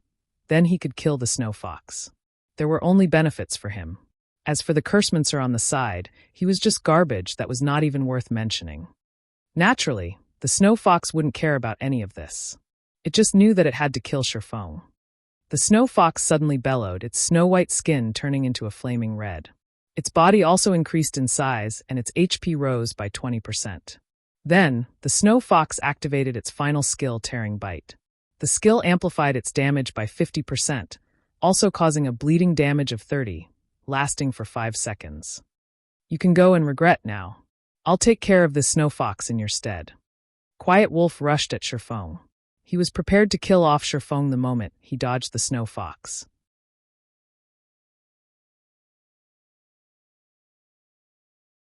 Chapter 12, A Timeful Parry. System. Player Quiet Wolf has attacked you and entered a yellow name state. Duration of 1 hour. Any players who attack yellow name players will not receive any penalty. Sherfong only had 31 HP remaining. Being attacked from both sides by the Snow Fox and Quiet Wolf put Sherfong in a very dangerous position. Despicable. Standing at a distance, Blackie scolded Quiet Wolf for sneaking an attack at such a moment. However, he couldn't change a thing about it. The two of them were too far apart. It was too hard for him to land a hit on Quiet Wolf. He could only aim his attack on the Snow Fox, hoping to kill it off a second earlier and not letting Quiet Wolf profit off of them. Although mages had high output compared to hitting monsters, it was far harder to land a hit on players unless they stood still without moving. This was because the moment the dark arrow shot out, there would be a prediction line appearing. In a situation where the distance was great, players with good standards could usually dodge it. If it was an expert, then dodging it would be a piece of cake. Just as the Snow Fox and Quiet Wolf were about to rush up, the corners of Sherfang's mouth revealed a cold smile. He had been interacting with Quiet Wolf in shadow for years now, so he was extremely familiar with Quiet Wolf's strengths and habits. Sherfang took 2 steps back, forming a perfect triangle between the Snow Fox and Quiet Wolf. Sherfang gripped the novice sword tightly in front of his chest. He stood there without moving as he awaited the arrival of their attacks. Did he give up? Quiet Wolf started looking down on Sherfang when he saw Sherfang preparing to block with his sword. Although players could reduce the damage received by defending the attack, the Snow Fox was an elite. Even if Sherfang could defend it, the attack would still cause around 50 damage. With just 31 HP remaining, Sherfang couldn't even take a hit. The Snow Fox was a step ahead, biting towards Sherfang. Tearing bite. Just in time. Instead of retreating, Sherfang advanced. He rushed towards the Snow Fox. The novice sword blocked the Snow Fox in its mouth. Using the life-saving skill Parry, Sherfang could block a frontal attack once. Sherfang then continued by lifting the Snow Fox. The Snow Fox had low power, so Sherfang had easily tossed it towards Quiet Wolf. Everything happened too quickly. Quiet Wolf, who was rushing towards Sherfang, could not react in time. In an instant, his shoulder was bitten by the Snow Fox. A damage of -164 appeared on Quiet Wolf's head. His HP was instantly cleared down to 0. How? Quiet Wolf was unbelievably shocked. His heart was filled with unwillingness as he stared at Sherfang's ridiculing smile. He never imagined that players could do such a thing. If he had known about it, he definitely wouldn't rush forward, just to get himself killed. At this point, regardless of how unwilling Quiet Wolf was, his HP had turned to 0. His body could only fall and turn into starlight. He had even dropped a piece of equipment. In the distance, Blackie became dumbfounded. He had even forgotten to attack the Snow Fox. Blackie, stop daydreaming. Hurry up and attack the Snow Fox. Sherfang yelled and rushed at the Snow Fox again. After Blackie started reacting again, he chanted a curse, madly attacking the Snow Fox. Without Quiet Wolf's disturbance, the near-death Snow Fox was just a decoration. Within 10 seconds, the Snow Fox released a wail before falling down. System: Rare Elite Cunning Snow Fox killed. Obtained 130 EXP. Sherfang was level 2 now, so this amount of EXP was nothing to him. What Sherfang was concerned about was the loot. Rare elites were the love of all God's domain players because of their shocking drop rates. Furthermore, this was the first kill of the Snow Fox, so the loot must be even better. It can't be. It actually dropped a weapon. Sherfang obtained a staff and arm guard. Blackwood Staff, bronze rank. Level 1. Equipment requirements, strength 5. Attack power +8. Intelligence +3, vitality +1, mana +30. Durability 2020. This equipment would greatly strengthen a mage. Not only was its attack power high, it even gave an additional 3 intelligence. If a mage equipped it, then their damage might increase up to 2 levels. Fox skin gloves, common rank, leather armor. Level 1. Equipment requirements, strength 3. Defense +4. Durability 20/20ths. On the other hand, Quiet Wolf had contributed a pair of level 0 common leathered shoes with +3 defense. And here I thought it was some gray trash equipment. It seems Quiet Wolf's luck isn't that bad, being able to obtain a piece of common equipment. Sherfang had a different view of Quiet Wolf now. Obtaining a piece of common equipment at the starting period of the game definitely depended on luck. However, Quiet Wolf's luck now benefited Shifeng instead. Swordsman could wear both plate armor and cloth armor. Now that Shifeng had 2 of these new items, his defense had increased by a lot. Blackie, your equipment. Shifeng passed the Blackwood staff to Blackie. However, Blackie did not receive the equipment. He had a hesitant look on his face. Killing the snow fox depended entirely on Shifeng. Blackie wasn't of much help, yet he had received the best equipment, a piece of bronze equipment no less. At this stage of the game, there weren't many players capable of owning such an item. It was extremely valuable. What's happened to you? Aren't we good brothers? Why are you being courteous with me? Besides, you're a cursemancer. Once you've reached level 1, you can fully exert the staff's greatest capabilities. With that, we can level even faster. Shifeng said in a serious tone, as if he knew what Blackie was thinking. After some thought, Blackie was able to make sense of it. He no longer refused it, saying, "Thanks. I'll definitely use it properly." "Now, that's much better." Shifeng laughed. "Let's go. We're going to Dark Moon Valley." Redleaf Town. Quiet Wolf, what were you even doing? Not only did you die, you've even dropped a piece of expensive equipment. Do you know how precious that equipment is? Flaming Tiger snapped as he cursed. Quiet Wolf's expression was as gloomy as dark water. That pair of shoes was something he had obtained after grinding for 7 hours, and now he had actually lost it. Even his heart was bleeding right now. Although he had wanted to explain, he did not know how to. Should he say how he was toyed with by Shifeng? That wasn't something he was willing to admit. However, even if he wanted to snatch the equipment back, he wasn't an opponent for Shifeng. "Brother Tiger, I discovered a rare elite in the wild. I didn't think I would be discovered by that kid when I was about to kill off the elite. That kid had even brought along another person. In a 1 versus 3 situation, I wasn't their opponent at all." Quiet Wolf pretended to be enraged as he turned black into white. He continuously tempted Flaming Tiger. That brat should have killed the rare elite by now. He must have obtained some good equipment. They were on the path towards Dark Moon Valley. We could still catch up to them if we chase after them. We might even be able to get back the equipment. Rare elite? Flaming Tiger's eyes started to shine. He no longer questioned Quiet Wolf. Instead, he was extremely interested in the loot of the rare elite. He said excitedly, "Let's go. We'll immediately chase after them. They actually dared to steal my equipment. I will make them regret even playing God's Domain." Within a short moment, Flaming Tiger gathered all the members of Shadow Workshop present in Redleaf Town. He brought along 11 workshop members and rushed towards Dark Moon Valley. No matter what, he wanted to kill off Shifeng and obtain his equipment. At this moment, Shifeng and Blackie had already arrived at Dark Moon Valley. There was a smithy beside the flowing creek. Shifeng and Blackie quietly stood in front of it. They were looking at a bare-chested, middle-aged uncle. In his hand, the man wielded a steel hammer. Ding! Dang! He kept hammering on the crimson-red ore. Time slowly flowed by bit. "Brother Feng, are we still going to wait? It's already been half an hour now." Blackie said. "We have to wait. Without patience, he won't give us the quest." Shifeng affirmed. In his previous life, hammer trading had passed by this place on accident. He had discovered a smithy here. However, the blacksmith here didn't pay any attention to him regardless of how hammer trading talked to him. This had enraged hammer trading, so he decided to drag it on with the blacksmith. He kept standing to the side, sending death glares to the blacksmith. He had never imagined that after some time, the blacksmith would actively speak up. Not only that, the blacksmith even gave out a hidden quest. This had allowed hammer trading to learn the forging talent, becoming the forging master of the era. When Shifeng thought about obtaining the forging talent, coupling it with the Book of Forging, advancing into an advanced forging apprentice became a very easy task. When that time came, gold coins would rain into his pockets. After waiting for more than 10 minutes, "Do you two have an interest in forging?" the middle-aged blacksmith suddenly asked. "Yes, sir. We've loved forging since we were young," Shifeng immediately said. The middle-aged blacksmith nodded his head, saying in a satisfied tone, "Then since you love forging, I can teach it to you. But first, could you help me retrieve 100 pieces of meteorite ore? They can be found on the west side of Crimson Star Mine." "Of course.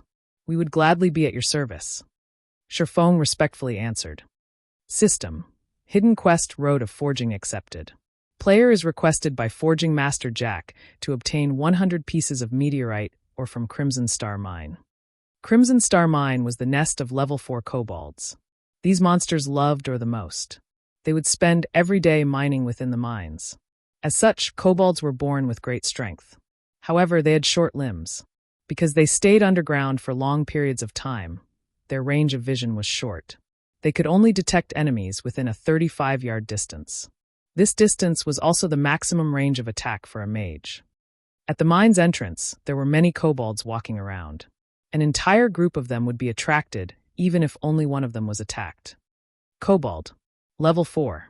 HP 420. Here. First, some food and drink to fill ourselves. We'll start work after that. Sherfong brought out a black steel beer and an apple pie. Blackie didn't understand what Sherfong was trying to do, but since it was Sherfeng's request, he must have his own reasons. Blackie sat down and started eating. 10 seconds after eating the apple pie, all of Blackie's attributes were suddenly increased by +1 points, the effect lasting 30 minutes. After drinking the black steel beer, Blackie's vision started becoming hazy. When he looked at the distant level 4 kobolds, their levels were suddenly reduced by 2, becoming level 2. Alright, let's start then. A bottle of black steel beer's drunken effect only lasts 30 minutes. Sherfong stood up. He took out a smoke bomb and walked closer to the mine's entrance. Then he threw it at the group of level 4 kobolds. There were currently over 10 of them there. Smoke bomb. Able to reduce the visibility in a radius of 10 by 10 yards. Duration of 1 hour. The smoke bomb was able to reduce a monster's vision by 10 yards. It wasn't particularly useful against other monsters. However, it was great when facing kobolds. Their vision was now reduced to 25 yards. As long as a mage attacked from a 30-yard distance, the kobolds would not be able to spot them at all. They could only stand there and wait for their deaths.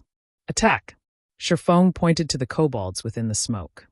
Blackie was half-doubting Sherfeng's actions, but he still chose to believe in Sherfong. His mouth started chanting a curse. A moment later, a dark arrow shot out, landing directly on the foremost kobold.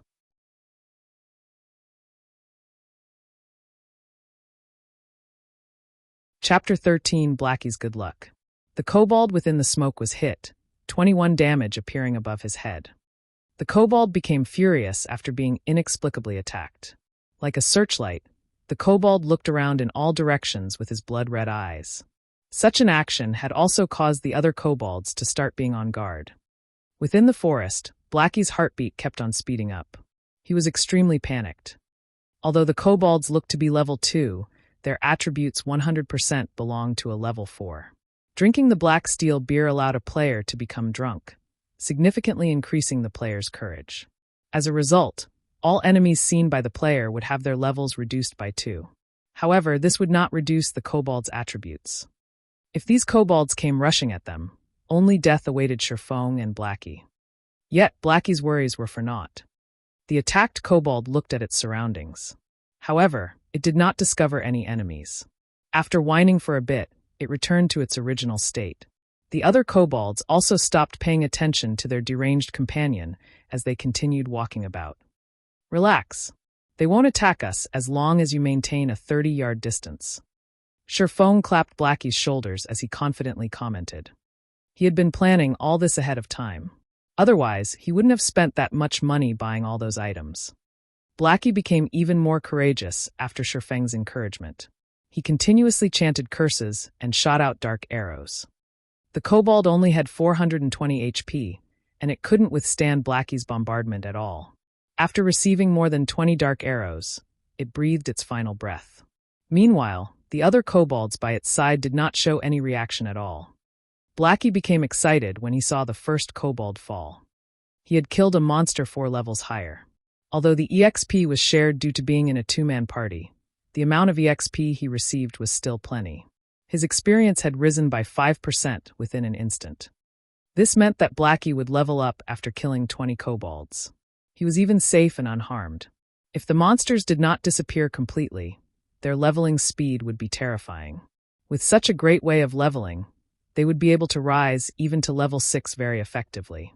Blackie now understood why Sherfong was so confident. Even if they had wasted several hours from traveling, being able to grind on monsters here was definitely worth it. After a while, the group of 20 or so kobolds in front of the mine's entrance was cleared out completely. Blackie had also raised to level 1. After he equipped the Blackwood staff and added all his free ability points into intelligence, his damage was increased by a large leap. He could now take away 45 HP from the kobolds in a single hit. Meanwhile, the group of kobolds had dropped 12 copper coins and a level 3 common cloth armor. There were also 5 pieces of meteorite Oregon. Blackie's luck was quite good. According to what Sherlock had known, the drop rate of meteorite or from the kobolds was not high. Only one would drop out of 10 of them. Nearly 1,000 kobolds needed to be killed to obtain 100 pieces of meteorite Oregon. Now, however, just a group kobolds had given them 5 pieces of meteorite Oregon. After storing the drops, Sherlock went on to lure more monsters. With the advantage of his 16 agility, Sherlock's speed was faster than the kobolds. Within moments, he had lured over 30 kobolds. He also maintained the distance of around 20 yards, but not exceeding 25 yards. When he had lured all the kobolds into the smoke cloud, Sherlock increased his speed abruptly. He quickly distanced himself over 25 yards from the kobolds, causing them to lose their target. After losing their target, the kobolds stood on the spot in a daze. Blackie, who stood over 30 yards away, took the chance to attack. The group of over 30 kobolds took less than 10 minutes to be cleared. They dropped another 21 coppers and 6 pieces of meteorite Oregon. Sherlock and Blackie's experience also greatly increased. In such a way, Sherlock continued luring monsters while Blackie continued dealing damage. Although the process felt mechanical and boring, Blackie was not complaining one tiny bit. On the contrary, he became even more vigorous with each kill. He wished he could just kill all day without resting. After an hour, Blackie's level had also risen to level 2. His dark arrow rose to level 3, and his damage went from more than 40 to more than 60. Such a rocket-like leveling speed made him speechlessly happy, giving him even more motivation to aim for level 3. Their kobold killing efficiency also increased by quite a bit with Blackie's greatly improved damage.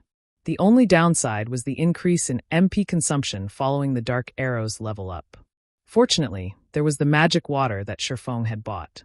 With it, Blackie could fully regenerate his MP before Sherlock had lured a new group of monsters, allowing him to deal damage without pause. Meanwhile, Sherlock was observing Blackie's condition while he lured a suitable number of kobolds. Other than that, he was just picking up the loot. The number of copper coins and meteorite were steadily increasing. After another hour of Blackie's effort, they had managed to collect 73 pieces of meteorite or 6 pieces of common equipment and 264 coppers. They would be able to gather the remaining meteorite or if they grinded for another hour. The system notification rang out just at this moment. System, player Lonely Snow has sent you 10 coppers.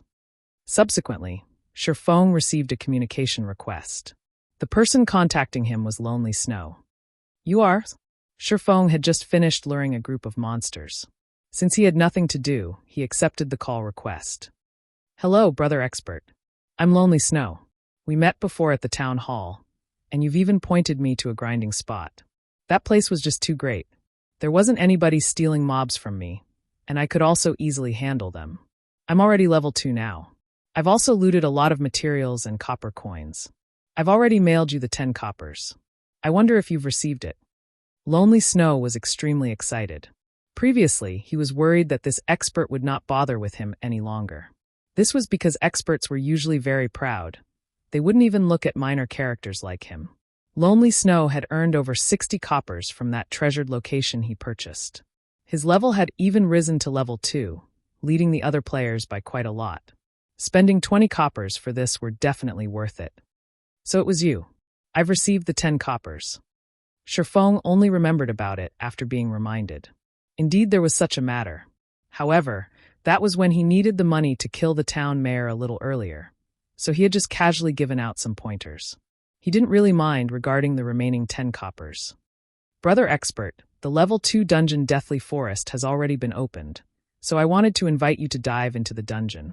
My friends are all veterans, and they're all level 2 now. They will definitely not drag you down.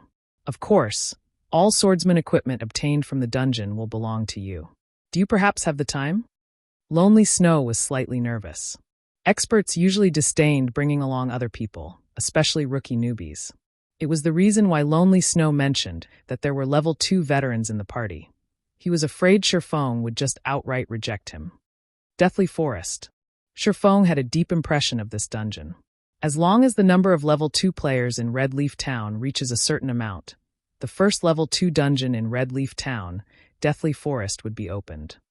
Along with the Deathly Forest's opening, players of God's Domain were made known to the difficulty of dungeons. Deathly Forest was only conquered after many players had reached level 4 or 5. Meanwhile, Deathly Forest's true purpose was to increase the number of skills a player could possess. The monsters within the dungeon mainly dropped the basic skill books for every job. However, the most precious item within the dungeon was the forging design. Only the final boss, Werewolf Fellet, dropped it with a very low probability. Sherfong was very interested in this forging design. If he could learn it, then he would be able to further progress in his plans. Fine. However, I have a condition of my own.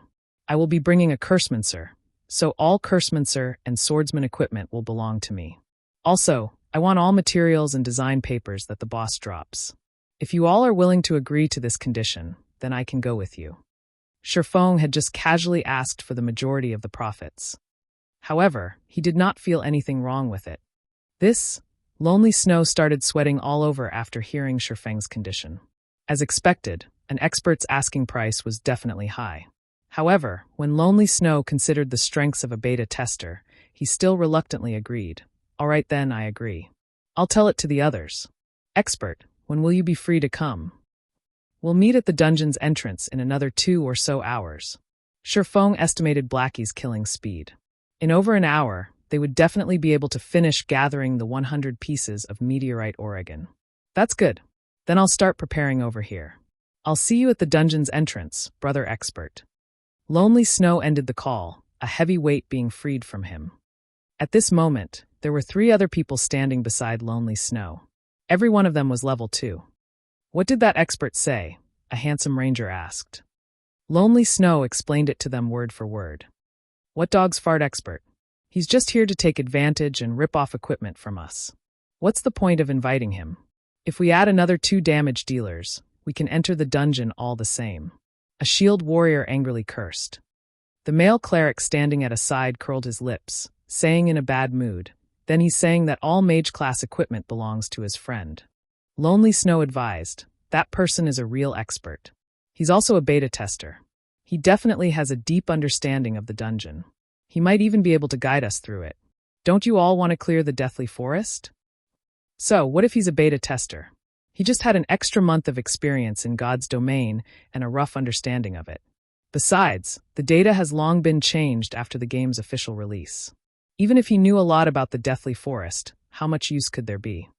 The shield warrior asked in disdain. He felt that those beta testers were only lucky. Their actual skills and strength might not even be comparable to them. We'll see how it goes after they arrive. If it's no good, then by that time there will be a lot more level 2 players. It won't be too late, even if we find someone else by then. The leading ranger said. After hearing this ranger speak, the others nodded their heads in agreement. At this moment, there was a flash of light in Dark Moon Valley. Sherfong had finally raised to level 3. Unfortunately, the leaderboard for levels had yet to be opened. Otherwise, he would definitely be ranked first on Red Leaf Town's leaderboard for levels. Finally, level 3. Sherfong hurriedly added 4 attribute points towards agility, letting his agility reach 20 points. System. Player's agility has reached 20 points. Activating agility hidden basic skill Fast and Nimble. Fast and Nimble active. When activated, possess a body exceeding the normal man. Body's degree of freedom is completely released. Sherfong suddenly felt a gush of strength from his entire body. He also felt his body becoming unspeakably agile.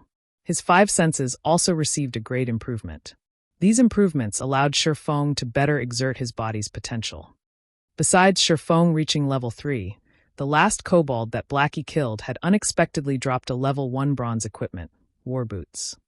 Sherfong couldn't help but admire Blackie's luck. Common monsters of level 1 to 3 would not drop any bronze equipment. The drop rate of bronze equipment from level 4 wild monsters was 1 out of 10,000.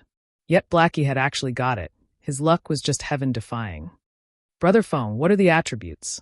Let me see as well." Blackie said so excitedly.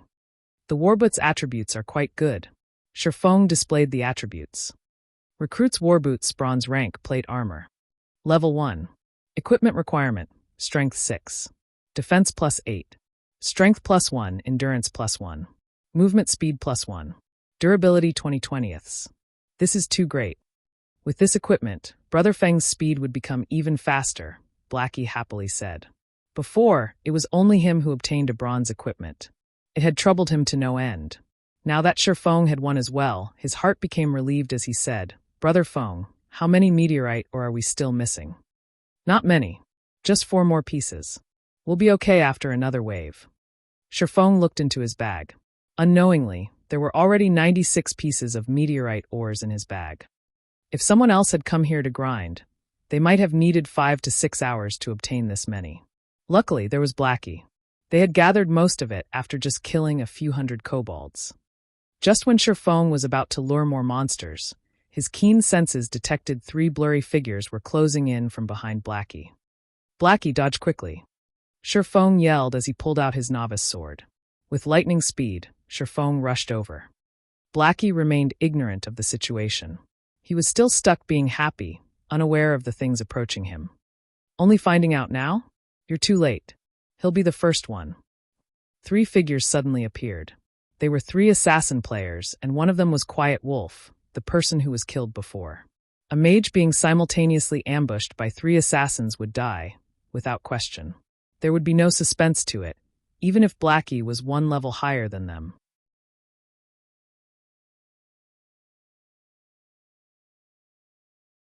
Chapter 14, Extraordinary Player's Physique. The simultaneous attacks from the 3 assassins caused a lot of damage to Blackie. Even though he wore several pieces of common cloth armor, he had still lost nearly half of his HP. System: Guild Shadow has attacked your party. All party members are allowed to attack members of Guild Shadow without penalty. Duration of 1 hour. I'll fight you guys. Blackie knew he was sure to die. His speed was not comparable with an assassin's. However, he also wanted to retaliate before he died. Blackie started chanting a curse, firing a dark arrow towards Quiet Wolf at 0 distance. Quiet Wolf smiled in disdain. Although the arrow was unavoidable, he still had 80 HP at level 0. How strong could a Cursemancer's attack be? Could it possibly instant kill him? Hung. The dark arrow hit Quiet Wolf. A damage of 76 points appeared above Quiet Wolf's head, instantly leaving him with only some leftover HP. Quiet Wolf immediately became dumbfounded after seeing such damage, his eyes nearly popping out of their sockets. The other 2 assassins were equally shocked. How is this even a Cursemancer? This was just a cannon. The person who dealt the damage was also shocked. Blackie had never imagined that the level 3 dark arrow would be so powerful. In reality, however, it wasn't just the level 3 dark arrows taking effect. There was also the high damage Blackwood staff, the aura effect of Might of 1,000, and the bonus damage from level suppression. Such extreme damage was only possible with all these added together. Crap, let's kill him, brothers. His staff is definitely a mysterious iron equipment.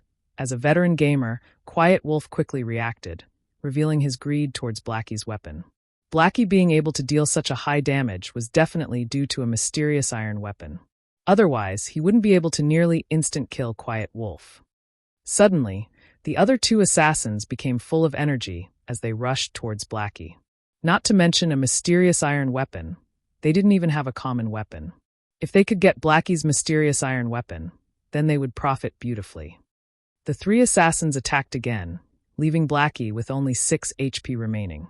When they saw that Blackie was about to die, the 3 assassins became even more excited.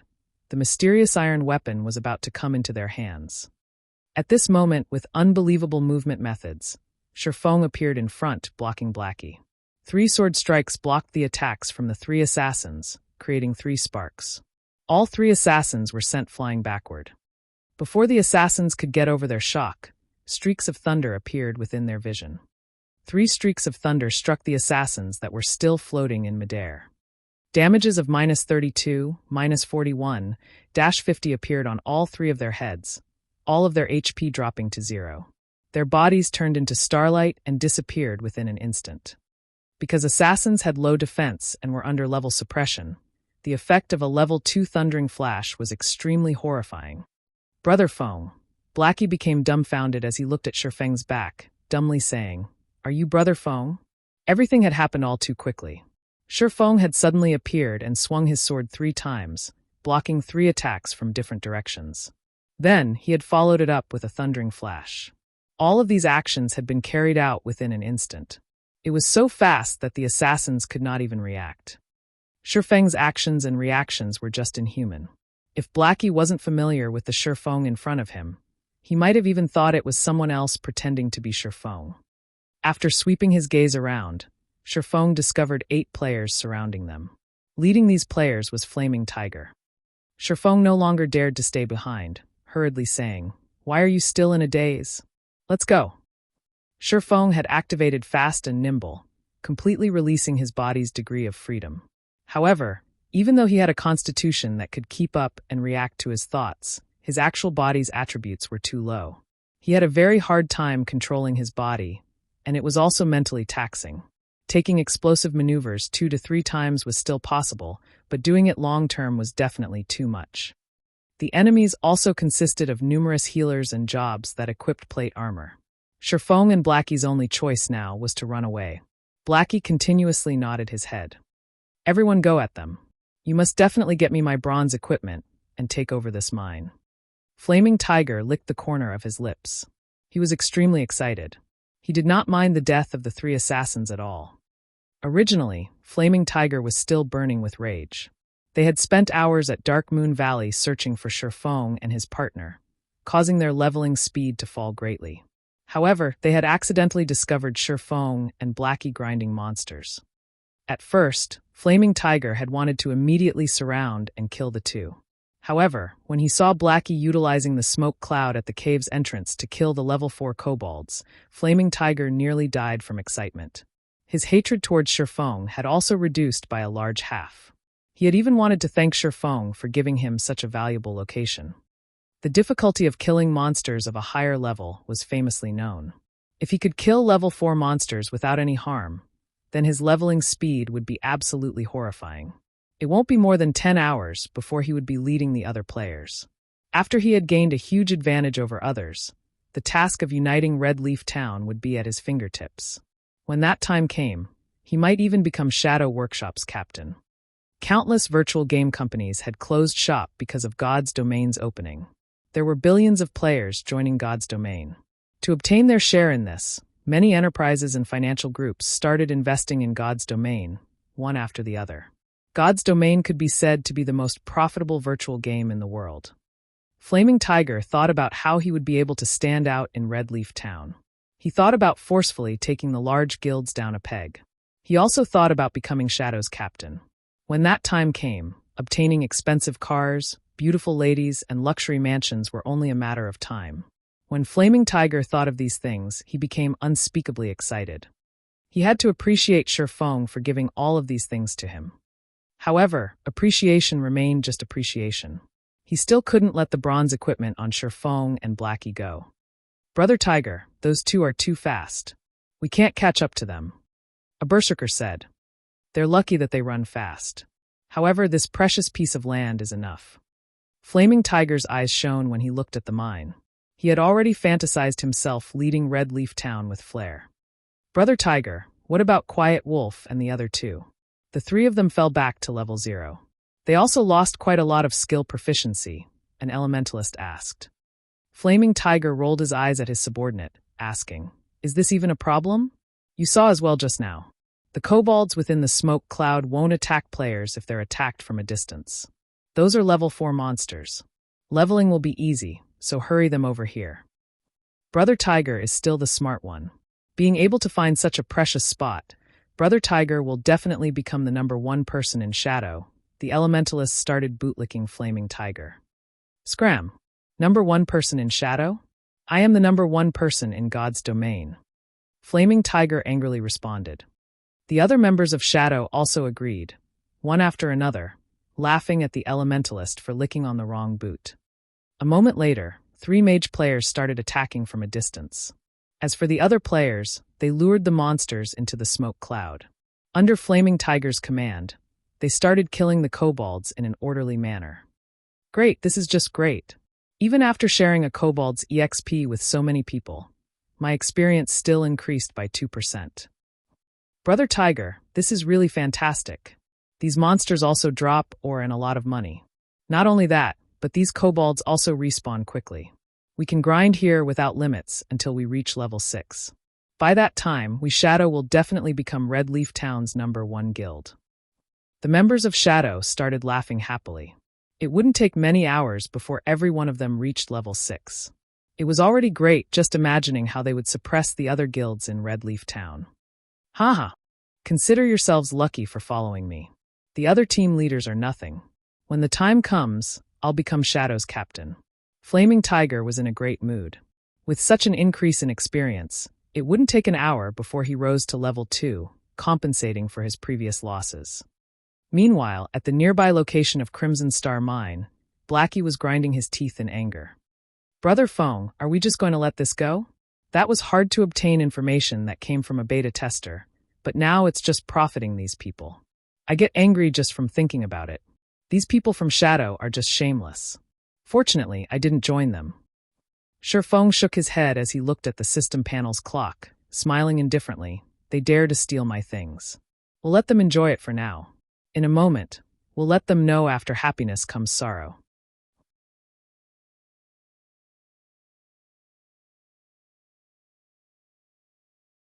Chapter 15. After happiness comes sorrow. Time passed bit by bit.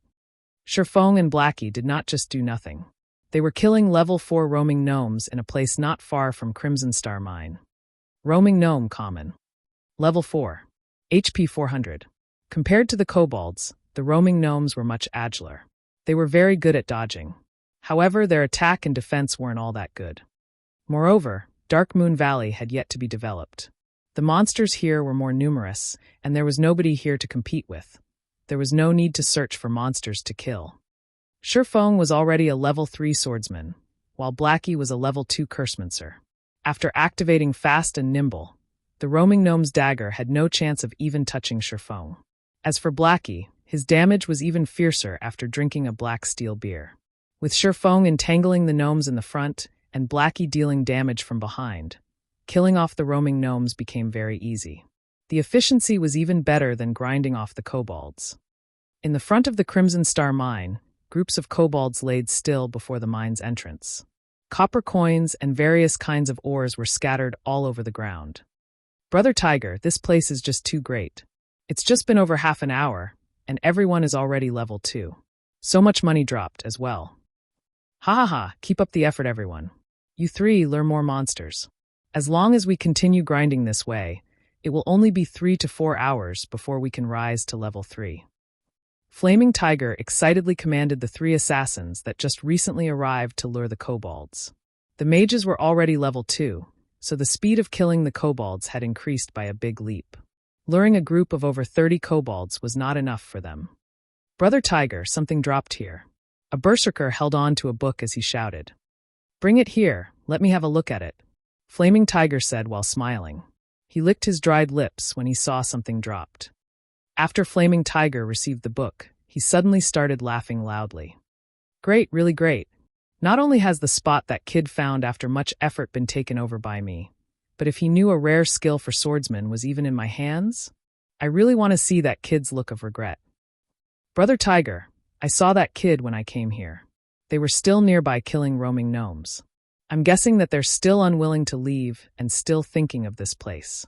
Why don't we go over and kill them? Save us some trouble. A cold glint flashed through Quiet Wolf's eyes.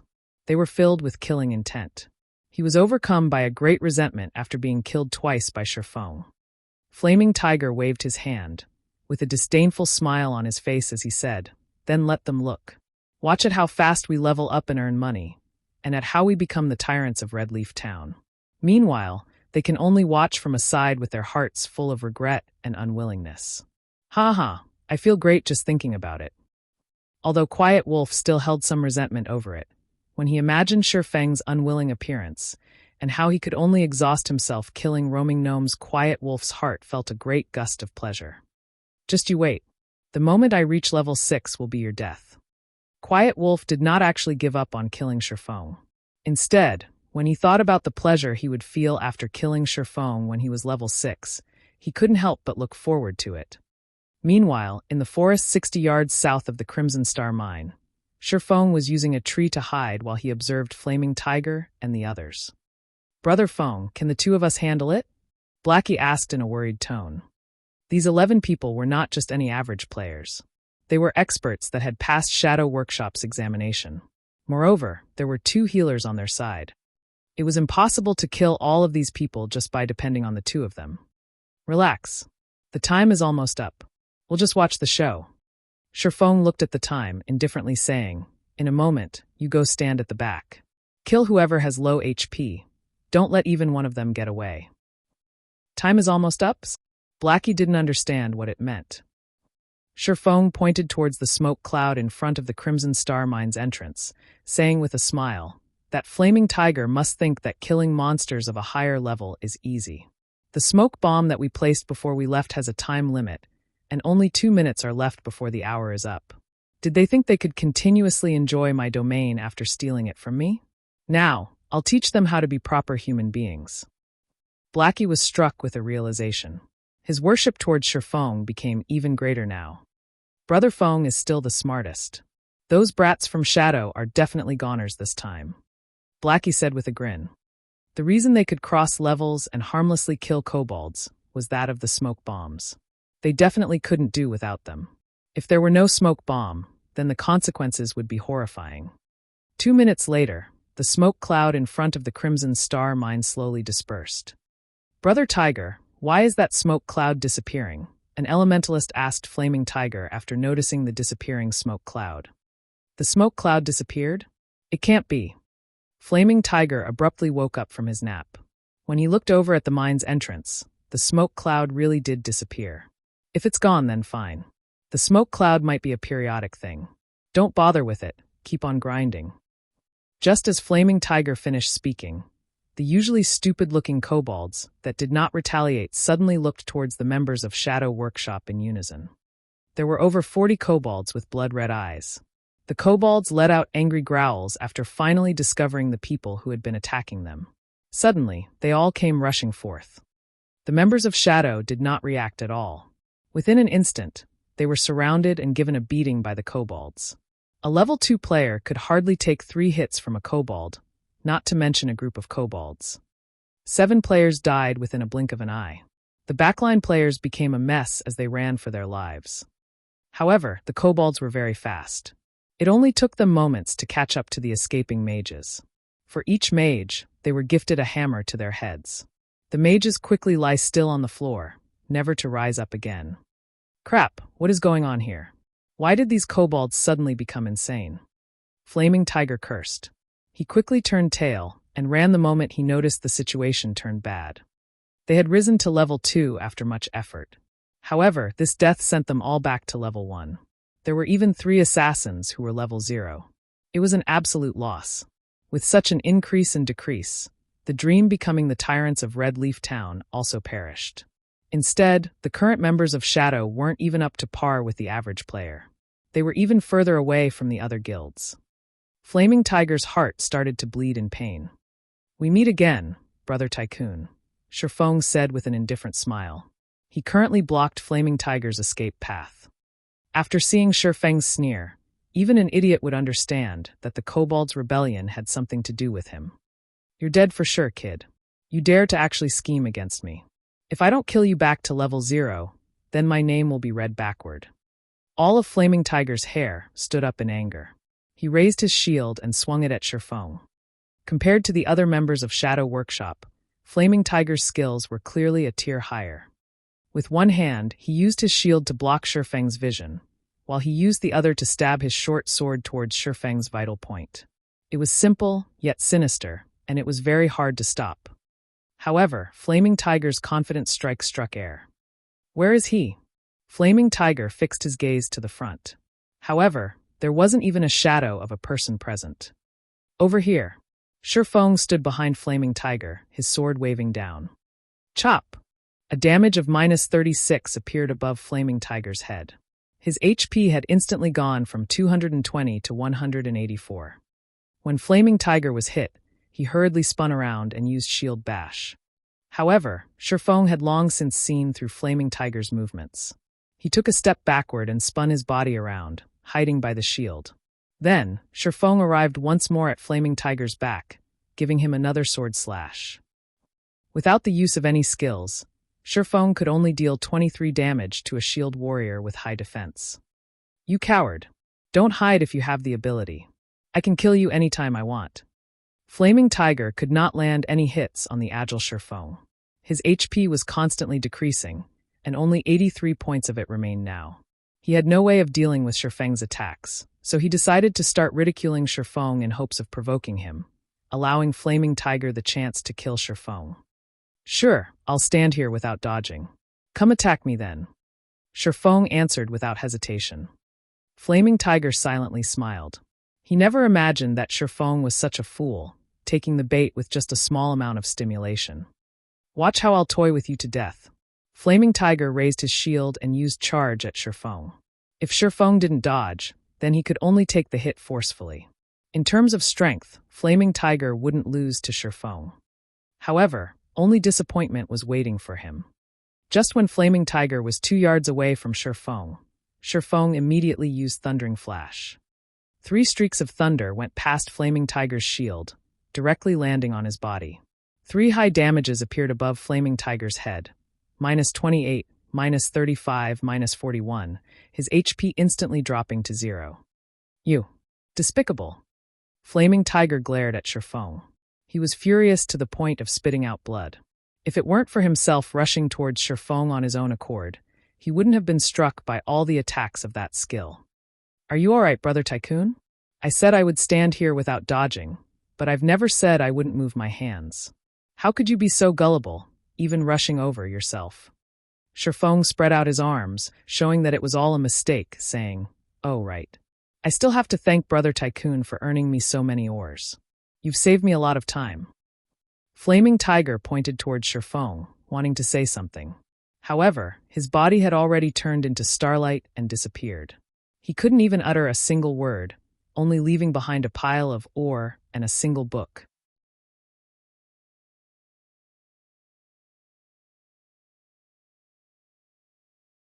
Chapter 16. Everyone's a Liar.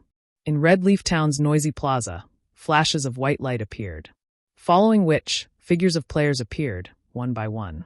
These players were the revived members of Shadow. These people had down and extremely depressed expressions on their faces. Nothing could beat the pain and entangled feeling of having recently gained something, then losing it again. Just a moment ago, they were still dreaming of becoming the tyrants of Red Leaf Town. Their levels were increasing. It was like flying. In the next second, however, they died. Not only had their levels and skill proficiency decreased, but the experience they had at level 1 was also lower than before. They were much worse off compared to the average player. Flaming Tiger's expression after reviving was even more livid. His eyes alone could eat a person alive. System, player Yifeng has killed you. You will be revived in Red Leaf Town after 3 seconds. At the same time, you will lose 1 level, and all your skill proficiencies will be reduced by 100 points. Yifeng, I will not let you off. I will definitely make you wish for death. Flaming Tiger let out an angry bellow after looking at the numbers displayed by the system. His actions had caused the other players to quickly avoid him, not daring to look at this madman. After venting for a while, Flaming Tiger ordered the other members of Shadow to check their bags, checking for the items they dropped. Although this death caused great losses for everyone, there wasn't just the EXP gained from killing kobolds. There was also loot.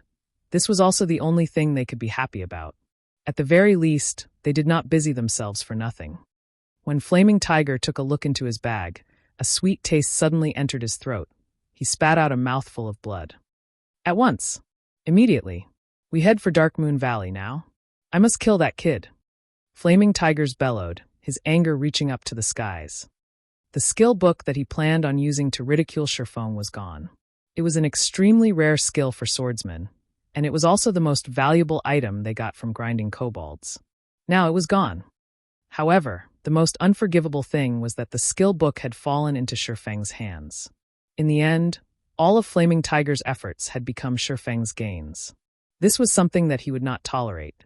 His hatred was something that could not be resolved, even if he were to kill Shifeng back to level 0. The other members of Shadow did not understand what had happened to Flaming Tiger. Going to search for Shifeng right now was just a futile effort. Nobody would be foolish enough to wait for them to take revenge. Shifeng would definitely slip away, snickering at them in some other place. At this moment, Flaming Tiger's system communication rang. "Who is it? Disturbing me at this time. Are you trying to die?" Flaming Tiger cursed after the call connected. "Flaming Tiger, your temper sure has grown after not meeting for a day." The voice on the other side was ice cold, as if in a furious rage. Flaming Tiger felt the familiarity of that voice. When he found the corresponding identity to the voice, his face suddenly turned extremely ugly. "Brother Zhang, it is you. I'm currently educating my subordinates. I never thought Brother Zhang would contact me. Brother Zhang, please don't mind it. I wasn't speaking about you just now." "Enough. I already know about your problem. Just looking at the damage you've caused towards Shadow's development in Red Leaf Town, looking at what the good you've done has accomplished towards Shadow's development in Red Leaf Town, I'll come to you immediately. From now onwards, you don't have to continue being Red Leaf Town's team leader. Silent Rain, the team's elementalist, will take over temporarily. If you're still not level 2 by the time I arrive in Red Leaf Town, then you can just get lost. Shadow doesn't need garbage." Flaming Tiger became spiritless after hearing these words. His hatred for Shifeng would never be washed away, even by the 5 lakes and 4 seas. Meanwhile, in Dark Moon Valley, Shifeng and Blackie were picking up the drops from the members of Shadow. Shifeng was currently holding the skill book dropped by Flaming Tiger. Flaming Tiger really is too generous. He had even left me such an item. Shifeng chose to learn the skill without hesitation. Wind Blade Action Type. Requires Sword. Level 1. Proficiency 0/300. Ambush an enemy outside 5 yards and within 30 yards. Movement speed will be increased by 40% when rushing towards the target, and attack speed increased by 20% for 3 seconds. Cooldown, 25 seconds. A swordsman mobility would be greatly increased with this skill. It was a great counter to rangers and mages who love to kite. Brother Feng, the meteorite or we need are all here. There are also quite a few bronze Oregon Shadow, really helped us big this time. Blackie laughed loudly. As he was collecting the ore from the ground, he noticed a piece of dark green Oregon. Picking it up, he asked, "Brother Feng, what is this star crystal?"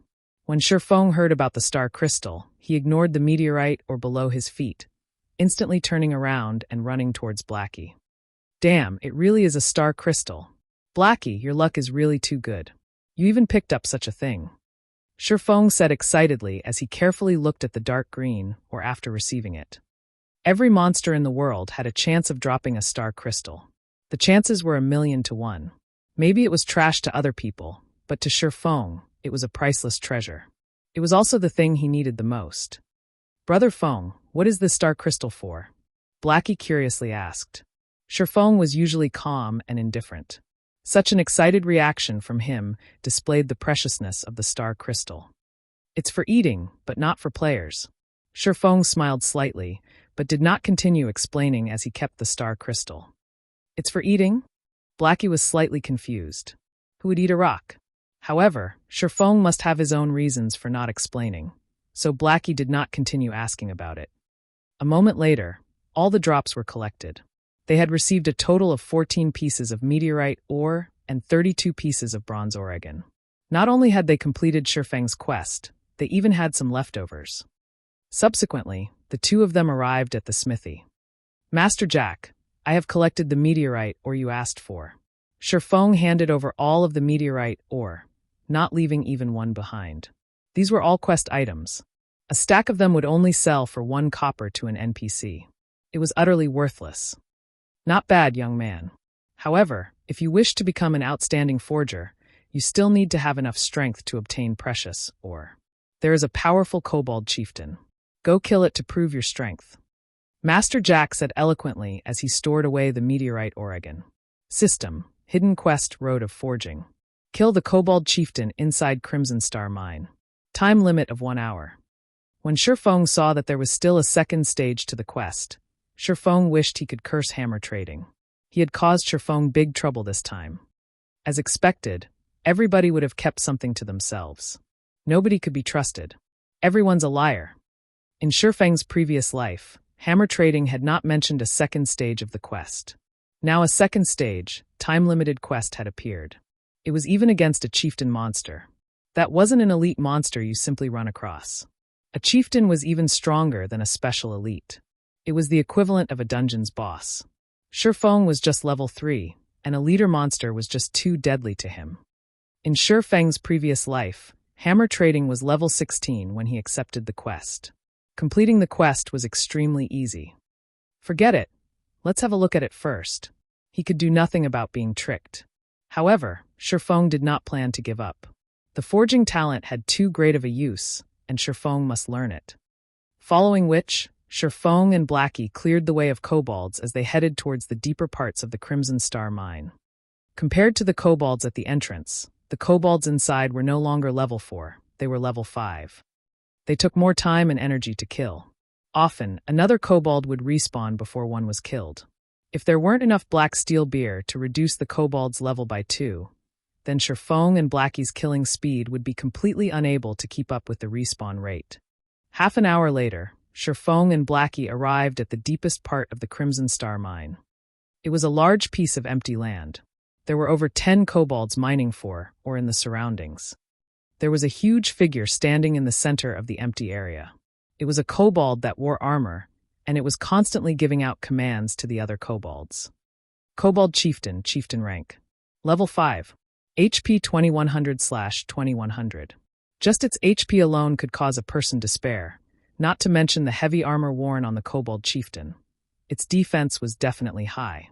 It was nearly impossible for physical-type attacks to cause a lot of damage. Moreover, Chieftain rank monsters had a recovery speed of 2% HP every 5 seconds when in battle.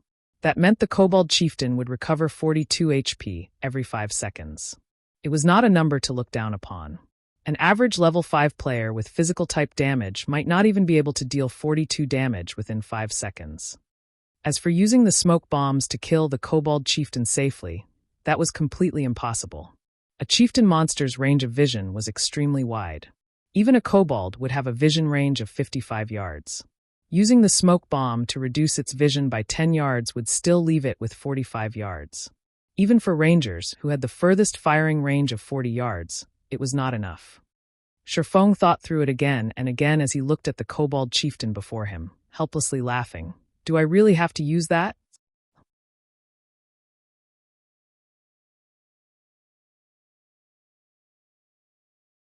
Chapter 17, Magic Weapon Released, Famed Swordsman Born.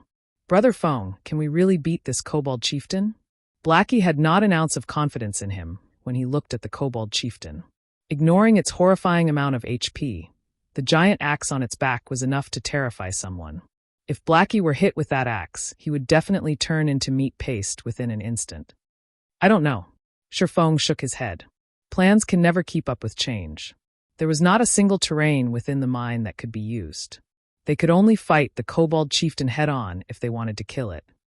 The Kobold Chieftain was the most powerful monster Sherfong had met up with to this point.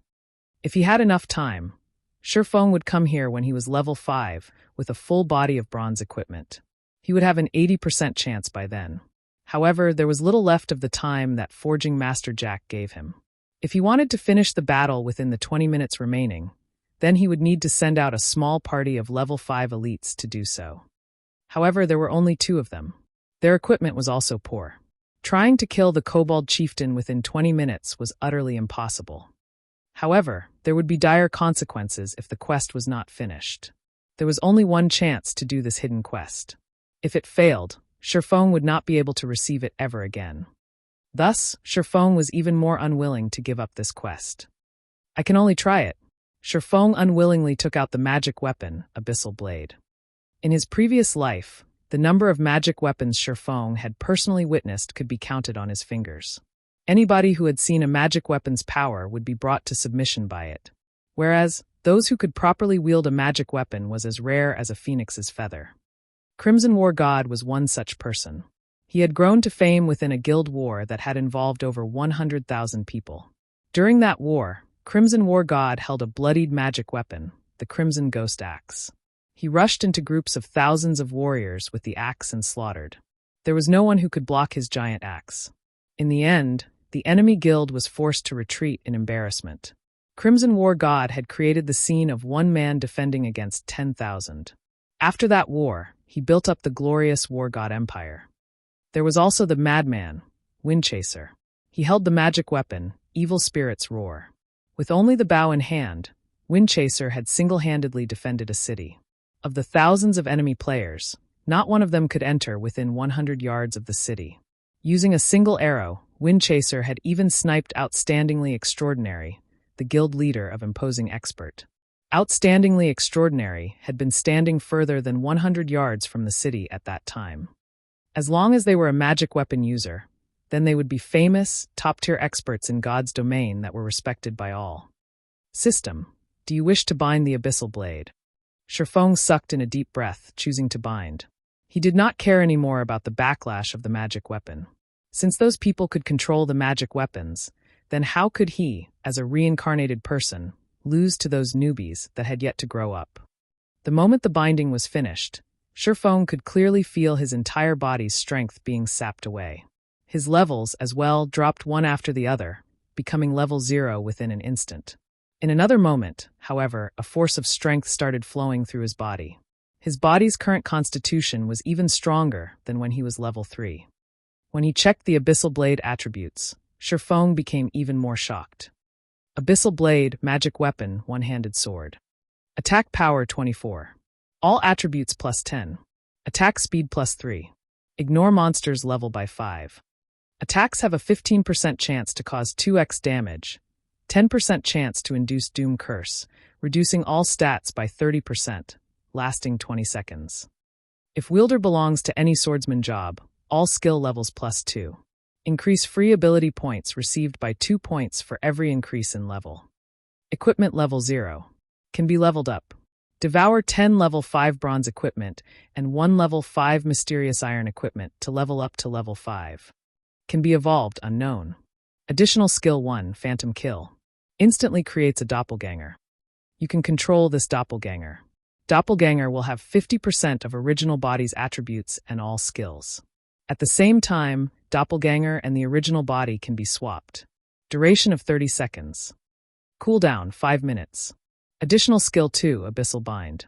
Binds enemies and prevents movement, reducing defense by 100%. Duration of 3 seconds. Cooldown 1 minute. Additional skill 3, 9 Dragon Slash. Instantly create 9 phantoms of the Abyssal Blade for the wielder to use. Each phantom sword is capable of dealing up to 30% damage. Duration of 20 seconds. Cooldown 5 minutes. The Abyssal Blade was personally created by Master Smith Alices, using the Black Dragon King's fangs as material. It is one of 36 famed swords, and it is ranked 31st. However, this sword has been cursed by the Black Dragon King. Aside from being able to provide the wielder with immense strength, there would be a backlash after a certain period of time. If the wielder is unable to suppress the backlash, the wielder will receive the curse of the Black Dragon King, permanently reducing all attributes by 50%. Unable to be dropped. Unable to be traded. Seeing such attributes and these many additional skills, the Abyssal Blade was no different than a god's weapon.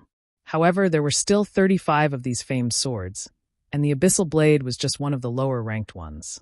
It was hard to imagine what kind of sword the first-ranked was. Brother Feng, please don't scare me. How did you become level 0? Glancing at Sherfong from the side, Blackie became shocked. It had already been troublesome just facing the Kobold Chieftain. Now that Sherfong had fallen back to level 0, how could they fight it? Relax. Use the smoke bombs to clear off the small mobs first. Leave the Kobold Chieftain to me. Sherfong called up the attribute panel, placing all 6 free attribute points into agility. His agility had reached 20 points exactly, activating fast and nimble. Sherfong was very eager to test his sword on the Kobold Chieftain. Character, Yifeng, human. Affiliated kingdom, Star Moon. Title, might of 8,000. Job Swordsman. Level 0, HP, 460/460. Attack power, 72. Defense 4, attack speed 10. Movement speed, 8.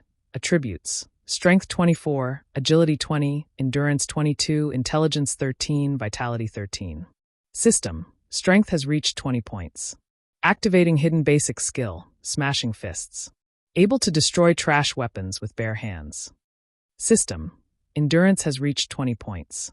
Activating hidden basic skill, Robust Physique. Along with the activation of the hidden basic skills for strength and endurance, Sherlock could now utilize the full potential of his current body. He was no longer a 3-second hero. Although he was level 0, his current attack power and attributes were far above that of when he was level 3. His HP was even more awesome. It wasn't any worse than a level 5 shield warrior's HP. Not to mention Sherlock still had a bunch of high-level skills. He could definitely fight it out with the Kobold Chieftain. While Sherlock was getting used to his body, Blackie had cleared all of the kobolds in the surrounding areas, leaving behind only the Kobold Chieftain. Wait for me to pull aggro, then you can start madly attacking, Sherlock instructed. Taking a step forward, Sherlock rushed towards the Kobold Chieftain. Wind Blade. In the blink of an eye, Sherlock had arrived in front of the Kobold Chieftain. The Kobold Chieftain had yet to react before 2 streaks of black light slashed at its neck. Suddenly, blood splashed from its neck, causing the Kobold Chieftain to scream in pain. 2 frightening damages appeared above its head. -63-128. The Kobold Chieftain finally reacted. However, just as it lifted its giant axe, another sword flash passed through an unprotected area of its body. Chop! Another -105 damage appeared on the Kobold Chieftain. The power of a level 4 chop was shocking. When the giant axe landed on the ground, it created a large crater. However, Sherlock had long since retreated and followed up by using a level 4 thundering flash. 3 streaks of violent thunder passed through the Kobold Chieftain's gigantic body, creating damages of -84, -101, -123. Sherlock had taken over 600 HP away from the Kobold Chieftain after just a single exchange. The might of the famed sword, the Abyssal blade, even shocked Sherlock himself. Blackie, who stood a distance away, was even more dumbfounded.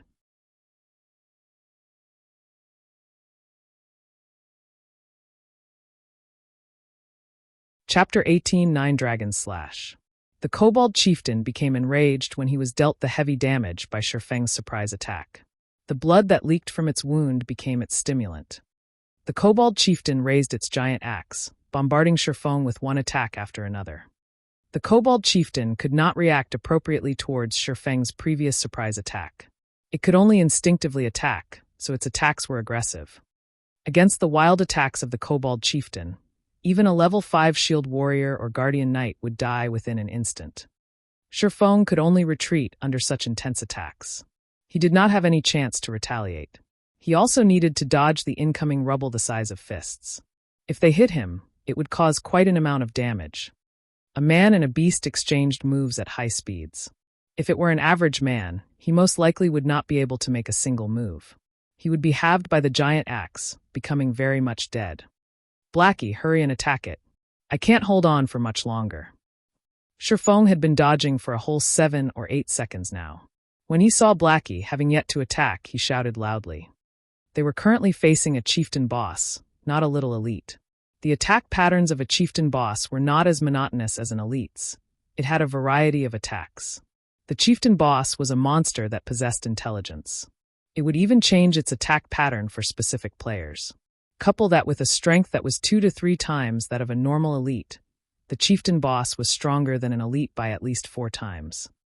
Although Sherlock had only exchanged blows with the Kobold Chieftain for 7 or 8 seconds, it felt like several minutes had gone by. Just from blocking attacks and the occasional counter-attack had already taken over 100 HP from Sherlock. If this situation continued, it wouldn't be long before his HP reached 0. With the famed sword Abyssal blade, Sherlock's attributes were greatly increased.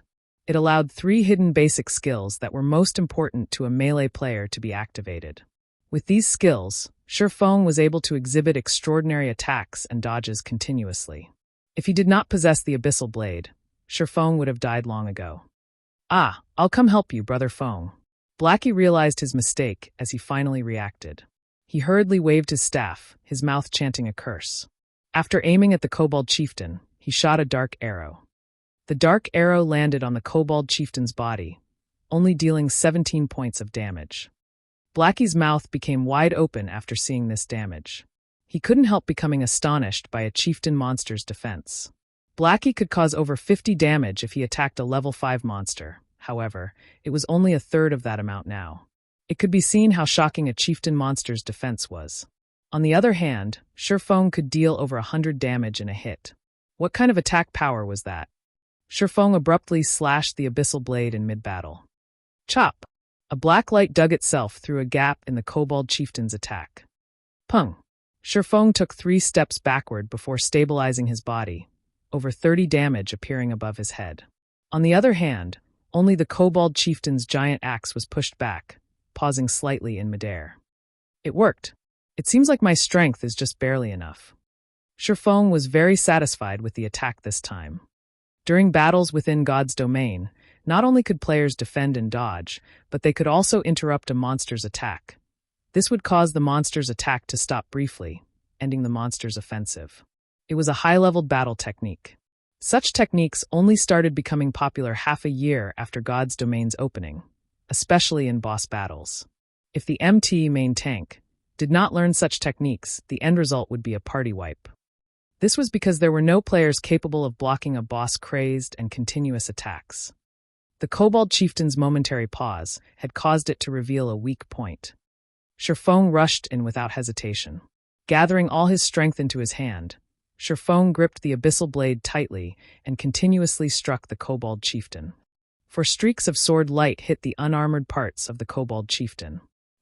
With the damage amplification effect, Sherfeng's attack instantly took to 300 HP away from the kobold chieftain. Adding in Blackie's attack, the kobold chieftain only had little over 900 HP remaining. Ayo! Ayo! Ayo! The kobold chieftain started going into a frenzy. It threw its giant axe to a side, pulling out 2 machetes from its waist. The change in weapons caused the kobold chieftain's attack patterns to change. If the kobold chieftain was a berserker when he held the giant axe, then after wielding the pair of blades, the kobold chieftain was a dual-wielding swordsman. The kobold chieftain now combined strength with agility, no longer just using violence to oppress its opponent. The attack pattern of the pair of blades was no longer monotonous. The kobold chieftain's attack speed had a large increase as well. Just after Sherfong dodged one of the blades, the other came following behind. Sherfong hurriedly used the abyssal blade to block it. Dazzling sparks were created when the blade and sword intersected with each other. Sherfeng's entire person was sent flying away. When Sherfong was still in midair, he saw the kobold chieftain leaping with all its might, its machete raised high for a frontal assault. Is it going all out? Sherfong was shocked, hurriedly using Parry. Hong. The abyssal blade blocked the machete. However, Sherfong was like a meteorite as he fell heavily to the ground. Sherfong had thought the kobold chieftain's attack to be over. However, as it fell from the sky, its twin blades plunged downwards as well, with Sherfeng's chest as their target. Sherfong was unable to move to dodge the attack. Phantom kill. Instantly, a doppelganger of Sherfong appeared 3 yards away from him. With lightning speed, Sherfong swapped places with his doppelganger. When the kobold chieftain landed, both its blades stabbed into the doppelganger's chest. The doppelganger's HP madly fell, over 300 HP disappearing within an instant. Just as the kobold chieftain revealed an excited smile, Sherfong appeared behind its back. The abyssal blade in his hand was also letting out a faint black glow. 9 dragon slash. 9 phantoms of the abyssal blade appeared, silently floating in midair and circling Sherfong.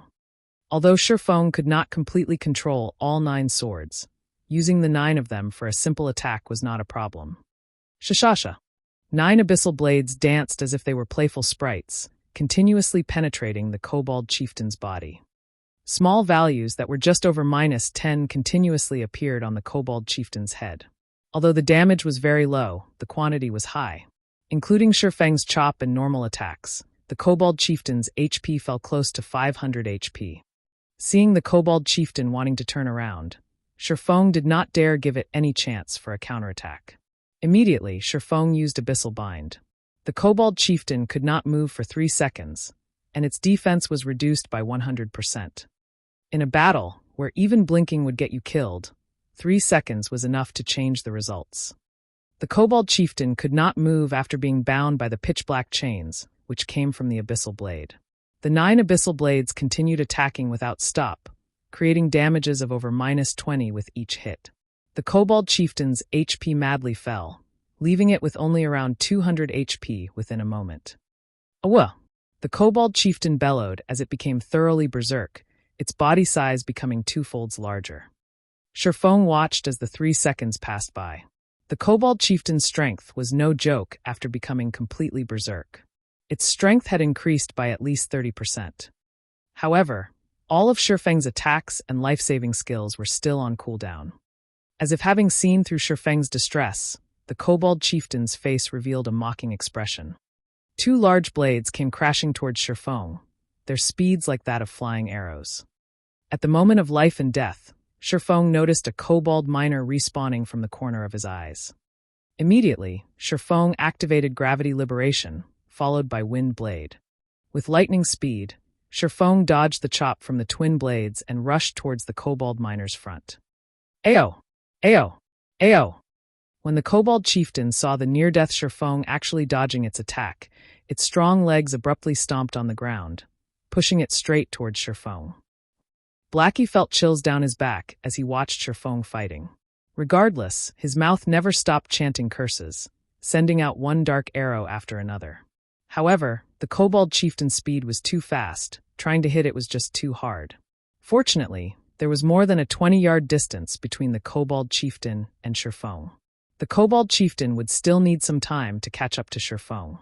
Within this period, Sherfong might even be able to kill off the Kobold Chieftain with the 9 phantoms of the Abyssal Blade. However, both Sherfong and Blackie had underestimated the Kobold Chieftain's explosive strength. Not only were its strength and defense greatly increased, even its agility had a great increase. It only took 2 seconds for the Kobold Chieftain to reach over 20 yards. The Kobold Chieftain lifted its twin blades, strongly slashing it down. The Kobold miner in front of Sherfong was split into 2, and a rain of blood fell 5 yards around it. This slash had closely brushed past Sherfeng's cheek, nearly taking his life away. Seeing the Kobold Chieftain preparing to slash down its other blade, Sherfong strongly raised the Abyssal Blade in his hand. 3 streaks of thunder penetrated the Kobold Chieftain's body, taking away its last remaining 130 HP. Seeing the Kobold Chieftain finally fall, Sherfong let loose a breath of relief. The Chieftain monster is truly too strong. Even if Sherfong came here at level 5 fully equipped with bronze equipment, he would still be a goner. He could only kill it due to luck. Compared to a level 2 Thundering Flash, the level 4 Thundering Flash only had a cooldown of 24 seconds. The cooldown had finished just in time, allowing Sherfong to escape death. System: Level 5 Kobold Chieftain killed. Level difference of 5. EXP obtained increased by 500%. Obtained 2350 EXP. Sherfong immediately rose to 76% of level 1. System: Congratulations for becoming the first player to kill a chieftain monster. Kobold Chieftain's item drop increased by 200%. Reputation in Starmoon Kingdom increased by 10 points. Suddenly, the Kobold Chieftain's body started expanding. Its size continued increasing until its body exploded with a boom, scattering a pile of items all over the floor.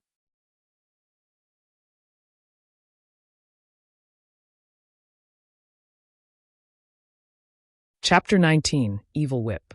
When the Kobold Chieftain exploded, items scattered all over the floor. Copper coins paved the floor as well in a copper glow, shining through the entire mine as if celebrating Sherfeng's success. At the moment, Blackie sat paralyzed on the ground, cold sweat pervading his entire body. It was as if all of his strength was sapped out from his body. He could not care less about the drops on the ground. This battle was truly difficult. There was no time to even take a breath. Every minute and every second were a soul-shocking moment that stimulated the eyes. Every moment of the battle just toyed with Blackie's heart. He would not be able to take it at all if he did not have a strong heart. As for Sherfong, who could battle against the Kobold Chieftain head-on, what kind of heart did he possess? This is too great. We won, Brother Feng. You really are my idol. Blackie loudly shouted in extreme excitement. Seeing Shifeng's calm face, Blackie was filled with respect for him. Although Shifeng's former strength was quite good, surpassing many average players, he was still just an average professional player. Shifeng's skill had never been out of reach for Blackie. Shifeng had been previously quick to get excited. He would even get into an endless conflict over a piece of common equipment, as if he was an unsheathed blade.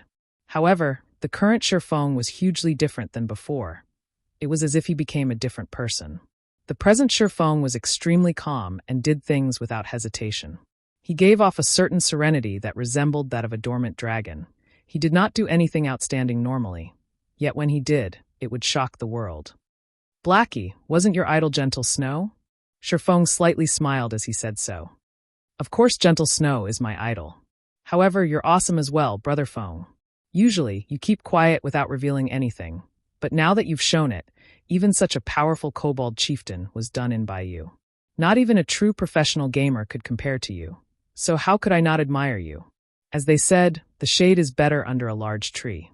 Brother Feng, you should teach me how to play a cursemancer. Even in my dreams, I've dreamt of becoming a professional gamer. In Blackie's eyes, Shifeng was just like a mountain of gold. He was glad for the choice he had previously made. If he had gone to Shadow Workshop, he would probably still be a nameless gold farming member. He wouldn't even have the chance to meet an expert. Forget about becoming a real expert. All right, Shifeng smiled. Blackie's character was just so straightforward. When Shifeng was fired in his previous life, Blackie had resigned as well, without hesitation. Blackie had given up a job with an annual income of millions, just to share the suffering together with him. Naturally, Shifeng wouldn't betray Blackie. He would teach Blackie whatever he could. Although Shifeng had not played a cursemancer before, he had still observed plenty of expert cursemancers. Shifeng knew the general direction to develop a cursemancer, and it was more than enough to give pointers to Blackie. Brother Feng, how do you think I should place my points early on? Do I go full intelligence? Blackie asked.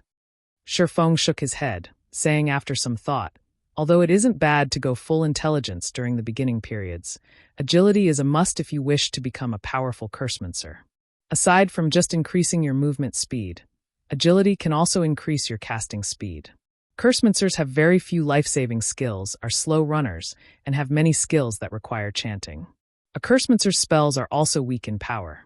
They mainly rely on curses to deal damage. However, unlike elementalists, who are literal cannons, time is required for a cursemancer to unleash that damage fully. Hence, after adding intelligence up to 20 points, you should place half of your free ability points into agility. This will ensure your safety, as well as allow you deal more damage. In Shifeng's previous life, there was an extremely powerful cursemancer. That person had broken the traditional point allocation method of a cursemancer by adding a large amount of agility. Not only could he deal damage both quickly and fiercely, but he was even more powerful in PK.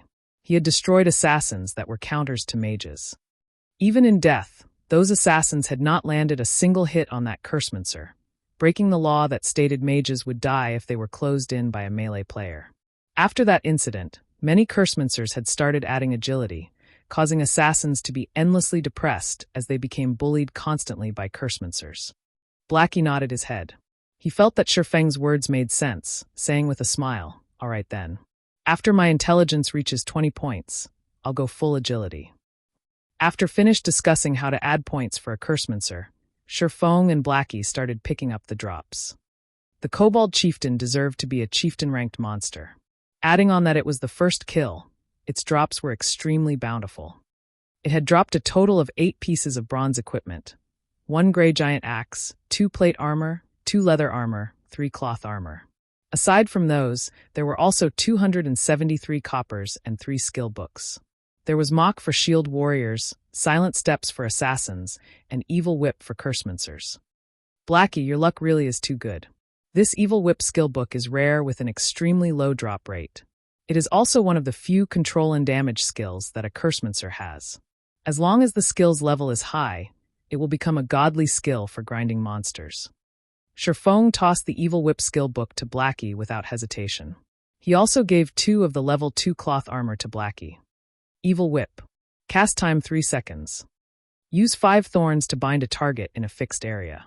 As long as the target exits the area and breaks the thorns, every thorn will cause a base damage of 20 points, with an additional 30% spell damage. Cooldown 20 seconds. Blackie became ecstatic when he saw the skill, learning it quickly. With this skill, his battle standards would be increased by a big leap. After he switched to the 2 pieces of equipment, it was as if he turned from an air gun into an artillery cannon.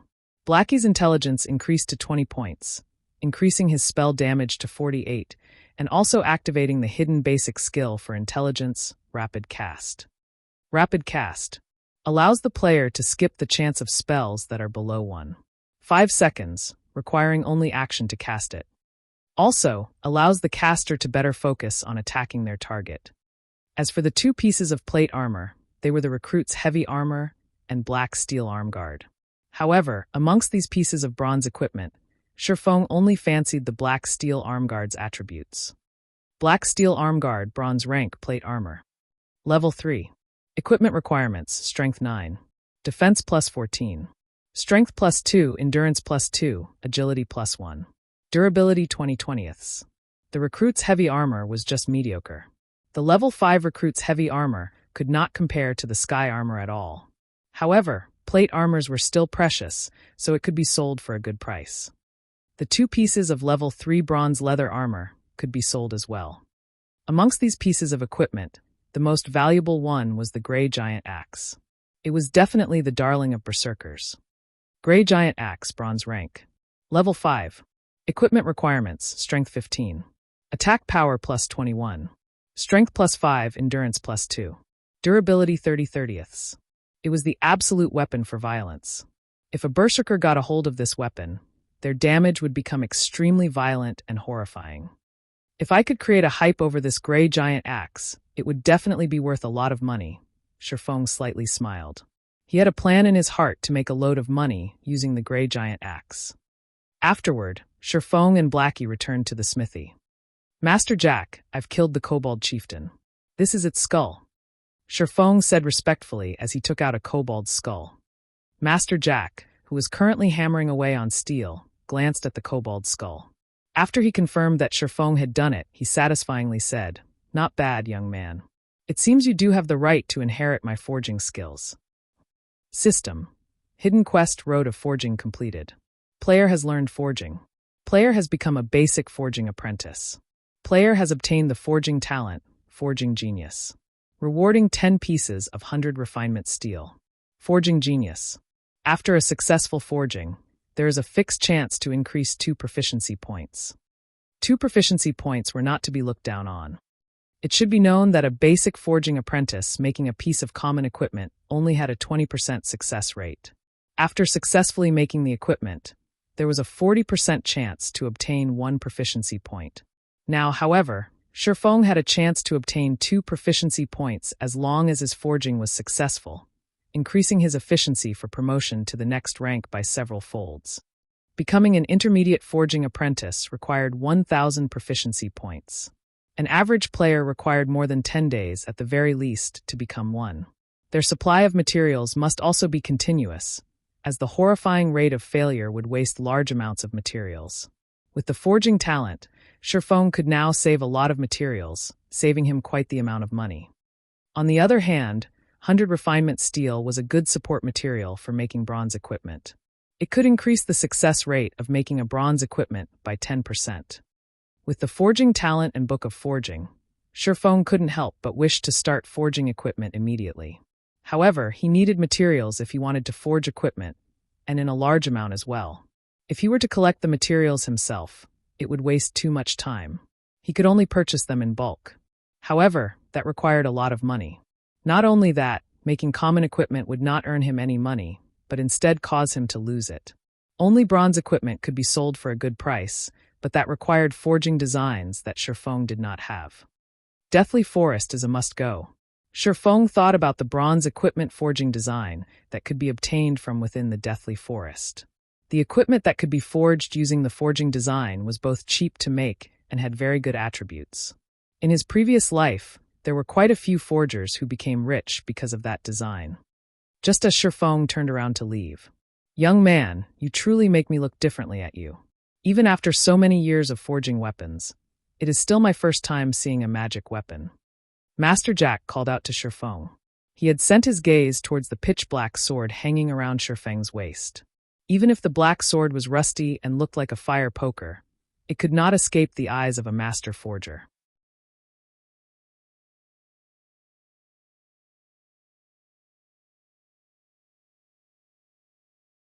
Chapter 20, Curse of the Abyssal Blade. Shifeng was surprised when Master Jack stopped him. Young man, are you willing to let me have a look at this sword? Master Jack looked at Shifeng with eyes filled with a burning desire. His tone was no longer indifferent, but instead a little whispered. This? Shifeng was at a loss at Master Jack's sudden initiative request. However, it seemed logical after Shifeng gave it some thought. The preciousness of a magic weapon, not to mention a famed sword forged by a master smith, went without saying. A famed sword was the lifelong pursuit of every master forger. They would definitely want to experience it after seeing one. Seeing Shifeng hesitating, Master Jack quickly said, "You can be at ease. I only wish to see it, and I won't let it be for nothing. If you have any requests, do mention them." When Shifeng heard this sentence, he became extremely excited. This was a master forger. Just by simply forging, he could create a piece of equipment of mysterious iron rank, secret silver rank even. His request was just to have a look at Shifeng's sword. Shifeng agreed without hesitation. He passed the Abyssal Blade over to Master Jack. NPCs couldn't steal items from players, so he was completely unworried whether or not Master Jack would do away with the Abyssal Blade. He would allow Master Jack to look at it however he wished afterward. Shifeng would ask for a secret silver one-handed sword. By then, he would be able to fully display a swordsman's true strength. Master Jack held the Abyssal Blade that looked like a fire poker, both praising the delicateness of the blade and marveling at its strength. After looking at it for over 10 minutes, Master Jack unwillingly returned the Abyssal Blade to Shifeng.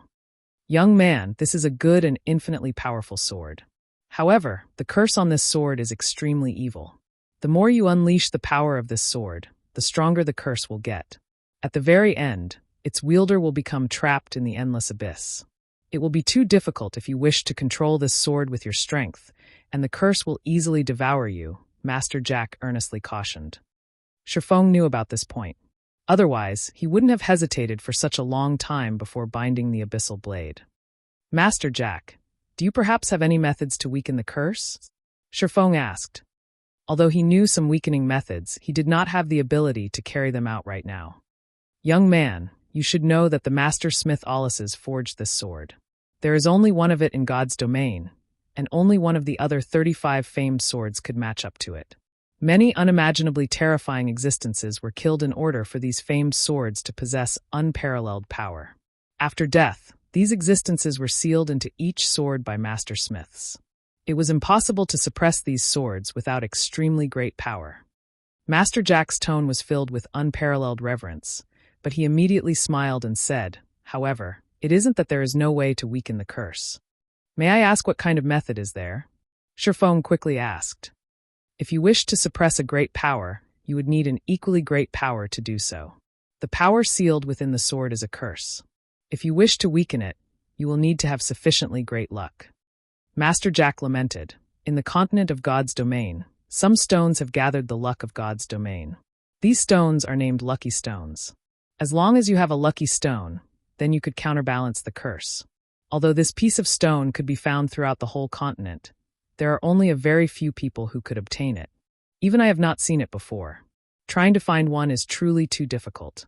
If you can find a piece of this stone, then I can help you weaken the curse on your sword." Seeing Shifeng's slack expression, Master Jack shook his head in consolation, saying, "Young man, you have to know that the lucky stone is extremely rare. You shouldn't feel discouraged. It is normal not being able to find one. Only those who are blessed by God can obtain a lucky stone, and they are people that we cannot compare to." "Master Jack, is it this piece of stone?" Shifeng slightly smiled as he took out the dark green-colored star crystal. "Right, this is a lucky stone." Master Jack nodded his head after seeing the dark green-colored star crystal. However, he became stunned a moment later. He was looking at Shifeng as if he were looking at a monster. Shifeng shrugged his shoulders. indicating that it was nothing. Sherfong had been sluggish before because he found out that Master Jack was able to use the lucky stone to suppress the Abyssal blade. It should be known that there was quite a few Master Forgers in the Starmoon Kingdom. However, the number of Master Forgers capable of using a lucky stone to suppress the curse of a magic weapon could be counted on a single hand. Sherfong had never thought that the Master Jack in front of him would be one of them. "Master Jack, can you weaken the curse now?" Sherfong asked with anticipation. After a few moments, Master Jack finally recovered to his previous calmness. Pretending to be indifferent, he said, "Okay, no problem. I can finish it within half an hour." To the side, Blackie held onto his stomach as he tried his best not to laugh. However, Master Jack's stupefied expression was truly too much for Blackie. He had to run off into the forest before laughing loudly. Half an hour later, Sherfong received the Abyssal Blade. He discovered some changes to the Abyssal Blade's introduction. The Abyssal Blade was personally created by Master Smith Ollis's, using the Black Dragon King's fangs as material. It is one of 36 famed swords, and it is ranked 31st. However, this sword has been cursed by the Black Dragon King. Aside from being able to provide the wielder with immense strength, there will be a backlash every so often. However, after being remodeled by Jack using a star crystal, the strength of the backlash has been greatly reduced. If the wielder is unable to suppress the backlash, then the wielder will receive the curse of the Black Dragon King, permanently reducing all attributes by 50%.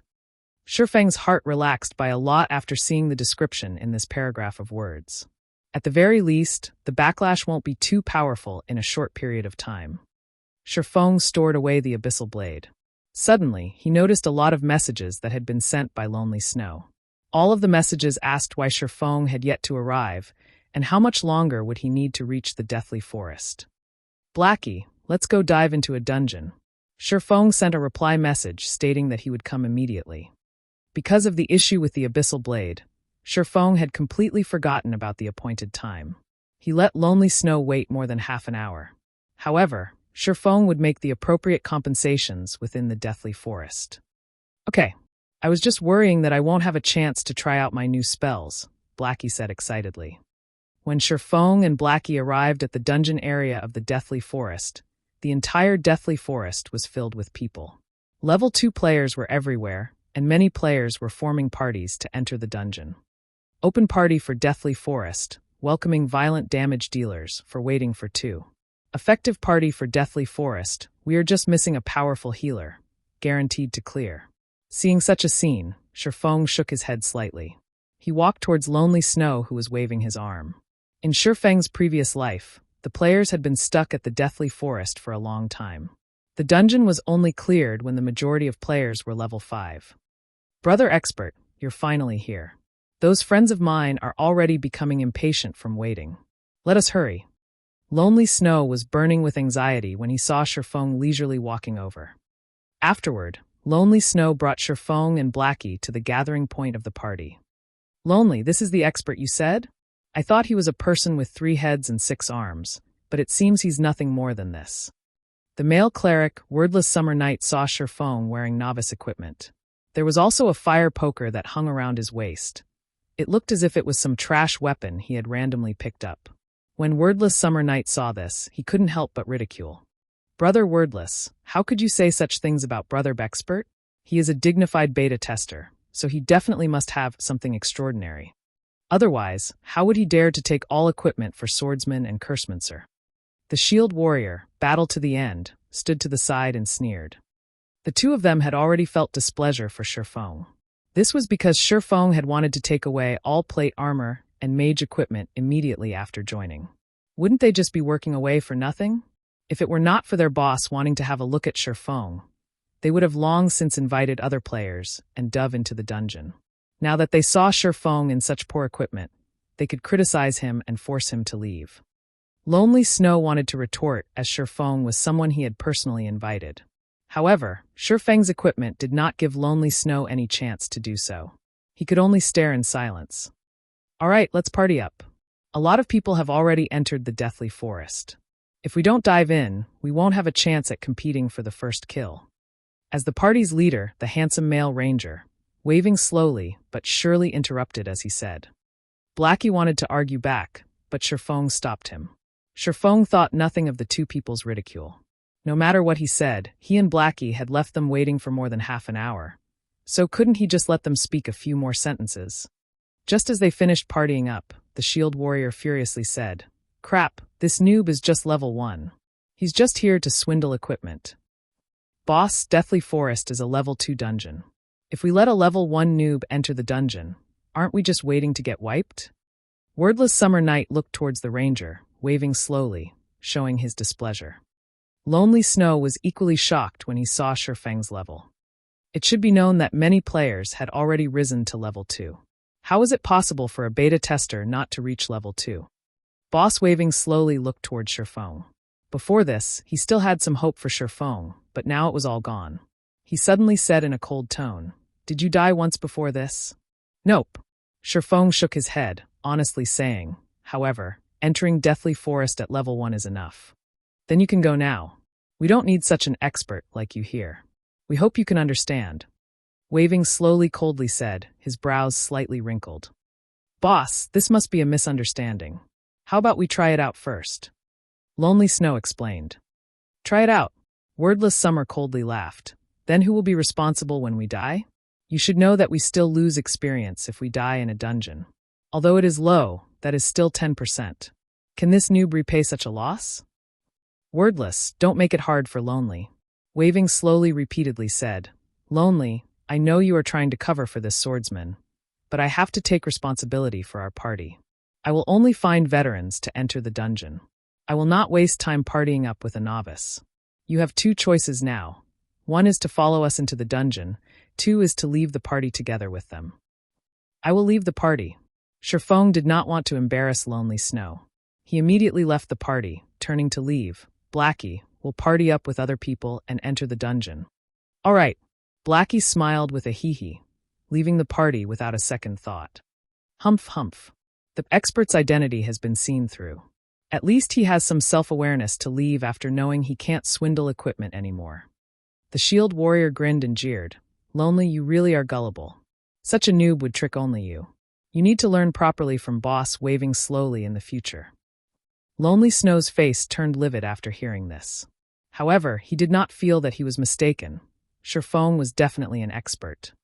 Boss waving slowly, sorry for this. Lonely Snow chose to leave the party.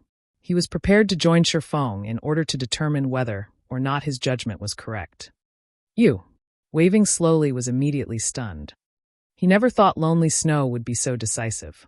It was simply a foolish decision. He would have long since chased Lonely Snow away if it wasn't because he had good techniques. Wordless Summer Night looked towards Lonely Snow, saying with a cold smile, "Lonely, you better not regret the choice you made. You'll regret when we clear the Deathly Forest and obtain great equipment. You'll regret it for 10 years, 20 years that you didn't follow Boss waving slowly."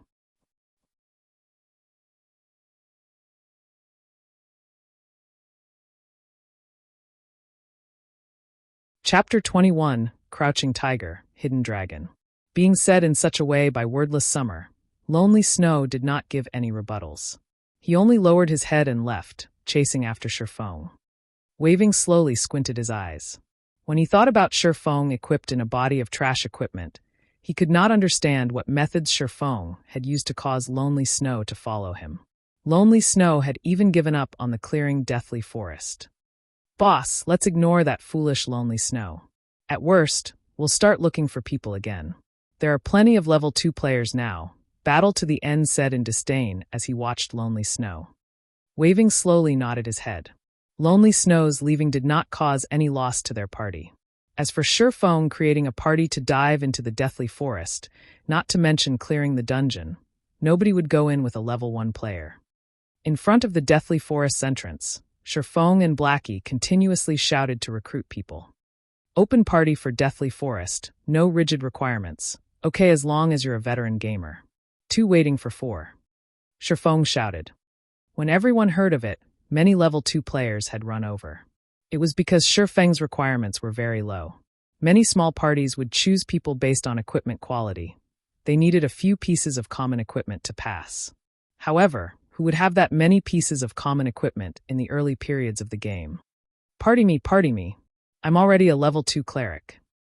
Pardon me, I'm a level 2 shield warrior. I also have a piece of level 1 common plate armor arm guard.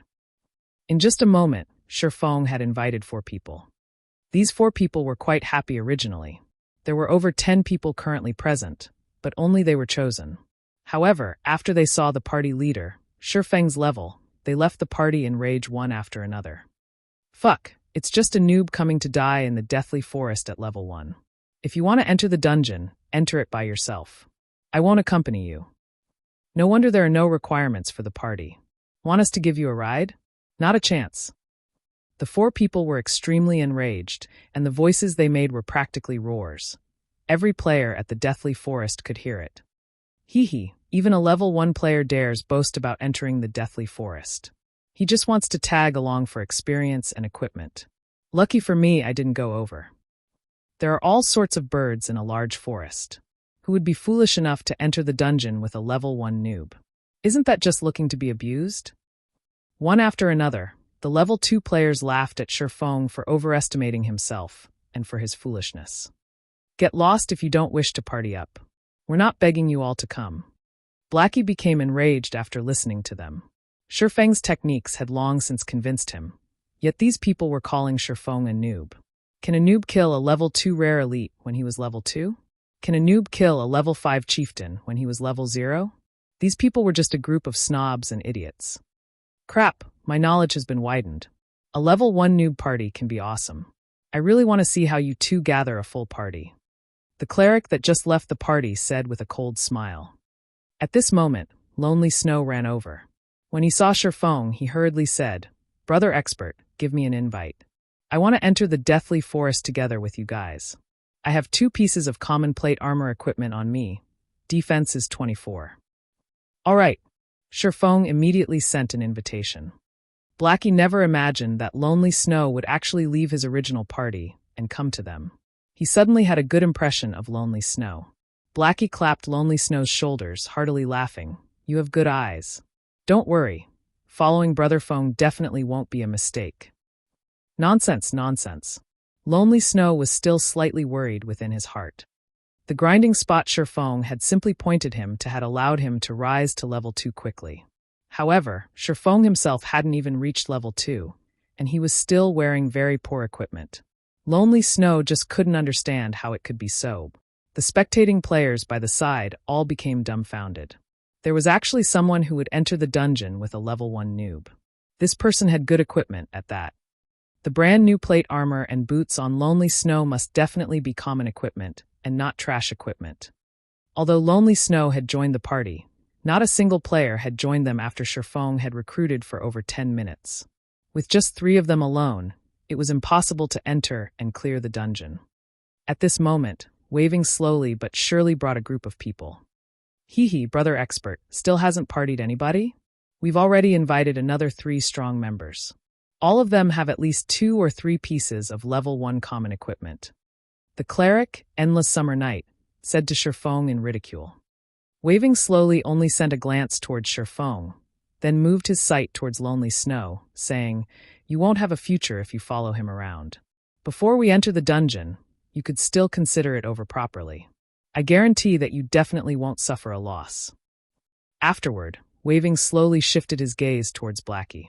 Previously, all his attention had been on Sherlock, having ignored Blackie. Now that he took a closer look, Blackie's clothing looked brand new. Blackie was even holding a blackwood staff. His equipment should be quite good, and he was also level 2, so his techniques should be good as well. You're not bad as well. Why don't you join our party? You should know that we are an elite party. It's not something average players could compare to. If we're together, leveling, grinding, and dungeon diving will be easy. Waving slowly looked at Blackie with a smile. Get lost. Trying to poach me over just based on your little party? Blackie scolded as he pointed his blackwood staff at Waving slowly. At the same time, he had selected to display the halo effect of the bronze equipment, saying, "It's just 2 to 3 pieces of common equipment. I have 3 bronze equipment and 2 common equipment." Waving slowly, and the others were shocked. They never thought Blackie was that powerful. He actually possessed 3 pieces of bronze equipment. During this period of time, a person having 2 to 3 pieces of common equipment was considered an expert. As for having a piece of bronze equipment, that person would definitely be an expert. Every guild would fight over for that person. However, the Blackie before them actually had 3 pieces of bronze equipment. Waving Slowly's party also became surprised. When they saw the halo effect of the bronze equipment, their eyes had nearly popped out of their sockets. No wonder Sherfong behaved that boldly. Sherfong had nothing to fear because he had grabbed an expert's favor. Meanwhile, Lonely Snow, who stood beside Blackie, was slack-jawed. He looked at Blackie in disbelief. Lonely Snow had originally thought of Sherfong as a rarely seen expert. He had never imagined that Blackie was the true great expert. Fellow brother, if you party up with such a noob and enter the dungeon, it would also be a burden on you. Not to mention failing to clear the dungeon, you might even have to die once. How about you come with us? All pieces of mage equipment from the dungeon are free for you to choose from. Although Waving Slowly was enraged for being given such a slap, if he could rope over Blackie, then the chances for clearing the dungeon would become a lot greater. I agree with your views. Joining a group of noobs such as yourselves really will be a burden to me, Blackie chuckled. You, Waving Slowly's face turned beet red, furiously saying, then let's see who clears the deathly forest first. Finishing his piece, Waving Slowly spun around and left. He did not believe that a party with a noob in it could clear the deathly forest. Humph, he's just a powerful damage dealer entering the dungeon. Does he really think he could clear it? Wordless Summer jealously murmured. Right. We are all veteran gamers. We are definitely stronger in dungeon diving than they are. The shield warrior curled his lips. After Waving Slowly's party left, the number of people applying for Sherfeng's party had also suddenly increased. Such an effect was mainly caused by the equipment that Blackie wore. At this period, bronze equipment was definitely the proof of an expert. Even if there was a noob as the party leader, an expert with 3 pieces of bronze equipment could be considered as strong as 2 people.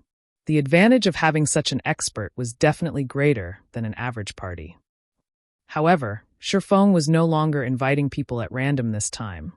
There was a definite requirement. Such an action had caused the 4 players who had left Sherfeng's party previously to regret immensely. How could they have acted on impulse? Now, Sherfong wouldn't give them a chance even if they wished to join. Just as Sherfong was fervently recruiting party members. At the southwest part of the Deathly Forest dungeon's entrance, a great disturbance suddenly appeared. Many players had run over, one after another, every one of them having excited expressions. It can't be. Meeting in such a place? Blackie's 2 eyes stared straight ahead. Sherfong was also shocked. They could even meet such an important figure in a small location like Red Leaf Town. It was just unimaginable. Could it be that Red Leaf Town was a place that had crouching tigers and hidden dragons? Only Sherfong had never discovered it before? That you're tuning in to the Blee Maze Sword of Destiny YouTube channel. We're so grateful for your support, and don't forget to subscribe to join us on this incredible journey through captivating stories.